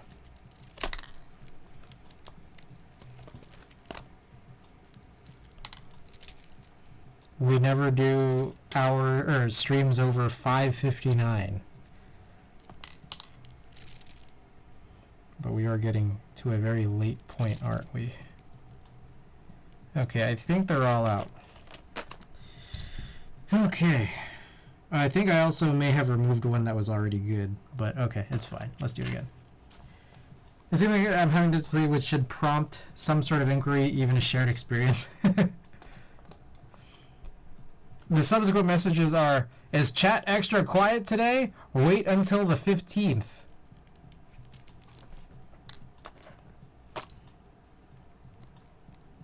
Super helpful.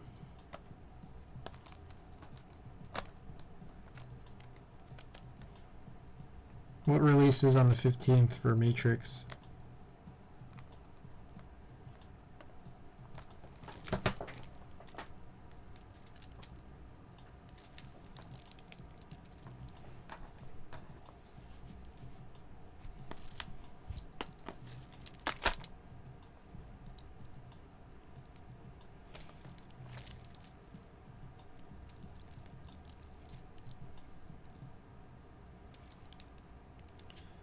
Okay, so this screws in. All right, let's just pretend that that works, right? So if I screw this guy here, like I can see the hole. Now, am I just supposed to take one of these screws and then just like, is it just supposed to catch on an end or something?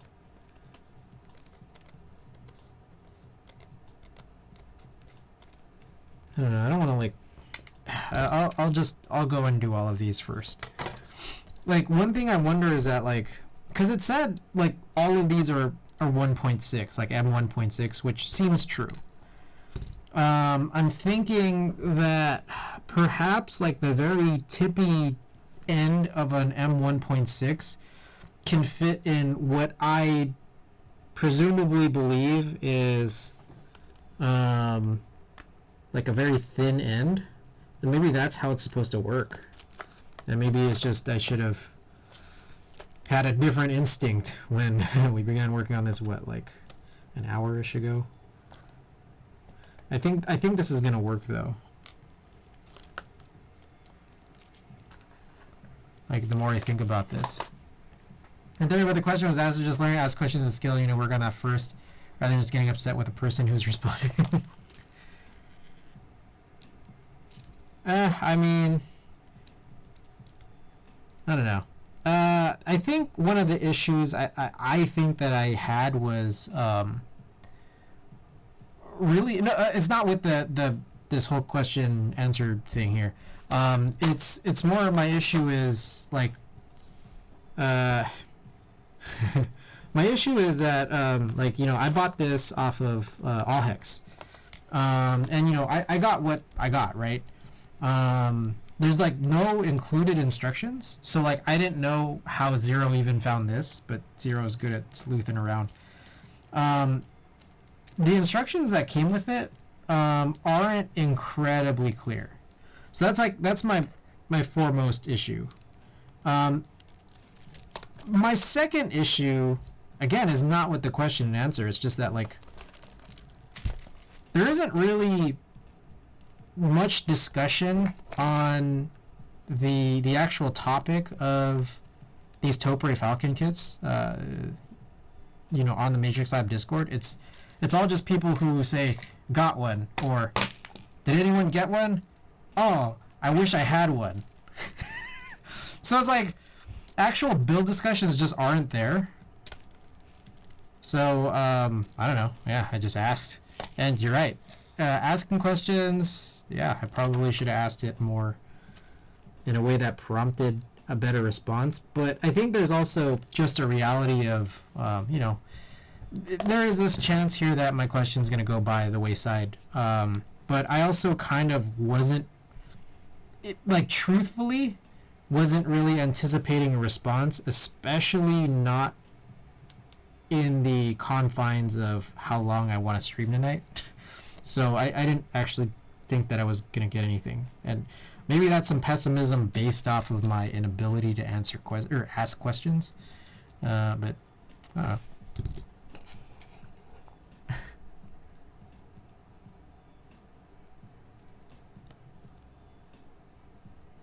Keep in mind, I'm also a very pedantic ass, and I feel strongly that the best type of correct is technically correct. Yeah, fair.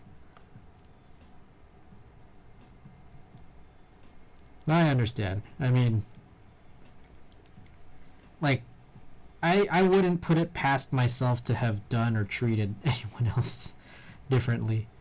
At work.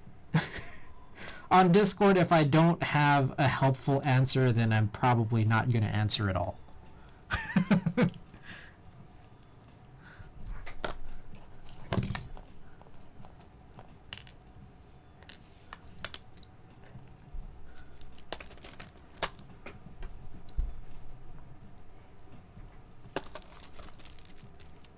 But yeah, okay, so I think this is going to work.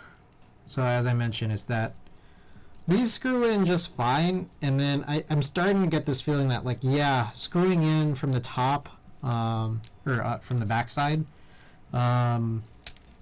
into what is just very clearly a smaller hole, I think is going to, it's going to catch. So, let's see if I open this one up. I need to blow it up. Like, I think that has to be the smaller side that's in this photo. So, I realized I was stuck on that screenshot.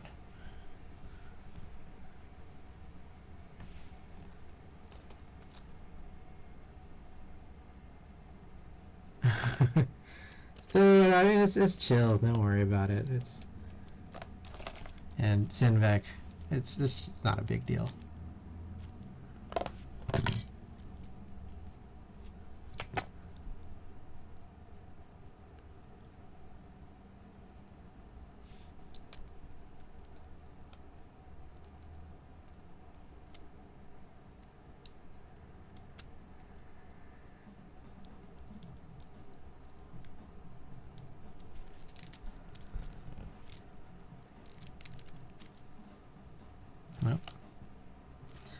Okay, there's like one on each end of row 2.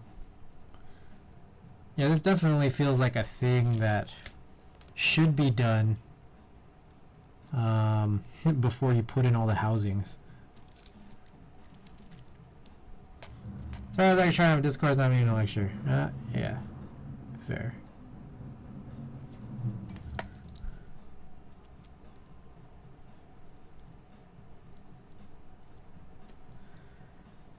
All right.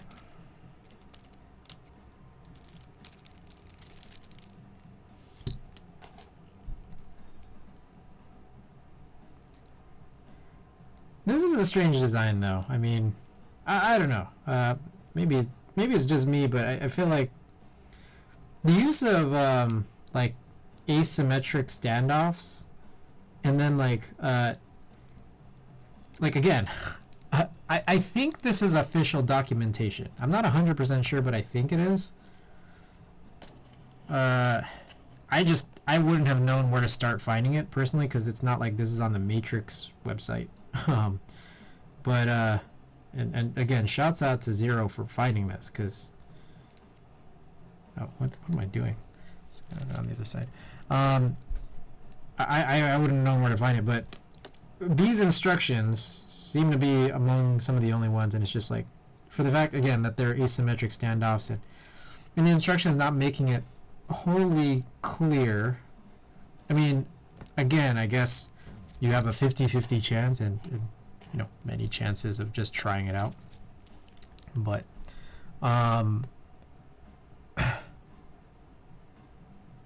like where I ended up landing with this was like, there's no way it's supposed to be like that. And then, like, you know, and that's kind of where I was just like, oh, that's kind of where I would have hoped the clarification would have been put in, presumably in the documentation, or I didn't think that I was going to be the first to ask it on the Matrix Lab Discord.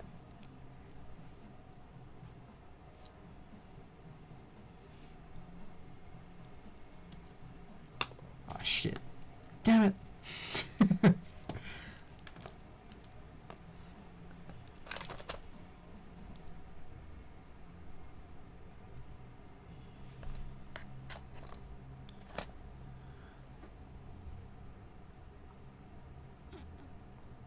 Alright, now when it's like not held captive, this is where it gets like kind of tricky.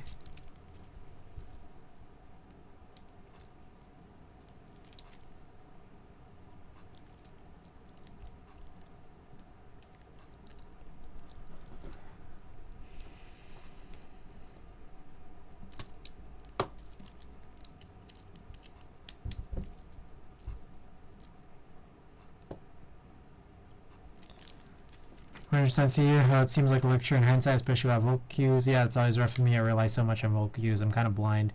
Doubly so with it being late. Hey, I'm 4.5 hours in. I mean, it's only my fault here.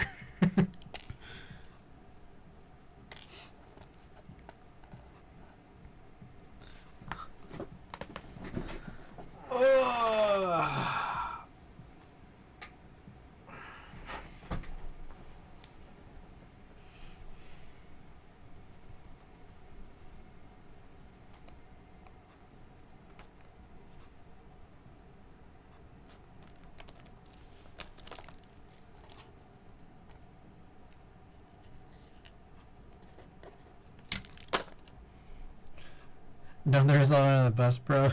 No, I'm just I was just laughing because they're just like, I have caused this to run so late because of all this.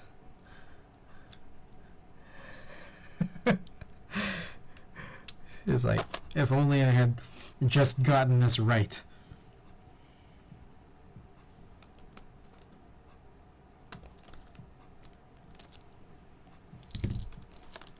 Would have been further along. And if only I had just done this like at the beginning.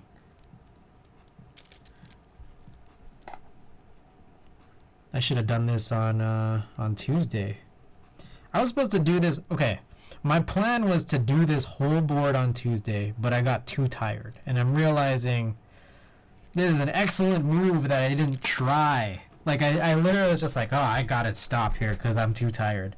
But if it was a day where I wasn't too tired, can you imagine me like adding another 4.5 hours on top of that 3-hour stream? Absurd. No way. I mean, maybe, but I can't front either. I mean, like, so I don't know if you guys know this, but I actually try to like plan really hard my schedule for streams, like really, really ahead in advance, and I 100% understand like my privilege. That I'm privileged to have, like, you know, the collection that I do. So I'll say that first and foremost, because all my builds are personal builds, right? And I bring this up because I'm just like, the fuck? I try to schedule like my whole, like, I plan my stream schedule way in advance. So there's a bunch of stuff that I know that I have to do. But it gets a little tricky. But anyways, I was supposed to do this Matrix Falcon all on Tuesday, and then I was supposed to work on this Quarky's Z60 today. But as you can see, that didn't happen. And I think that that's honestly fine, because there's a separate issue, which is that a lot of my build plans for next month are supposed to be sort of circulating around 3U spacebar plates, and I actually still haven't placed an order yet for those 3U spacebar plates, because I still need to adjust the kerfs for all of the switch cutouts for those plates before I send in an order. And the thing is, like, once I send in that order, it's like gonna be about 4 weeks for it to arrive. So if my plans to do these streams like next month with all these 3 spacebar keyboards, if I don't have the plates, then I can't do them. So I was supposed to have ordered these plates like last month or 2 months ago, but I just never got around to like fully finishing these designs. So oops. So this is where we have landed.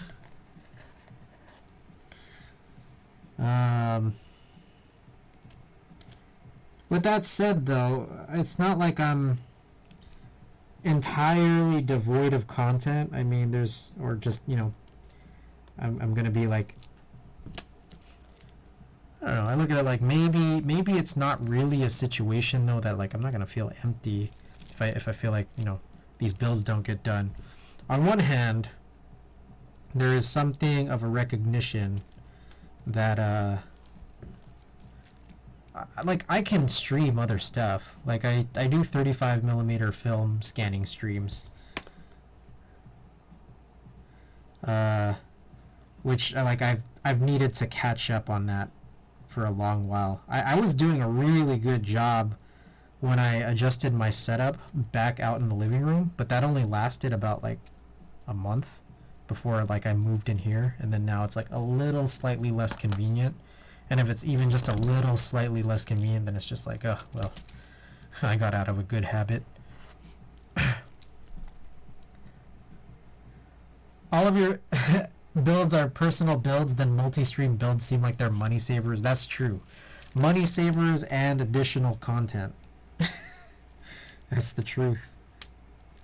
Alright, I think I need to put in some of that tape here, because this spacebar switch just keeps falling out.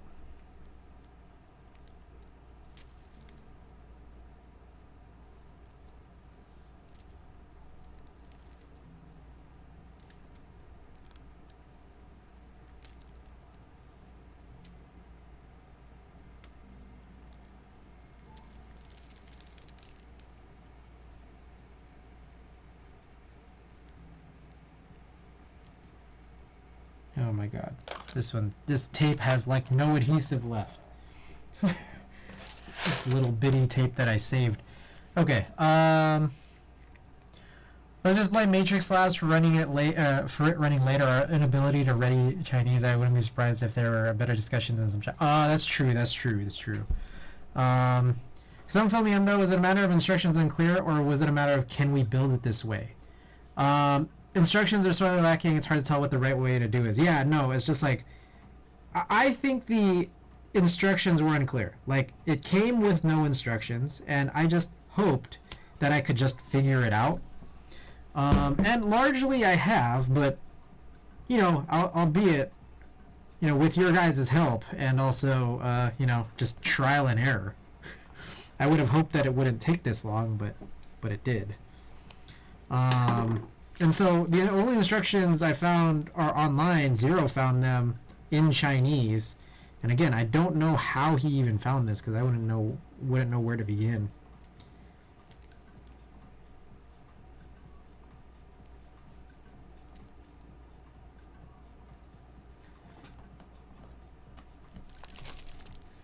That's some serious farther than they're worse than IKEA instructions. I didn't say it, you did.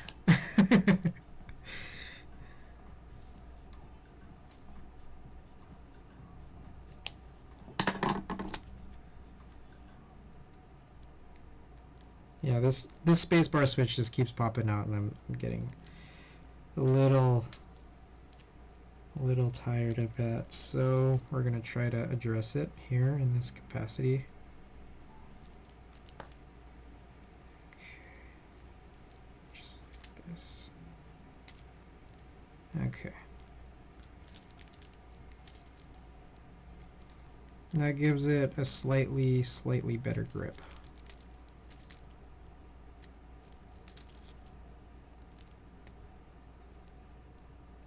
Okay. That is like... Okay, well... floating piece of tape here at this point. It got shifted around.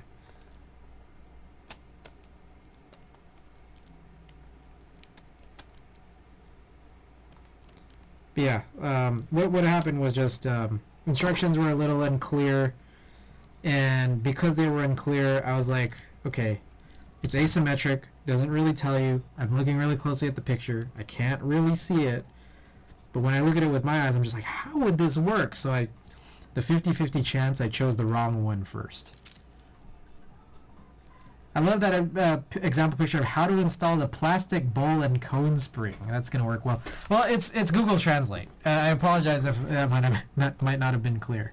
They didn't write that. That was definitely Google Translate.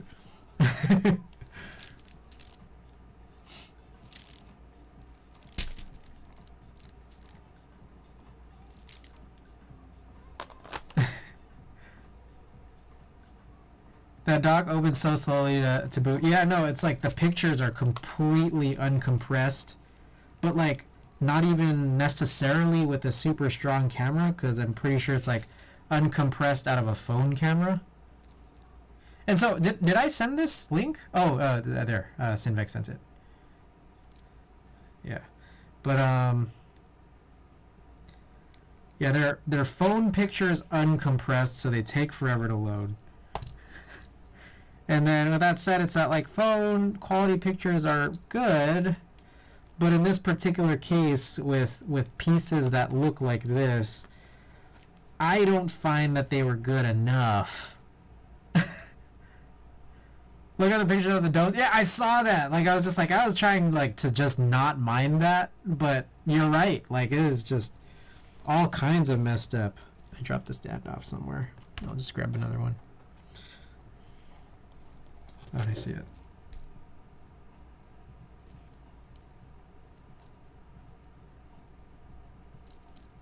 Man, I'm blowing this.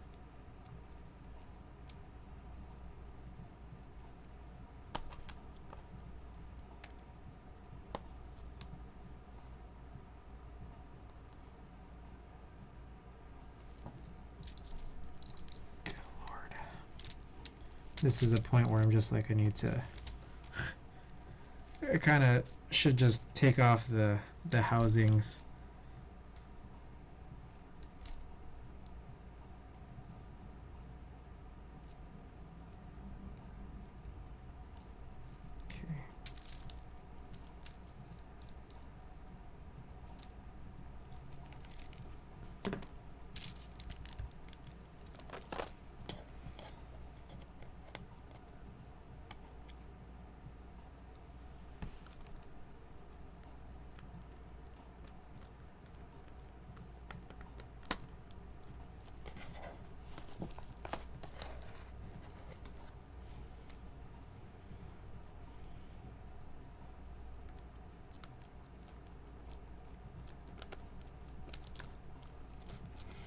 I don't know. And then after all this, it's like at least I'm not. I don't think that I'm at risk of breaking anything at this point. So, like when I just think about the 30 hours of pain on that Nakamichi tape deck, I'm just like, I'm just happy to be here, you know.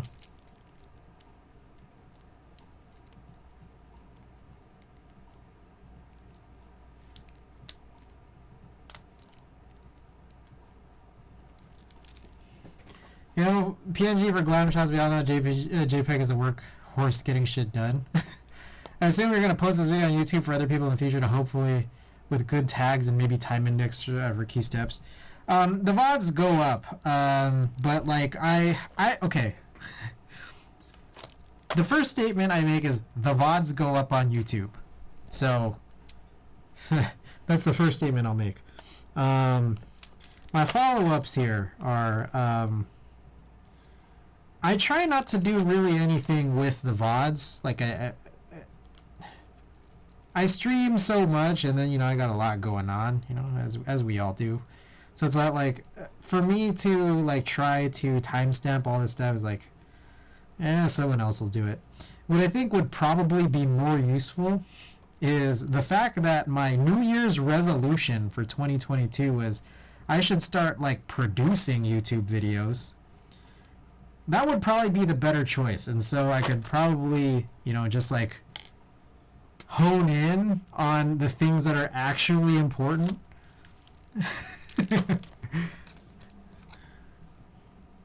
Like actually make YouTube productions that would say things like, hey, you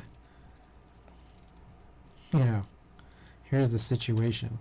And some of them, like, I think what some people do is like they'll do like cut downs of their VODs.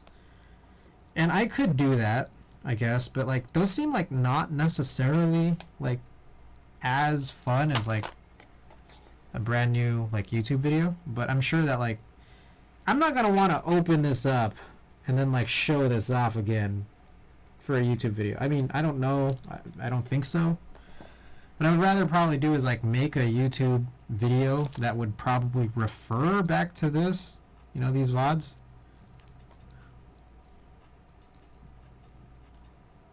I don't know. We'll see.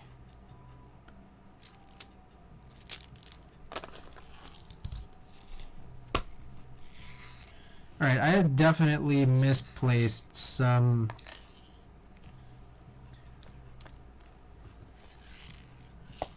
screws and some standoffs. Okay. I think I was supposed to have two extra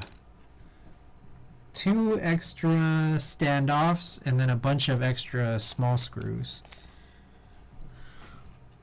But I seem to have misplaced a lot of them. I think a lot of them dropped out. Or I'm looking in the wrong spots.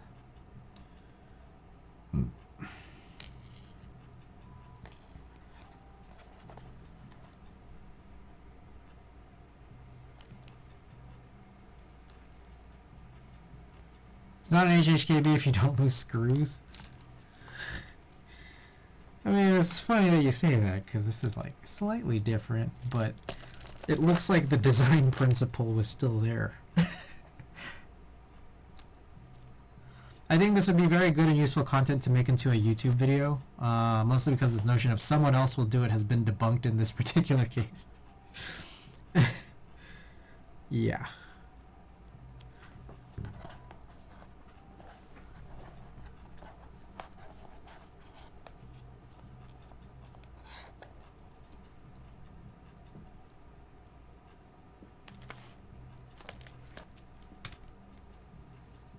Shit, come on, man. Oh my goodness. Oh, here's another screw.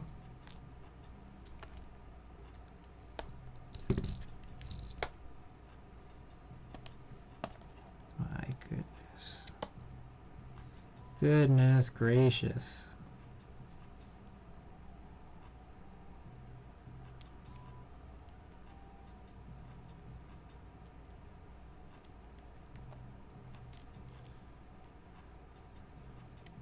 Lordy.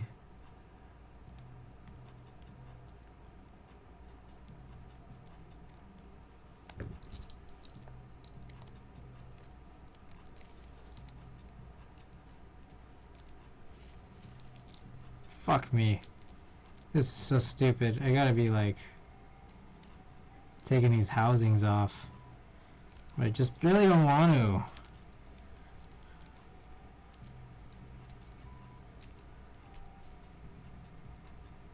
Get in there, fool.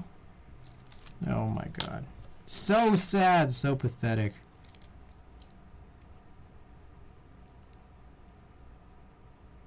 They just have parts bookmarked in the videos so they could skim through the different attempts. I think what I would do, because like I know that some people do chapters, but I also heard, not that like I care super hard about my VOD channel, but what I heard is that when you put in chapters in your videos as like a, you know, a YouTube channel, like it like kills your audience, because your audience just ends up being like, oh, I know what I need, and then like you end up having users who don't like completely watch videos. Then when your viewers don't completely watch all your videos, then like, I don't know, you lose to the algorithm. So what I think is better is people in the comments watch, like all the viewers watch, and then people in the comments will timestamp for you. Yeah, I think they're called chapters. So that way, like when someone actually comments in the video, that means like, oh, someone actually went through and watched it.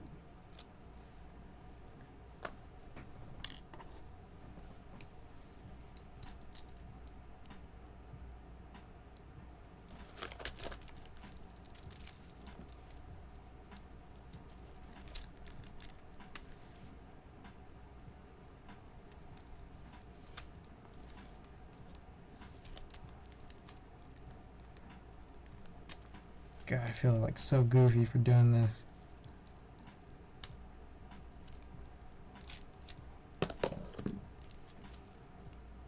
That actually worked.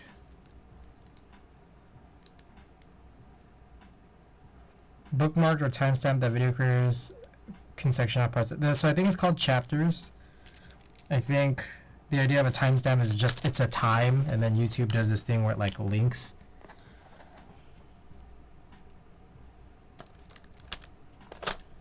When you just like comment with a time.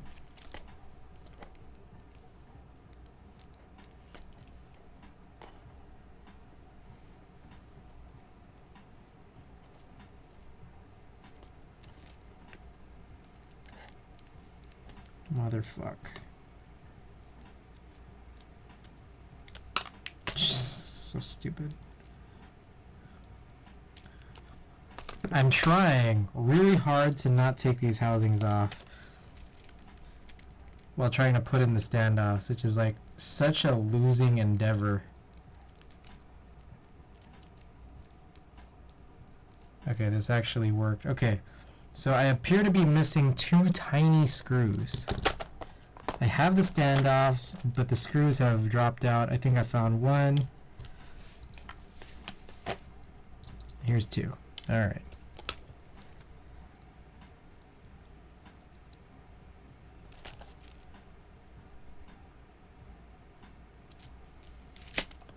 Motherfucker. God damn. When will this VOD be on YouTube? Do you have that process automated? I do not have it automated at all. Like, I do it, like, manually. So, I think, here's my understanding. You are technically, and I don't know if this is a partner. I've heard this. I've definitely heard this, and I swear I think I read it somewhere, but there's a chance it might only be for partners and not actual, like, affiliates. But the situation is that, like, you're not supposed to have your VOD up on any other platform for 24 hours after the broadcast had concluded. But so like I try to generally follow that rule, But at the same time, it's kind of like, one, why do they give you the option to still do it immediately? And two, who the hell is really going to check, especially me, some guy who doesn't like, I'm not even like a huge streamer. I appreciate you guys, all you guys being here, you know, but I personally don't think like I'm huge or anything. Like, X number of people watching me is like kind of, like I think about that sometimes, like, oh man, it's like an honor that you guys are spending your time watching me mess everything up. Alright, I think I got everything. But I don't think I'm big. No way they'll track us not for small streamers I can't see. Exactly. But it's just like, what I'm just saying is that like, I generally follow the rule to like not export my VODs immediately. Just cause, I don't know. One, it's a rule. Two, it's like, it's not the first thing that comes to my mind after I finish streaming. You know, usually it's like, I say this a lot, but like, you know, when a streamer finishes streaming, sometimes you just want to like, you know, stretch or take a piss, you know, like find something to eat, like break your whole setup down. Like, it's not at the forefront of my mind to think, oh yeah, it's a good idea to export this VOD right now. I mean, I guess it could be, but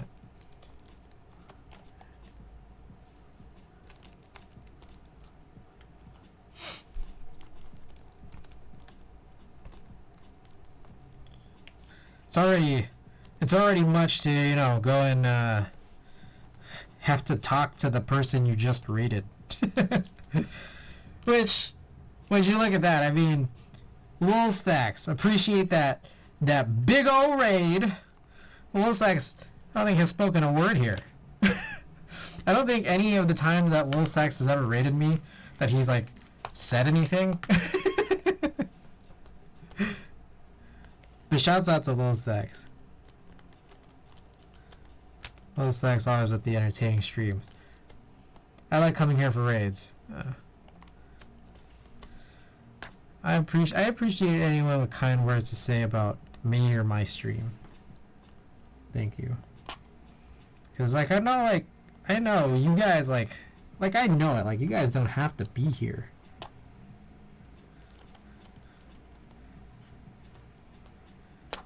But, you know, I try to make it nice, you know? We run these junk giveaways. You guys get pure junk. Unadulterated junk. Been times where I watched a stream on my channel, forgot why, probably marbles. Probably.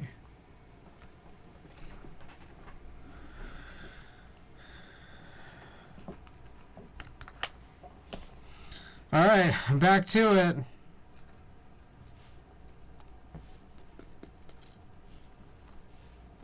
I think this is gonna work. It's like I need a keyboard streamer raid and you show up consistently. And like I just have these like dumbass hours too, where it's like, these are like international hours. So bad. Definitely Marvel's probably better without junk. Still, I feel like you hate the junk giveaways. I've been able to kind of glean that over the last many times you've been present for them.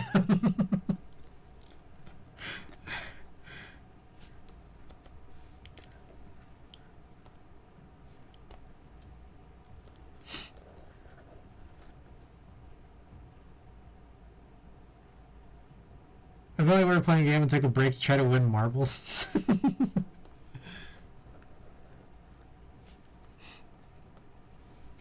Don't forget to give away those zip ties. I threw them away already. I was just like, ugh, I just need to clean everything out. This is just...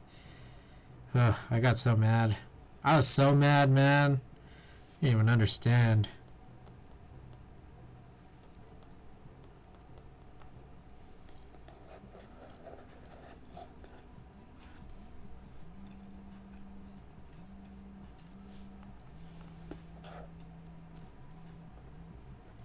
Hammer just likes marbles.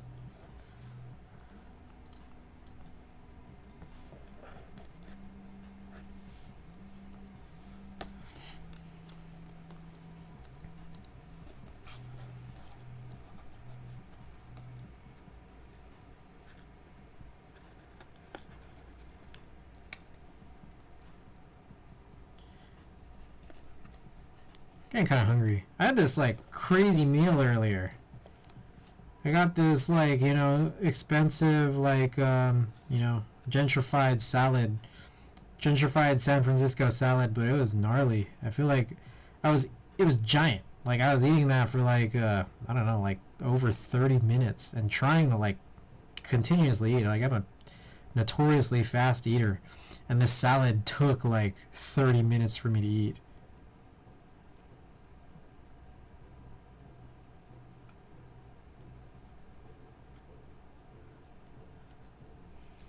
That was nuts. It was more of a bowl than a salad. I think there was like, yeah, it was crazy. It was crazy, man. I don't even know. So that satiated me for a long while. I ate that at like 7.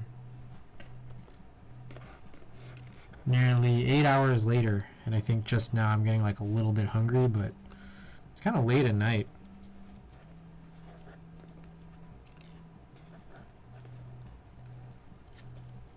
Here's a question. What do you guys think of melatonin?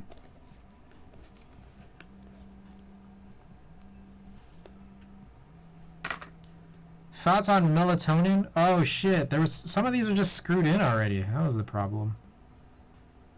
On Mondays during the day, if you are working from home, look for Ella Cronin, have her brother. She does marbles and just does marbles. Oh.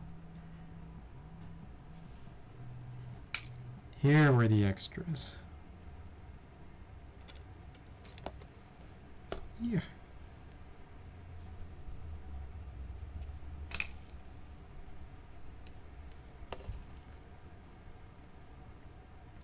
I've tried using melatonin and it doesn't do shit. Interesting. Alright,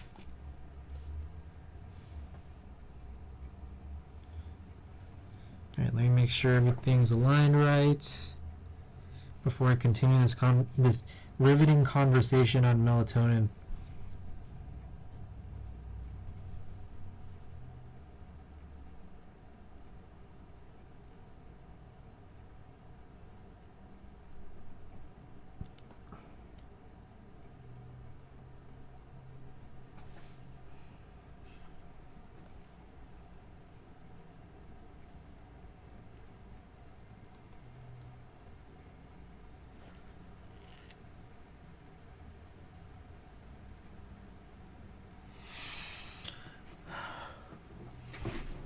Okay, still kind of keycaps are solid, but I think my error comes from most attempts to offload when no one seems to want them and should be put in recycling. Sorry if it's irksome to you. Yeah, I can take it down. I try to just make things a little bit interesting. I think some people like free shit, even if it's trash, and I am happy to, you know, if it entices people to be here, all the more. You know me, I gotta get to my 1,000. We're so close to 1,000 followers.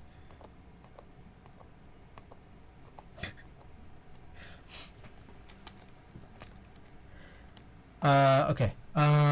Sinvac, okay, wait. Hammer Brother. Been using it for probably 2 decades. I have tried using melatonin. It doesn't do shit. Not regularly, but whenever I need it. But usually if I need some sleep for some reason, I gotta get up for work. Always work for me. Let me start the combo and then we're so sarcastic about it. Samiku, welcome. Lucky. What do you think of melatonin? I've been taking melatonin recently, but I'm realizing I don't really know much about melatonin. That was just like, you know, I was just like, oh, this is like good. Okay. let me first and foremost mention here. There's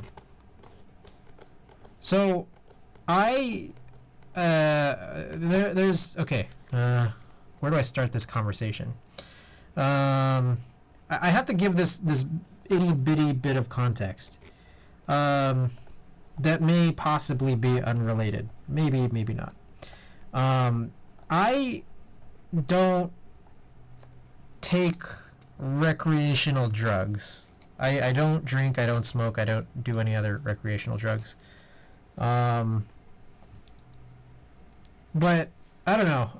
Ada once, you know, just mentioned to me, oh, maybe you should take melatonin. It'd probably be good for your sleep. And it's like, I've heard other people taking melatonin before. I'm just like, does this count as a recreational drug? Because I feel like some people, like, kind of, I guess, have, like they kind of for the same reasons like use like cannabis products for just like sleep, you know. And then it's like is in that case, is that like a recreational drug? I look at it kind of like it is, but I think some people don't. The devil's lettuce. Depends on the person's body, I guess. Some people it keeps them awake instead. Our bodies create melatonin. So Ada had mentioned to me, oh, maybe we should start doing it, and she ended up buying me this bottle of melatonin jelly beans. And so I ain't no scientist. Melatonin is a hormone that is responsible for making you sleepy. So yeah, like every night, like lately, like within the last like month-ish that I remember, I'll just take like 6 milligrams of melatonin just because it's like, well, I don't know if this is like actually working or not. I think it is, because in the mornings I don't feel as dead tired as I usually do. Like I feel super tired, but not super crazy tired. So like it's like better than when I feel like it might be better than when I don't take melatonin. So that's like kind of why I've been doing it. But even if it does or doesn't work, or maybe it's just all in my head, like it's still jelly beans. So it's just like I'm like happy to just like have a little late night candy. So it's like I think, and the whole reason I brought this up is because I'm just like, yeah, I had dinner like at 7 p.m., which was almost 8 hours ago. I don't think I want to eat. Like I got all those crackers, those sandwich crackers. I'm just like, oh, that's like kind of a lot for 3 a.m. when I'm supposed to be sleeping. But if I could take like, 3 of these melatonin jelly beans, it's like, oh, maybe I'll be like, kind of like, ooh, it's candy, you know?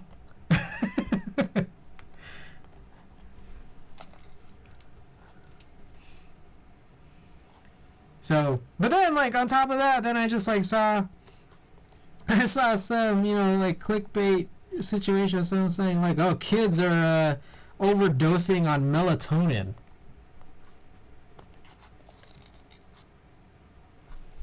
And then there's all these people in the comments saying like, yeah, melatonin, you shouldn't take melatonin. The problem with taking supplements like collagen and other complex molecules is that your body doesn't just use the compound, you break it down into its constituent parts. Then you'll use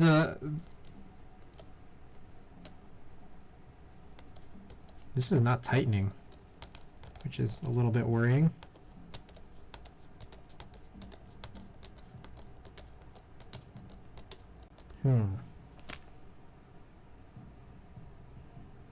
Alright, I'm a little bit worried about that screw. Doesn't just use a compound, you break it down into its constituent parts, and then you will use the parts to build things your body needs. So unless your problem is that you can't make the complex molecule because you're lacking in the building blocks, the supplement will do nothing. I had a biology teacher make fun of 10 Peaches, thank you for the follow. I had a biology teacher that made fun of people taking those supplements, saying that they should just eat shark fins so they can swim better. Ooh. Hey, we should all swim better. Depends on the supplement.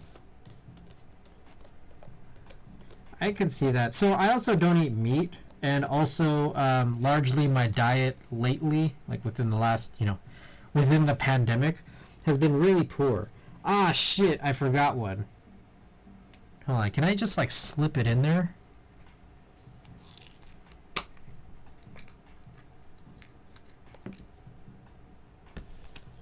Damn, I hope I can just slip it in there. Fuck.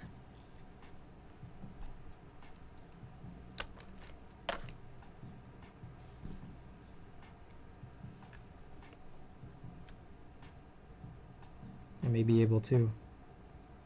Wish me luck, guys.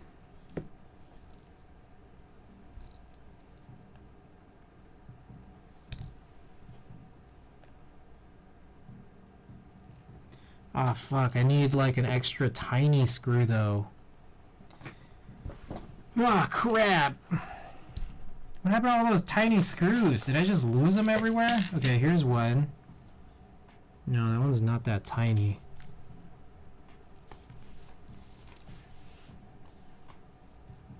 Damn, I think I blew it.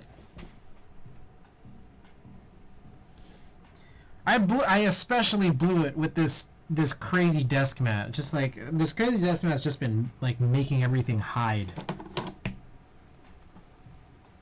Like who knows? And then I got this like dark rug too. So I roll a chair on a rug, and it's really bad because then the rug like all gets like misplaced and everything, and like it bubbles up, all kinds of bullshit. But my rug underneath my chair is dark. My desk mat is dark, so I've definitely like lost some screws. So like, you know, this sucks. Tiny gray black parts should feel right at home.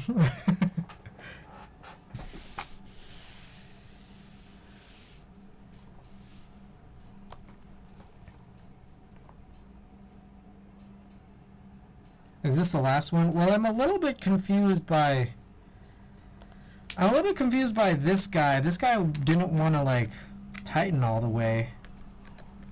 And now it's like I can't even like lift it out.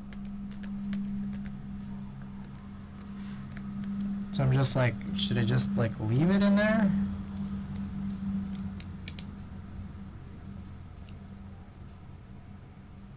Oh, so that's my phone. You guys are seeing all my notifications.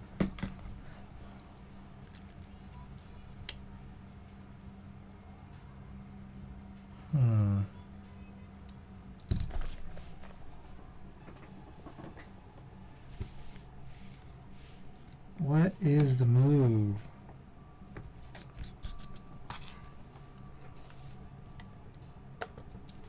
I felt like they provided enough screws and then I blew it because I just lost them. Dip all the screws and glow-in-the-dark paint so you could just turn the lights off. Oh, that's smart.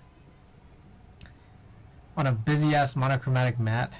I think the problem with one not tightening is the plate side screw might have been one of the slightly longer ones as well, and you found it on the desk mat. Ah, you might be fucking right. Ugh.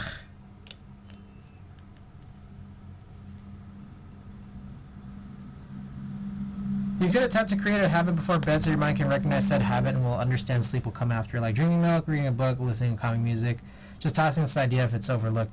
Like there's random parts, like phases of my life where I totally not only understand that but do that. Lately, I've not been in that phase. Like it's just like sometimes like I just, you know, it's just like you lose good habits, you know. Definitely in a good habit lost phase.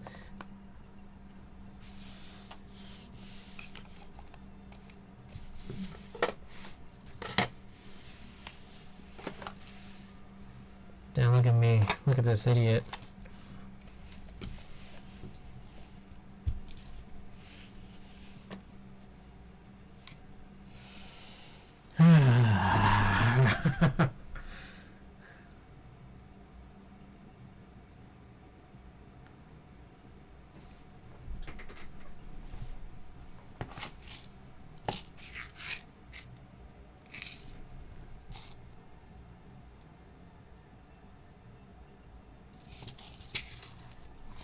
I hear that going to bed at the same time each night also really helps. Yeah, I've definitely heard that too.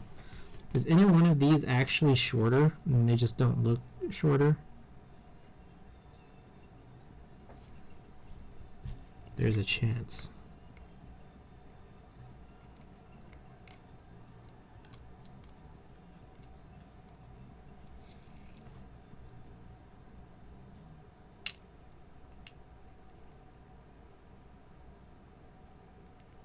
That screw is totally like bit in such a weird, terrible way.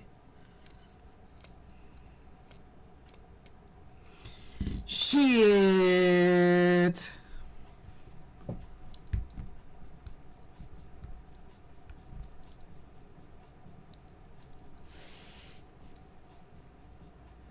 Alright, here's what I'm gonna do. Close that. close that. Move that. Move that. Move this. Move this. We're gonna move all this. I'm like thinking something has gone awry here. All right. If I lift this up,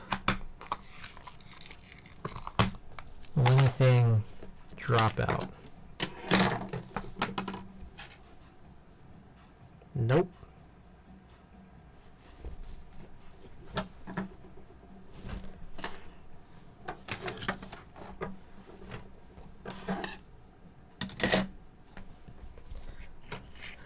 Big F. Big F. Alright, I'm gonna quickly look through my floor. See if anything pops up.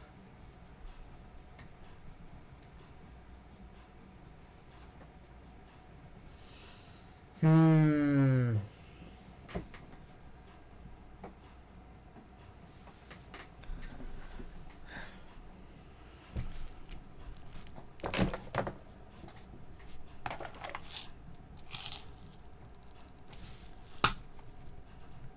think these are the extra long ones, which I don't know why they sent you 3 sets of screws.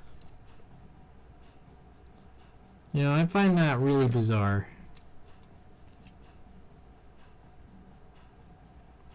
I don't know what the hell happened with this one.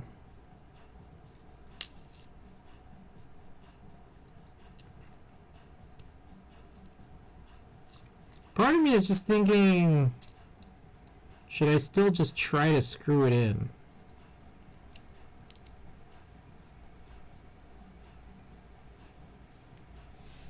Like with one of the longer ones.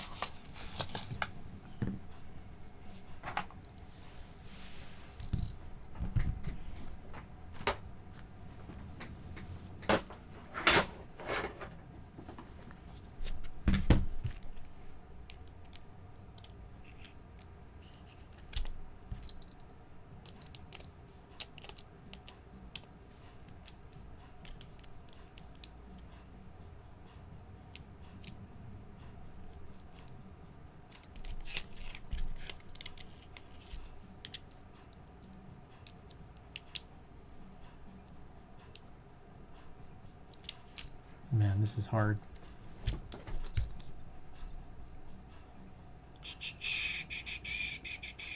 This sucks. Another way to do it, it's getting good night's sleep, but kind of sus. I got some blue light filtering glasses, but the coating was no additional cost. I'd say I don't notice any difference in eye fatigue, but I do notice everything is a tiny bit yellow. I see. Most student map programs focus on the same plane for long periods of time, you to look away and then back at what you're doing all day.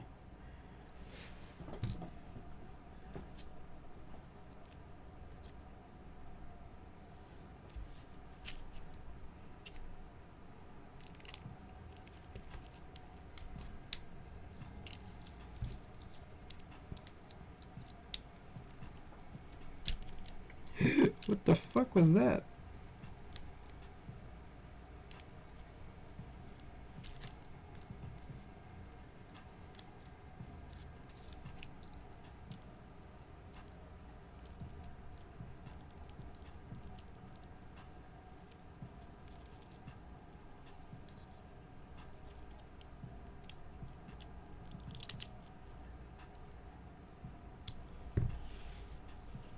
Okay, you might be right about that whole situation of this one being a longer screw.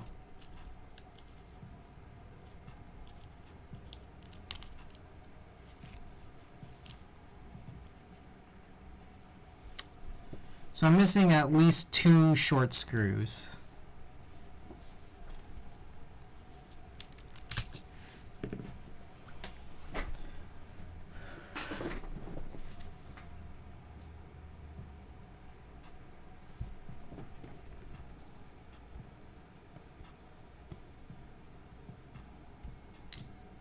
Yeah, that one's long.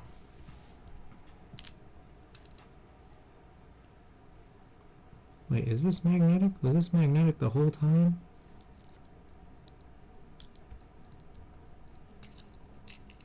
No, they were.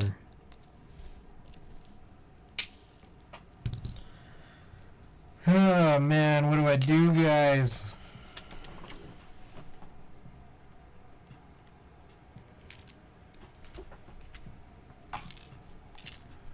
Okay, I got an idea.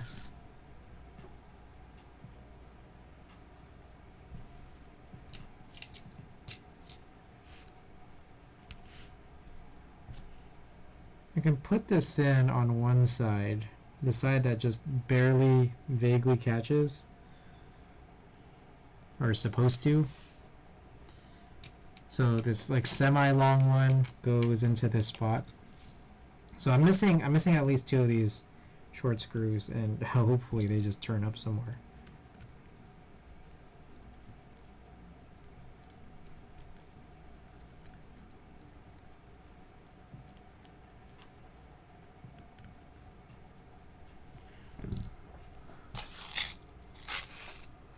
Any really strong magnets that you could pass over the floor? Ooh. No. I don't think I have any such magnets, unfortunately.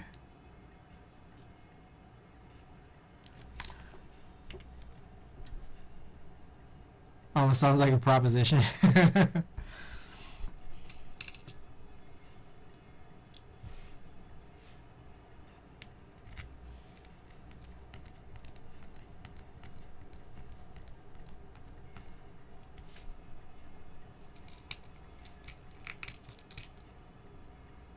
So that was great.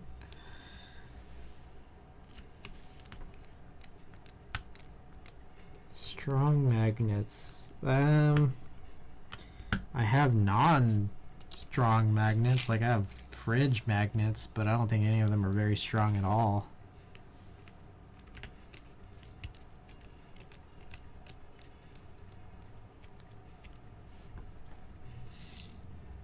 Shit, you know, like what I wonder is like, what if any of these are the short ones that I used on the top? Oh my god, if that's the case, I'm just like, ah, fuck, this one might be a long too.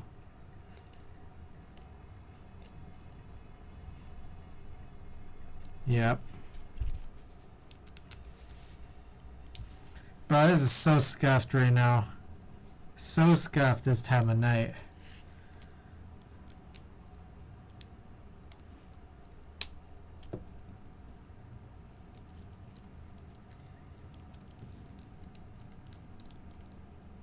That's a long.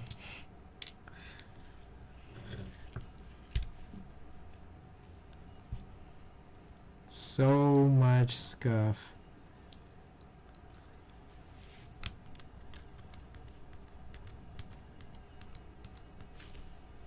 This one is also a long. I think? No. No. This one's good. This one's good.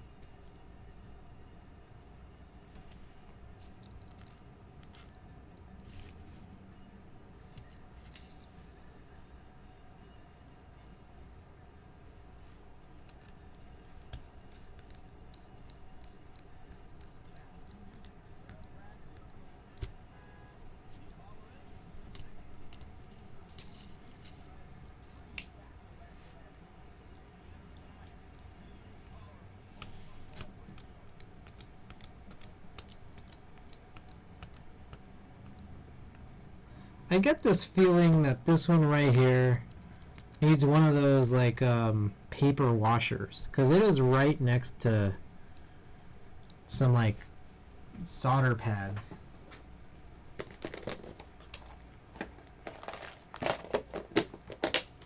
This is GTA Radio. That was an instrumental from Cherry Bomb by Tyler, which incidentally, I don't know if that was actually ever a song on GTA. I haven't played GTA since GTA 3.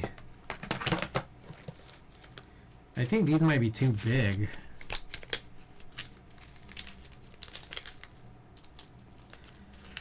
Bro, I feel like one of these or more probably a short. And that's probably where the missing ones are. Is they're on the top and maybe I just might not have checked. Oh, that kind of does work and fit.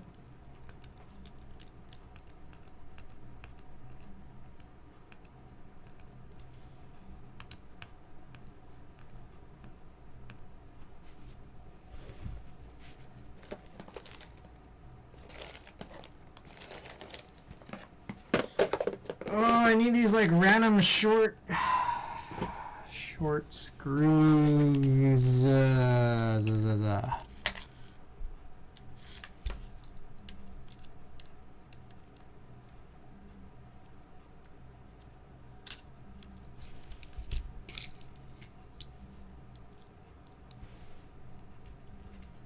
I'm gonna try it. I'm gonna try it again.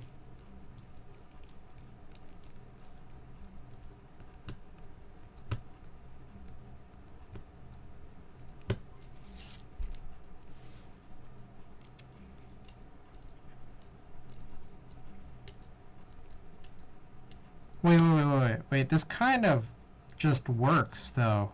No, not really.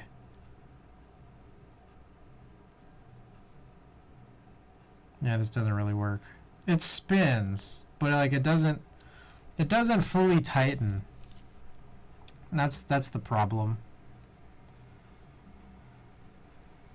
Ugh, so I don't know. It's like I can go back and check every single one of these other ones. You guys think I should do that? The problem with doing so is that like these like are not like ready to like be lifted off. Like I don't know, does that make sense? Like it's like you unscrew them and they're like they're only just barely caught by the tip. But then like they don't really like come out really easily.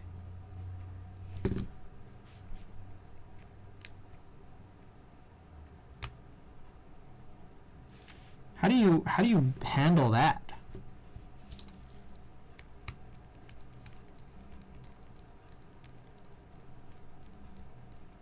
Oh, maybe I'm at a point where this no longer tightens because of how it...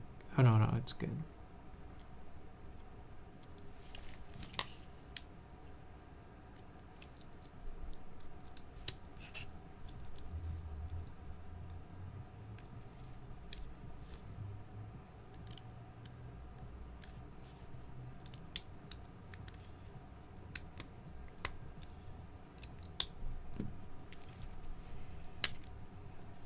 Yeah, so I think there's three spots that are just notoriously bad.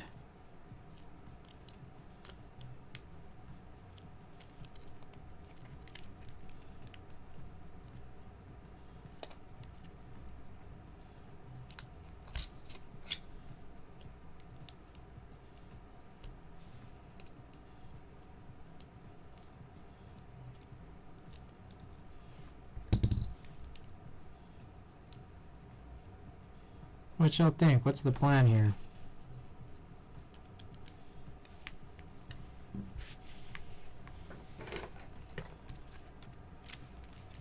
I can't even reasonably check this without... I have to unscrew every single one and then like lift it off, I think. And then like only then can I actually check.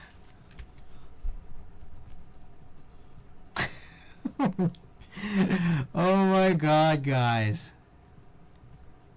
This stream was not supposed to take this long. It never was.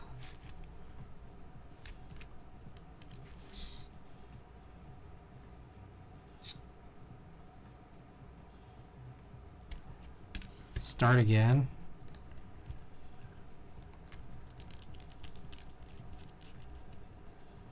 Okay, that one was easy to actually remove. That one looks normal.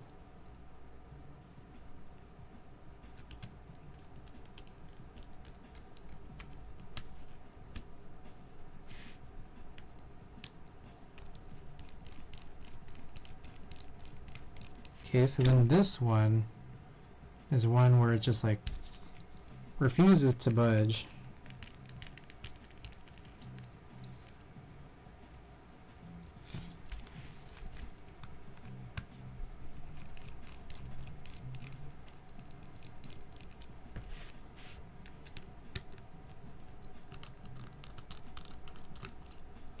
I wonder if the ones that refuse to budge are shorts.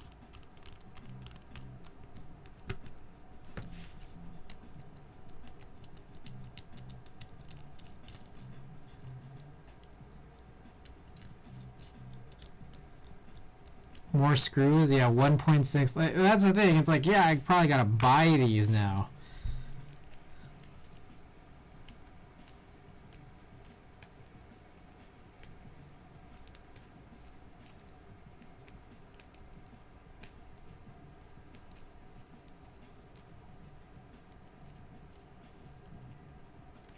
Bro, I was just like, I can't remove this. And I'm wondering if the ones I can't remove are the shorts.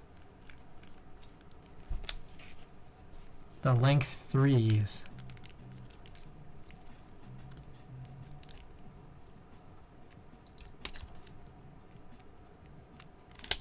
Or maybe...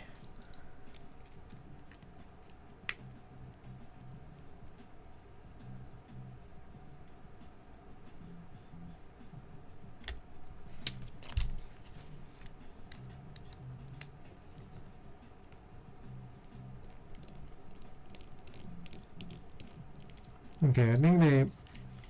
Yeah, this one's also normal. The reason why they can't be removed is because I think the other sides weren't tight enough.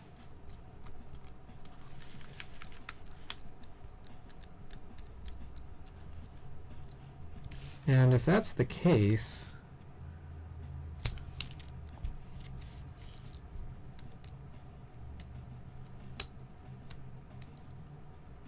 Solution not just to tighten this?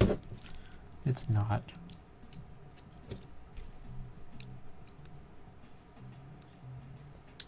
Wait, what if I loosen the other side? Because the top side doesn't really matter that much. The really bad instructions at least told me which size you need. Yeah, but hold on, I got an idea. What if I loosen the top side so that the bottom side can be screwed in all the way? And then just have the top jutting out. Does that make sense?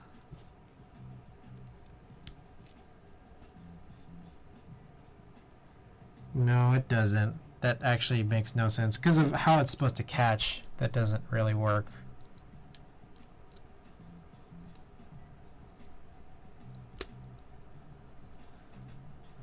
I mean, it kinda does. But it's just like, it just seems really goofy.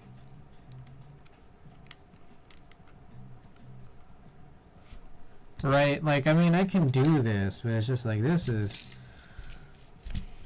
like next level stupidity, I think, at this point. Which, I mean, I guess that's what this stream is all about, right?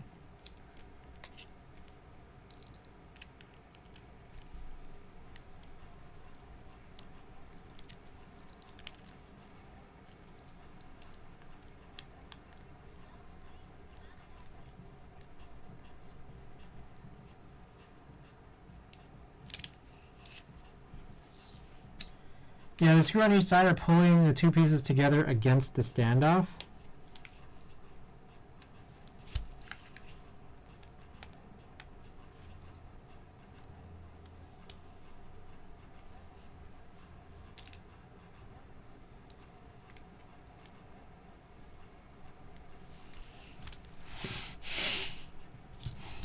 It kind of worked on this side, I think. Kind of. Barely. Vaguely. Not here, though, I don't think.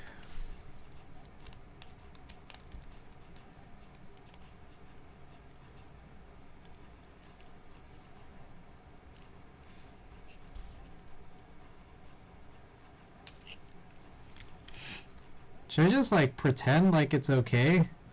If it's not, like, extremely tight in these spots?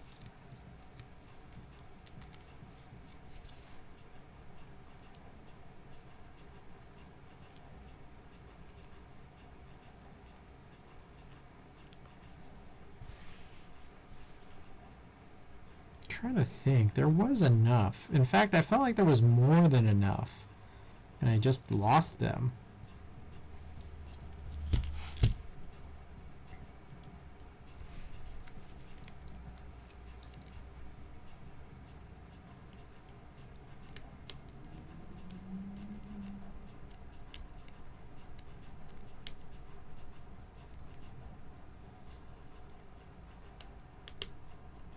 Oh shit.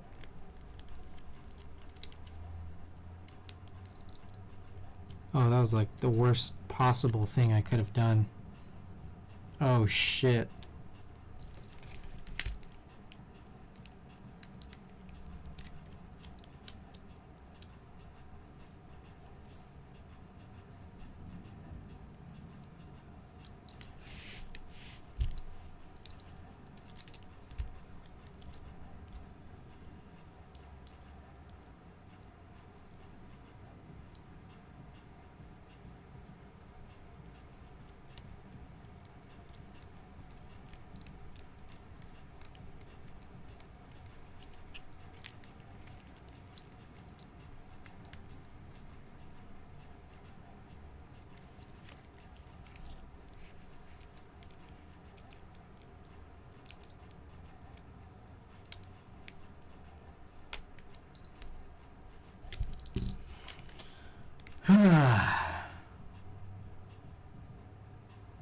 Okay, so, alright, I'm just gonna, for the purposes of this video, or this stream, here's what I'm gonna do. I'm gonna search for these screws off stream. There's 3, and I'm just gonna point them out in this VOD. The first one is this one, which, from the back side of the PCB is, like, left of the spacebar. The next one is above the spacebar, and then the last one, I think, is this one on the very right, bottom right, but like on the side. So this is closest to left shift and control. Those I think are the ones that are the most egregious. Those are the ones that are just wrong, as I understand it. So I'm gonna look for these screws off stream, and if I don't find them, I'll probably just buy those from McMaster. Because I think it's time to just assemble this. It's just the truth. I think it's just time.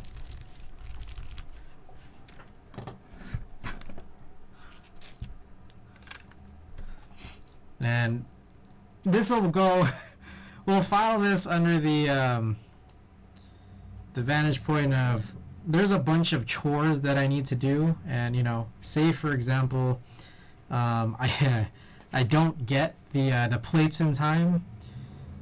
Chores among 35mm photo scanning are the things that'll hold me over.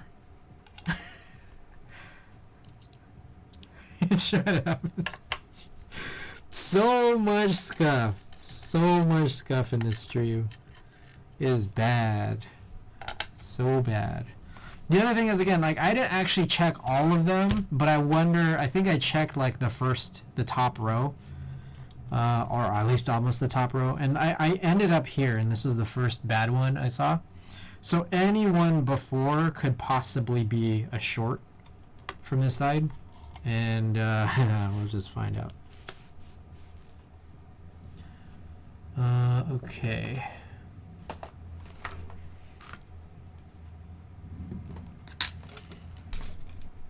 Nothing in here.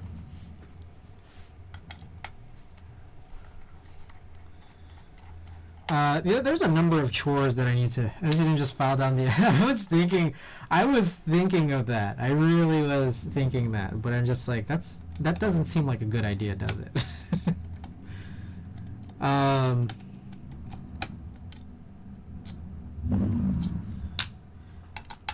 was gonna say some.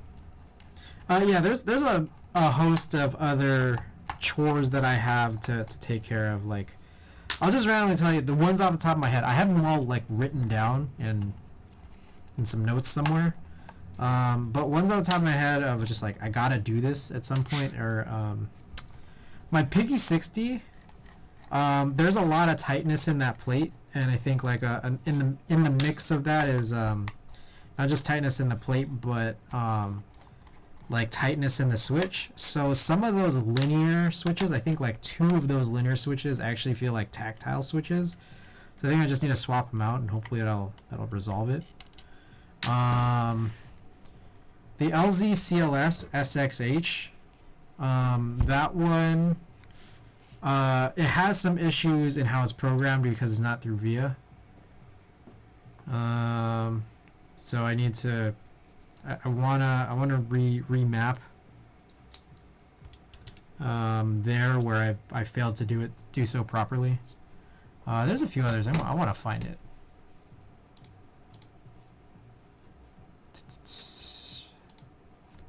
Oh, the Lidster, the one that Kiwi was helping out with, I think he may have made a mistake, or me, and then I also on top of that made another mistake. It seems like he didn't solder in the left control, and if he did, then it's a bad switch. But then it uses plate bound stabilizers, and one of them, like, I missed the hole where the wire inserts, so oops. I've been meaning to do this whole situation with this KMAC Happy Win key, and that's like a whole thing I wanted to sort of talk about and address another time. This PH60 has a lot of issues. I need to get some helicoil, I think, for example. I need to get some helicoil because one of the screws are stripped and there's no hardware insert, so I need to put one in there. And on top of that, like, the switches are, they're Pro Worlds, and they were, 2 of them are just bad, but in general they're inconsistent, so I think that might just deserve a rebuild. Aksara, I think the one that we just had built with the oolong switches, one of the switches is bad. It's like it's got kind of a double tapping issue. One of those switches I have a problem before you built the board, you picked the least egregious of the tactile linears. I feel like that was the case, but I can't 100% remember. I don't 100% remember.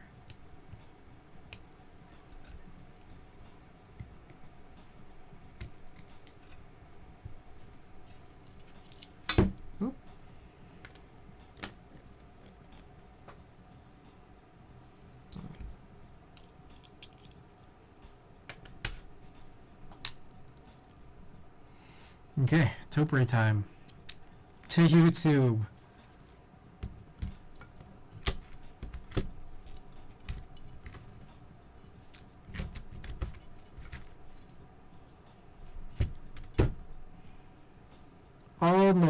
Almost mistook this for the Pandora, because I was just like, where's the in my head I was like, where's the 3rd JST? But the Pandora is the one that has 3 JSTs.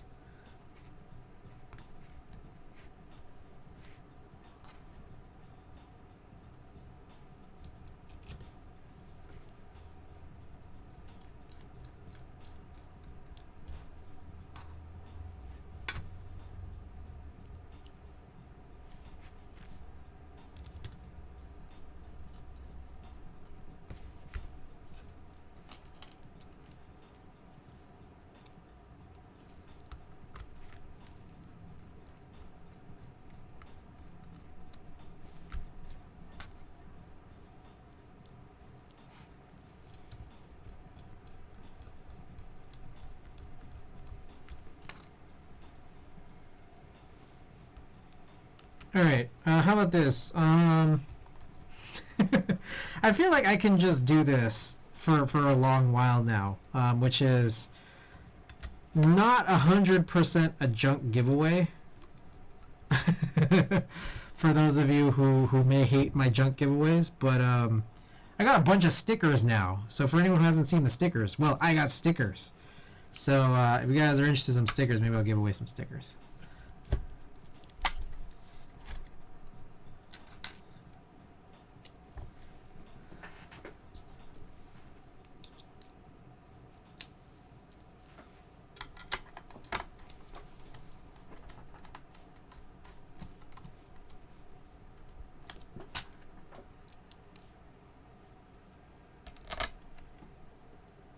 Fuck, I missed like 2 screws in there. Hold on. Oh my god, this scuff. I gotta get in like some type tests. I'm probably gonna do like not as many type tests as usual, because I gotta get in a type test and then I gotta get in a giveaway, and I have no clue whether or not Marbles needs yet another inexplicable update.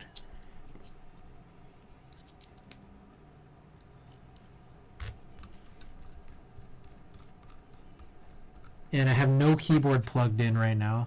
Screws are not... Oh my god, these screws are mortal enemy. I feel like Sideshow Bob with the rakes.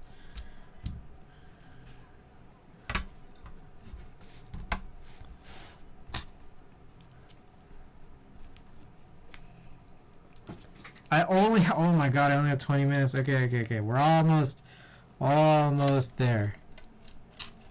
Watch, I do this. Fuck, you know, fuck. I think there's a chance this like needs to be like reprogrammed. I think it was part of those instructions.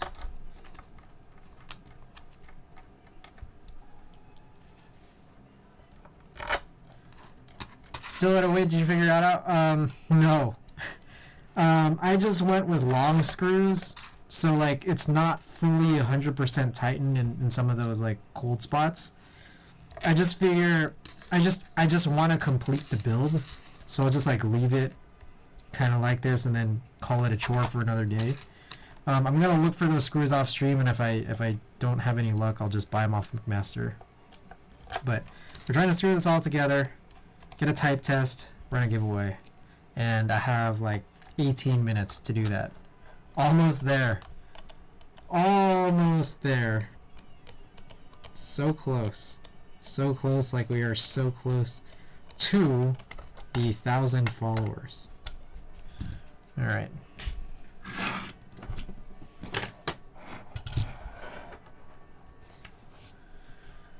Ah, shit, I need keycaps. Should I just type like this with no keycaps on?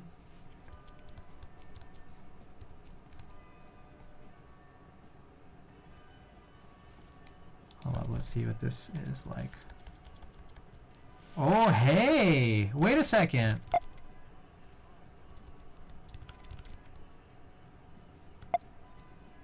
Wait, no, you don't need to reprogram this because, like, it's in the daughter... No, it's not. I don't know what I'm talking about. But one thing I notice is almost everything is right, I think, even on the first layer. But the second layer is all wrong. So, oops. You sound like muted. Why did I mute?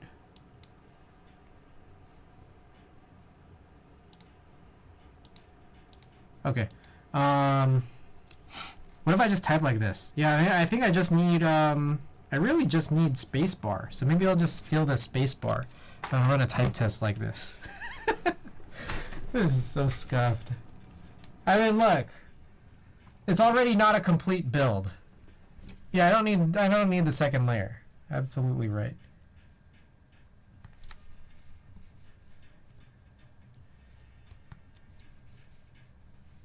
Fuck.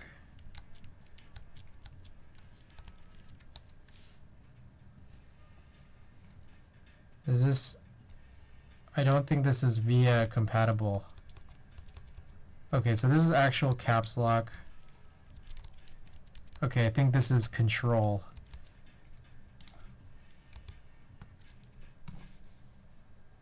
Alright, I'm gonna open up Marbles.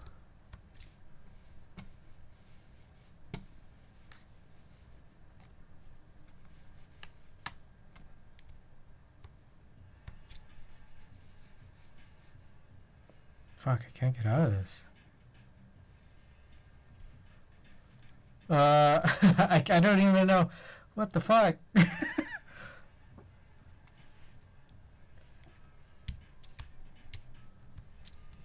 There we go.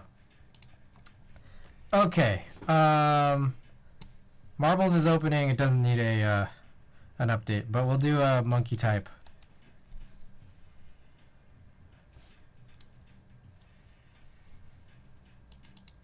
I guess maybe we'll run a prediction. Backspace is in the right spot, so that's promising.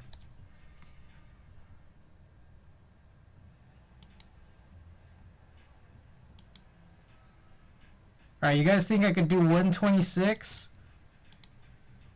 2 minutes. 2-minute prediction period, guys. Get your predictions in. All I'm gonna do is get this space bar.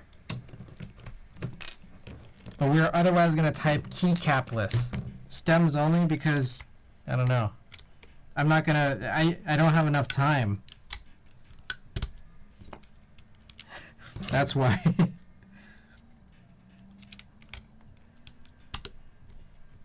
Oh, that ain't good.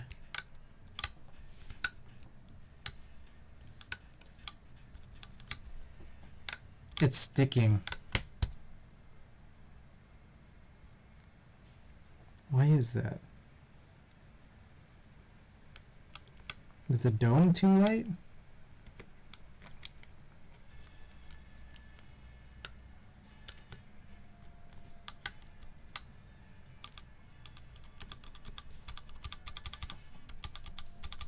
It's like clicking. Okay, so it's not sticking anymore, but it kind of has this clicky situation going on.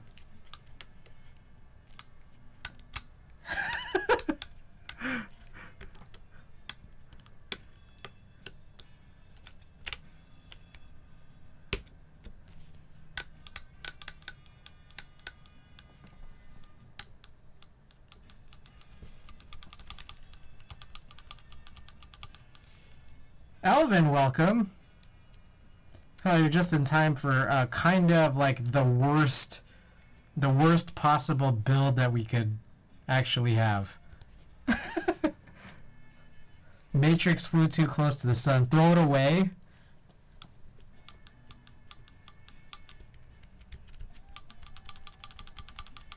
Yeah, this confuses me. I'm not gonna lie. Alright. Prediction period's over. I don't know who did what, but we're just gonna get right to it.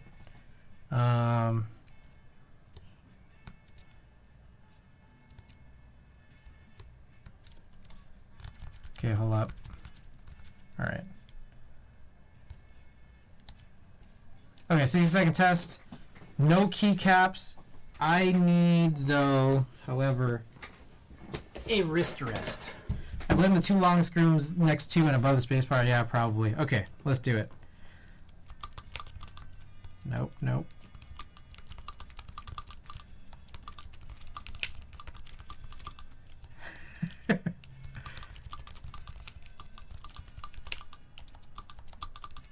No.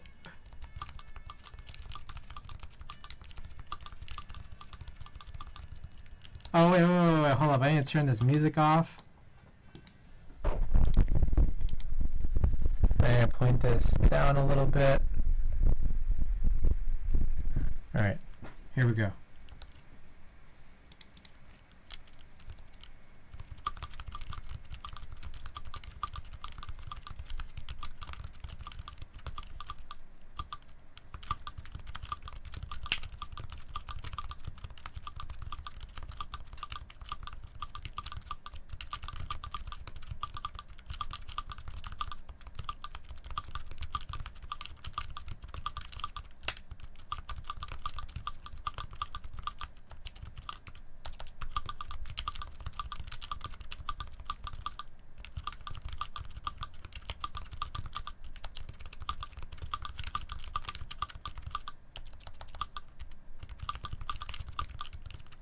No!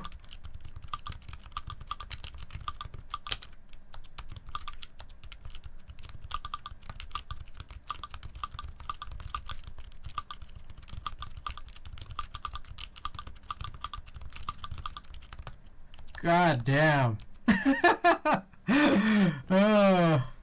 It's hard because you have to be... Okay, for one, there's some weird situation going on with the spacebar.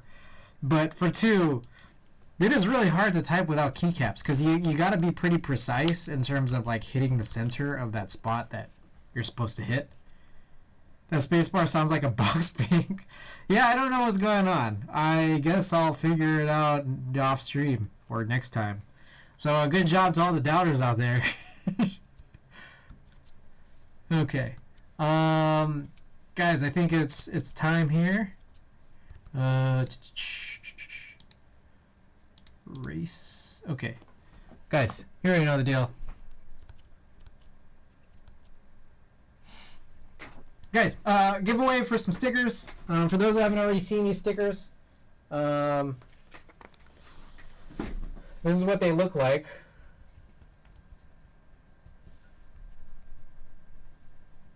A hollow Cool S and a hollow Cool 3D Cool S and a hollow Cool S Alien.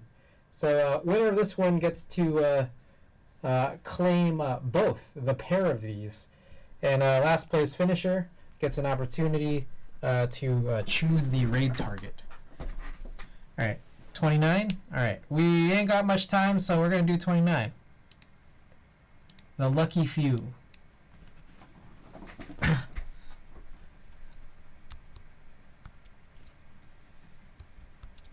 Alright guys, like mentioned, as usual, if you aren't already following, make sure to follow. If you like what you see and you want to participate in this giveaway, we'll do a 2-minute countdown. Follow. We're so close to 1,000. Hey, shouts out, by the way, I think I totally missed this, but Cloud Murder, thank you for the follow 31 minutes ago. Yes, please, if you guys are out there, haven't already followed, hit that follow button, and then also hit that exclamation play command if you want a chance at some stickers.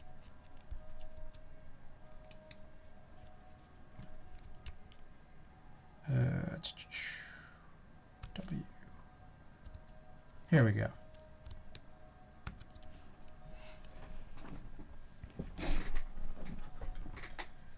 Oh, 6 hours, can't even believe this, man.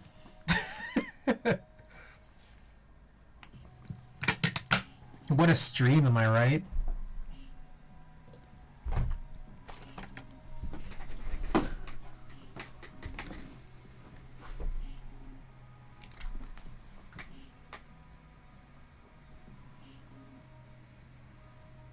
I'm gonna be looking for these screws in the meantime. See if I come up with anything. Holy shit!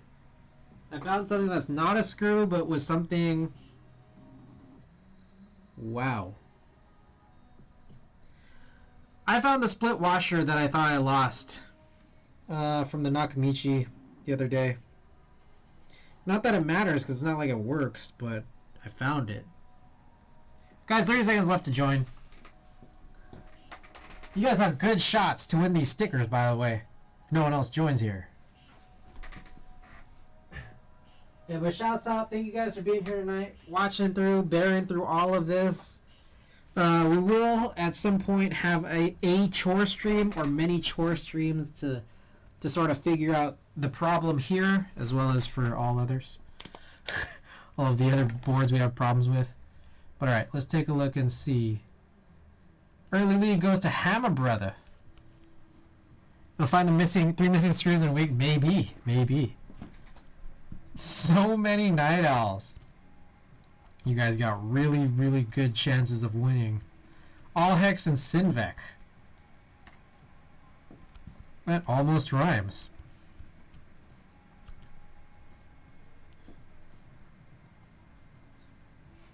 Let's see. AO Spring Roll, Frank and Hammer Brother trailing, but All Hex and Sinvec look like they're in real good shape.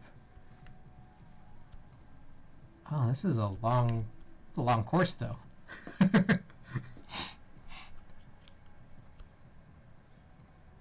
Sinvec taking this lead, but we do have a number of obstacles as well as, you know, the inexplicable gravity of marbles.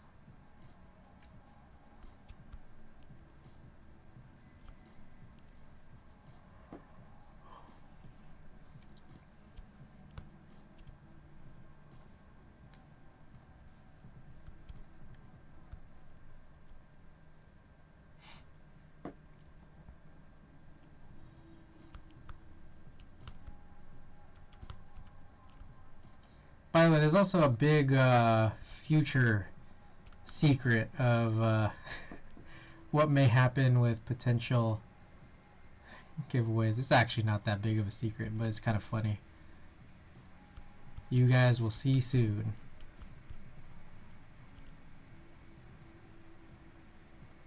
Sinvec still in this lead. All Hex just trailing right behind.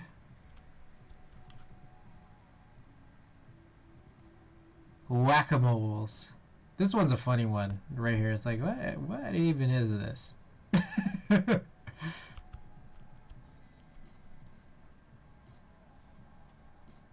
Oh, Sinvec made it through.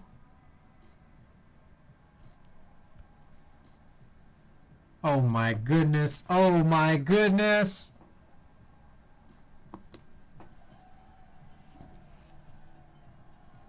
Sinvec with the win. The marbles race win and the opportunity to claim this pair of stickers. The Cool S Alien and the 3D Cool S. Meanwhile, AO Springroll, Frank, Hammer Brother still racing for last place and the opportunity to choose the raid target. No time for reroll, autoclaim. We got like 4 minutes left.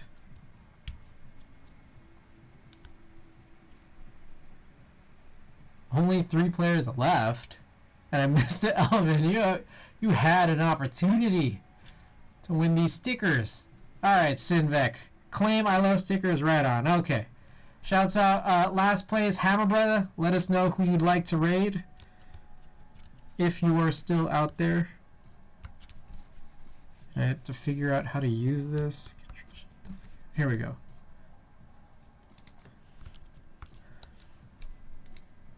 I'd rather pass it off to Frank. Let's see who's online.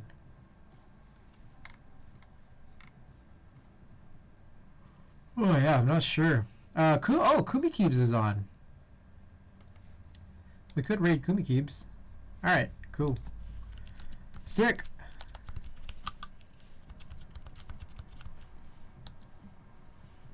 All right, guys. Until next time. I don't know when it'll be. I would say it's probably gonna be Tuesday. So until Tuesday, thanks so much. Oh shit! Wait, no. I'm out Monday through Wednesday next week. So I'll be back. I think probably Thursday of next week. We'll see how things go. But appreciate you guys being here. Good night from San Francisco. Send a raid message of some sort to Kumi Keebs. And good night, guys.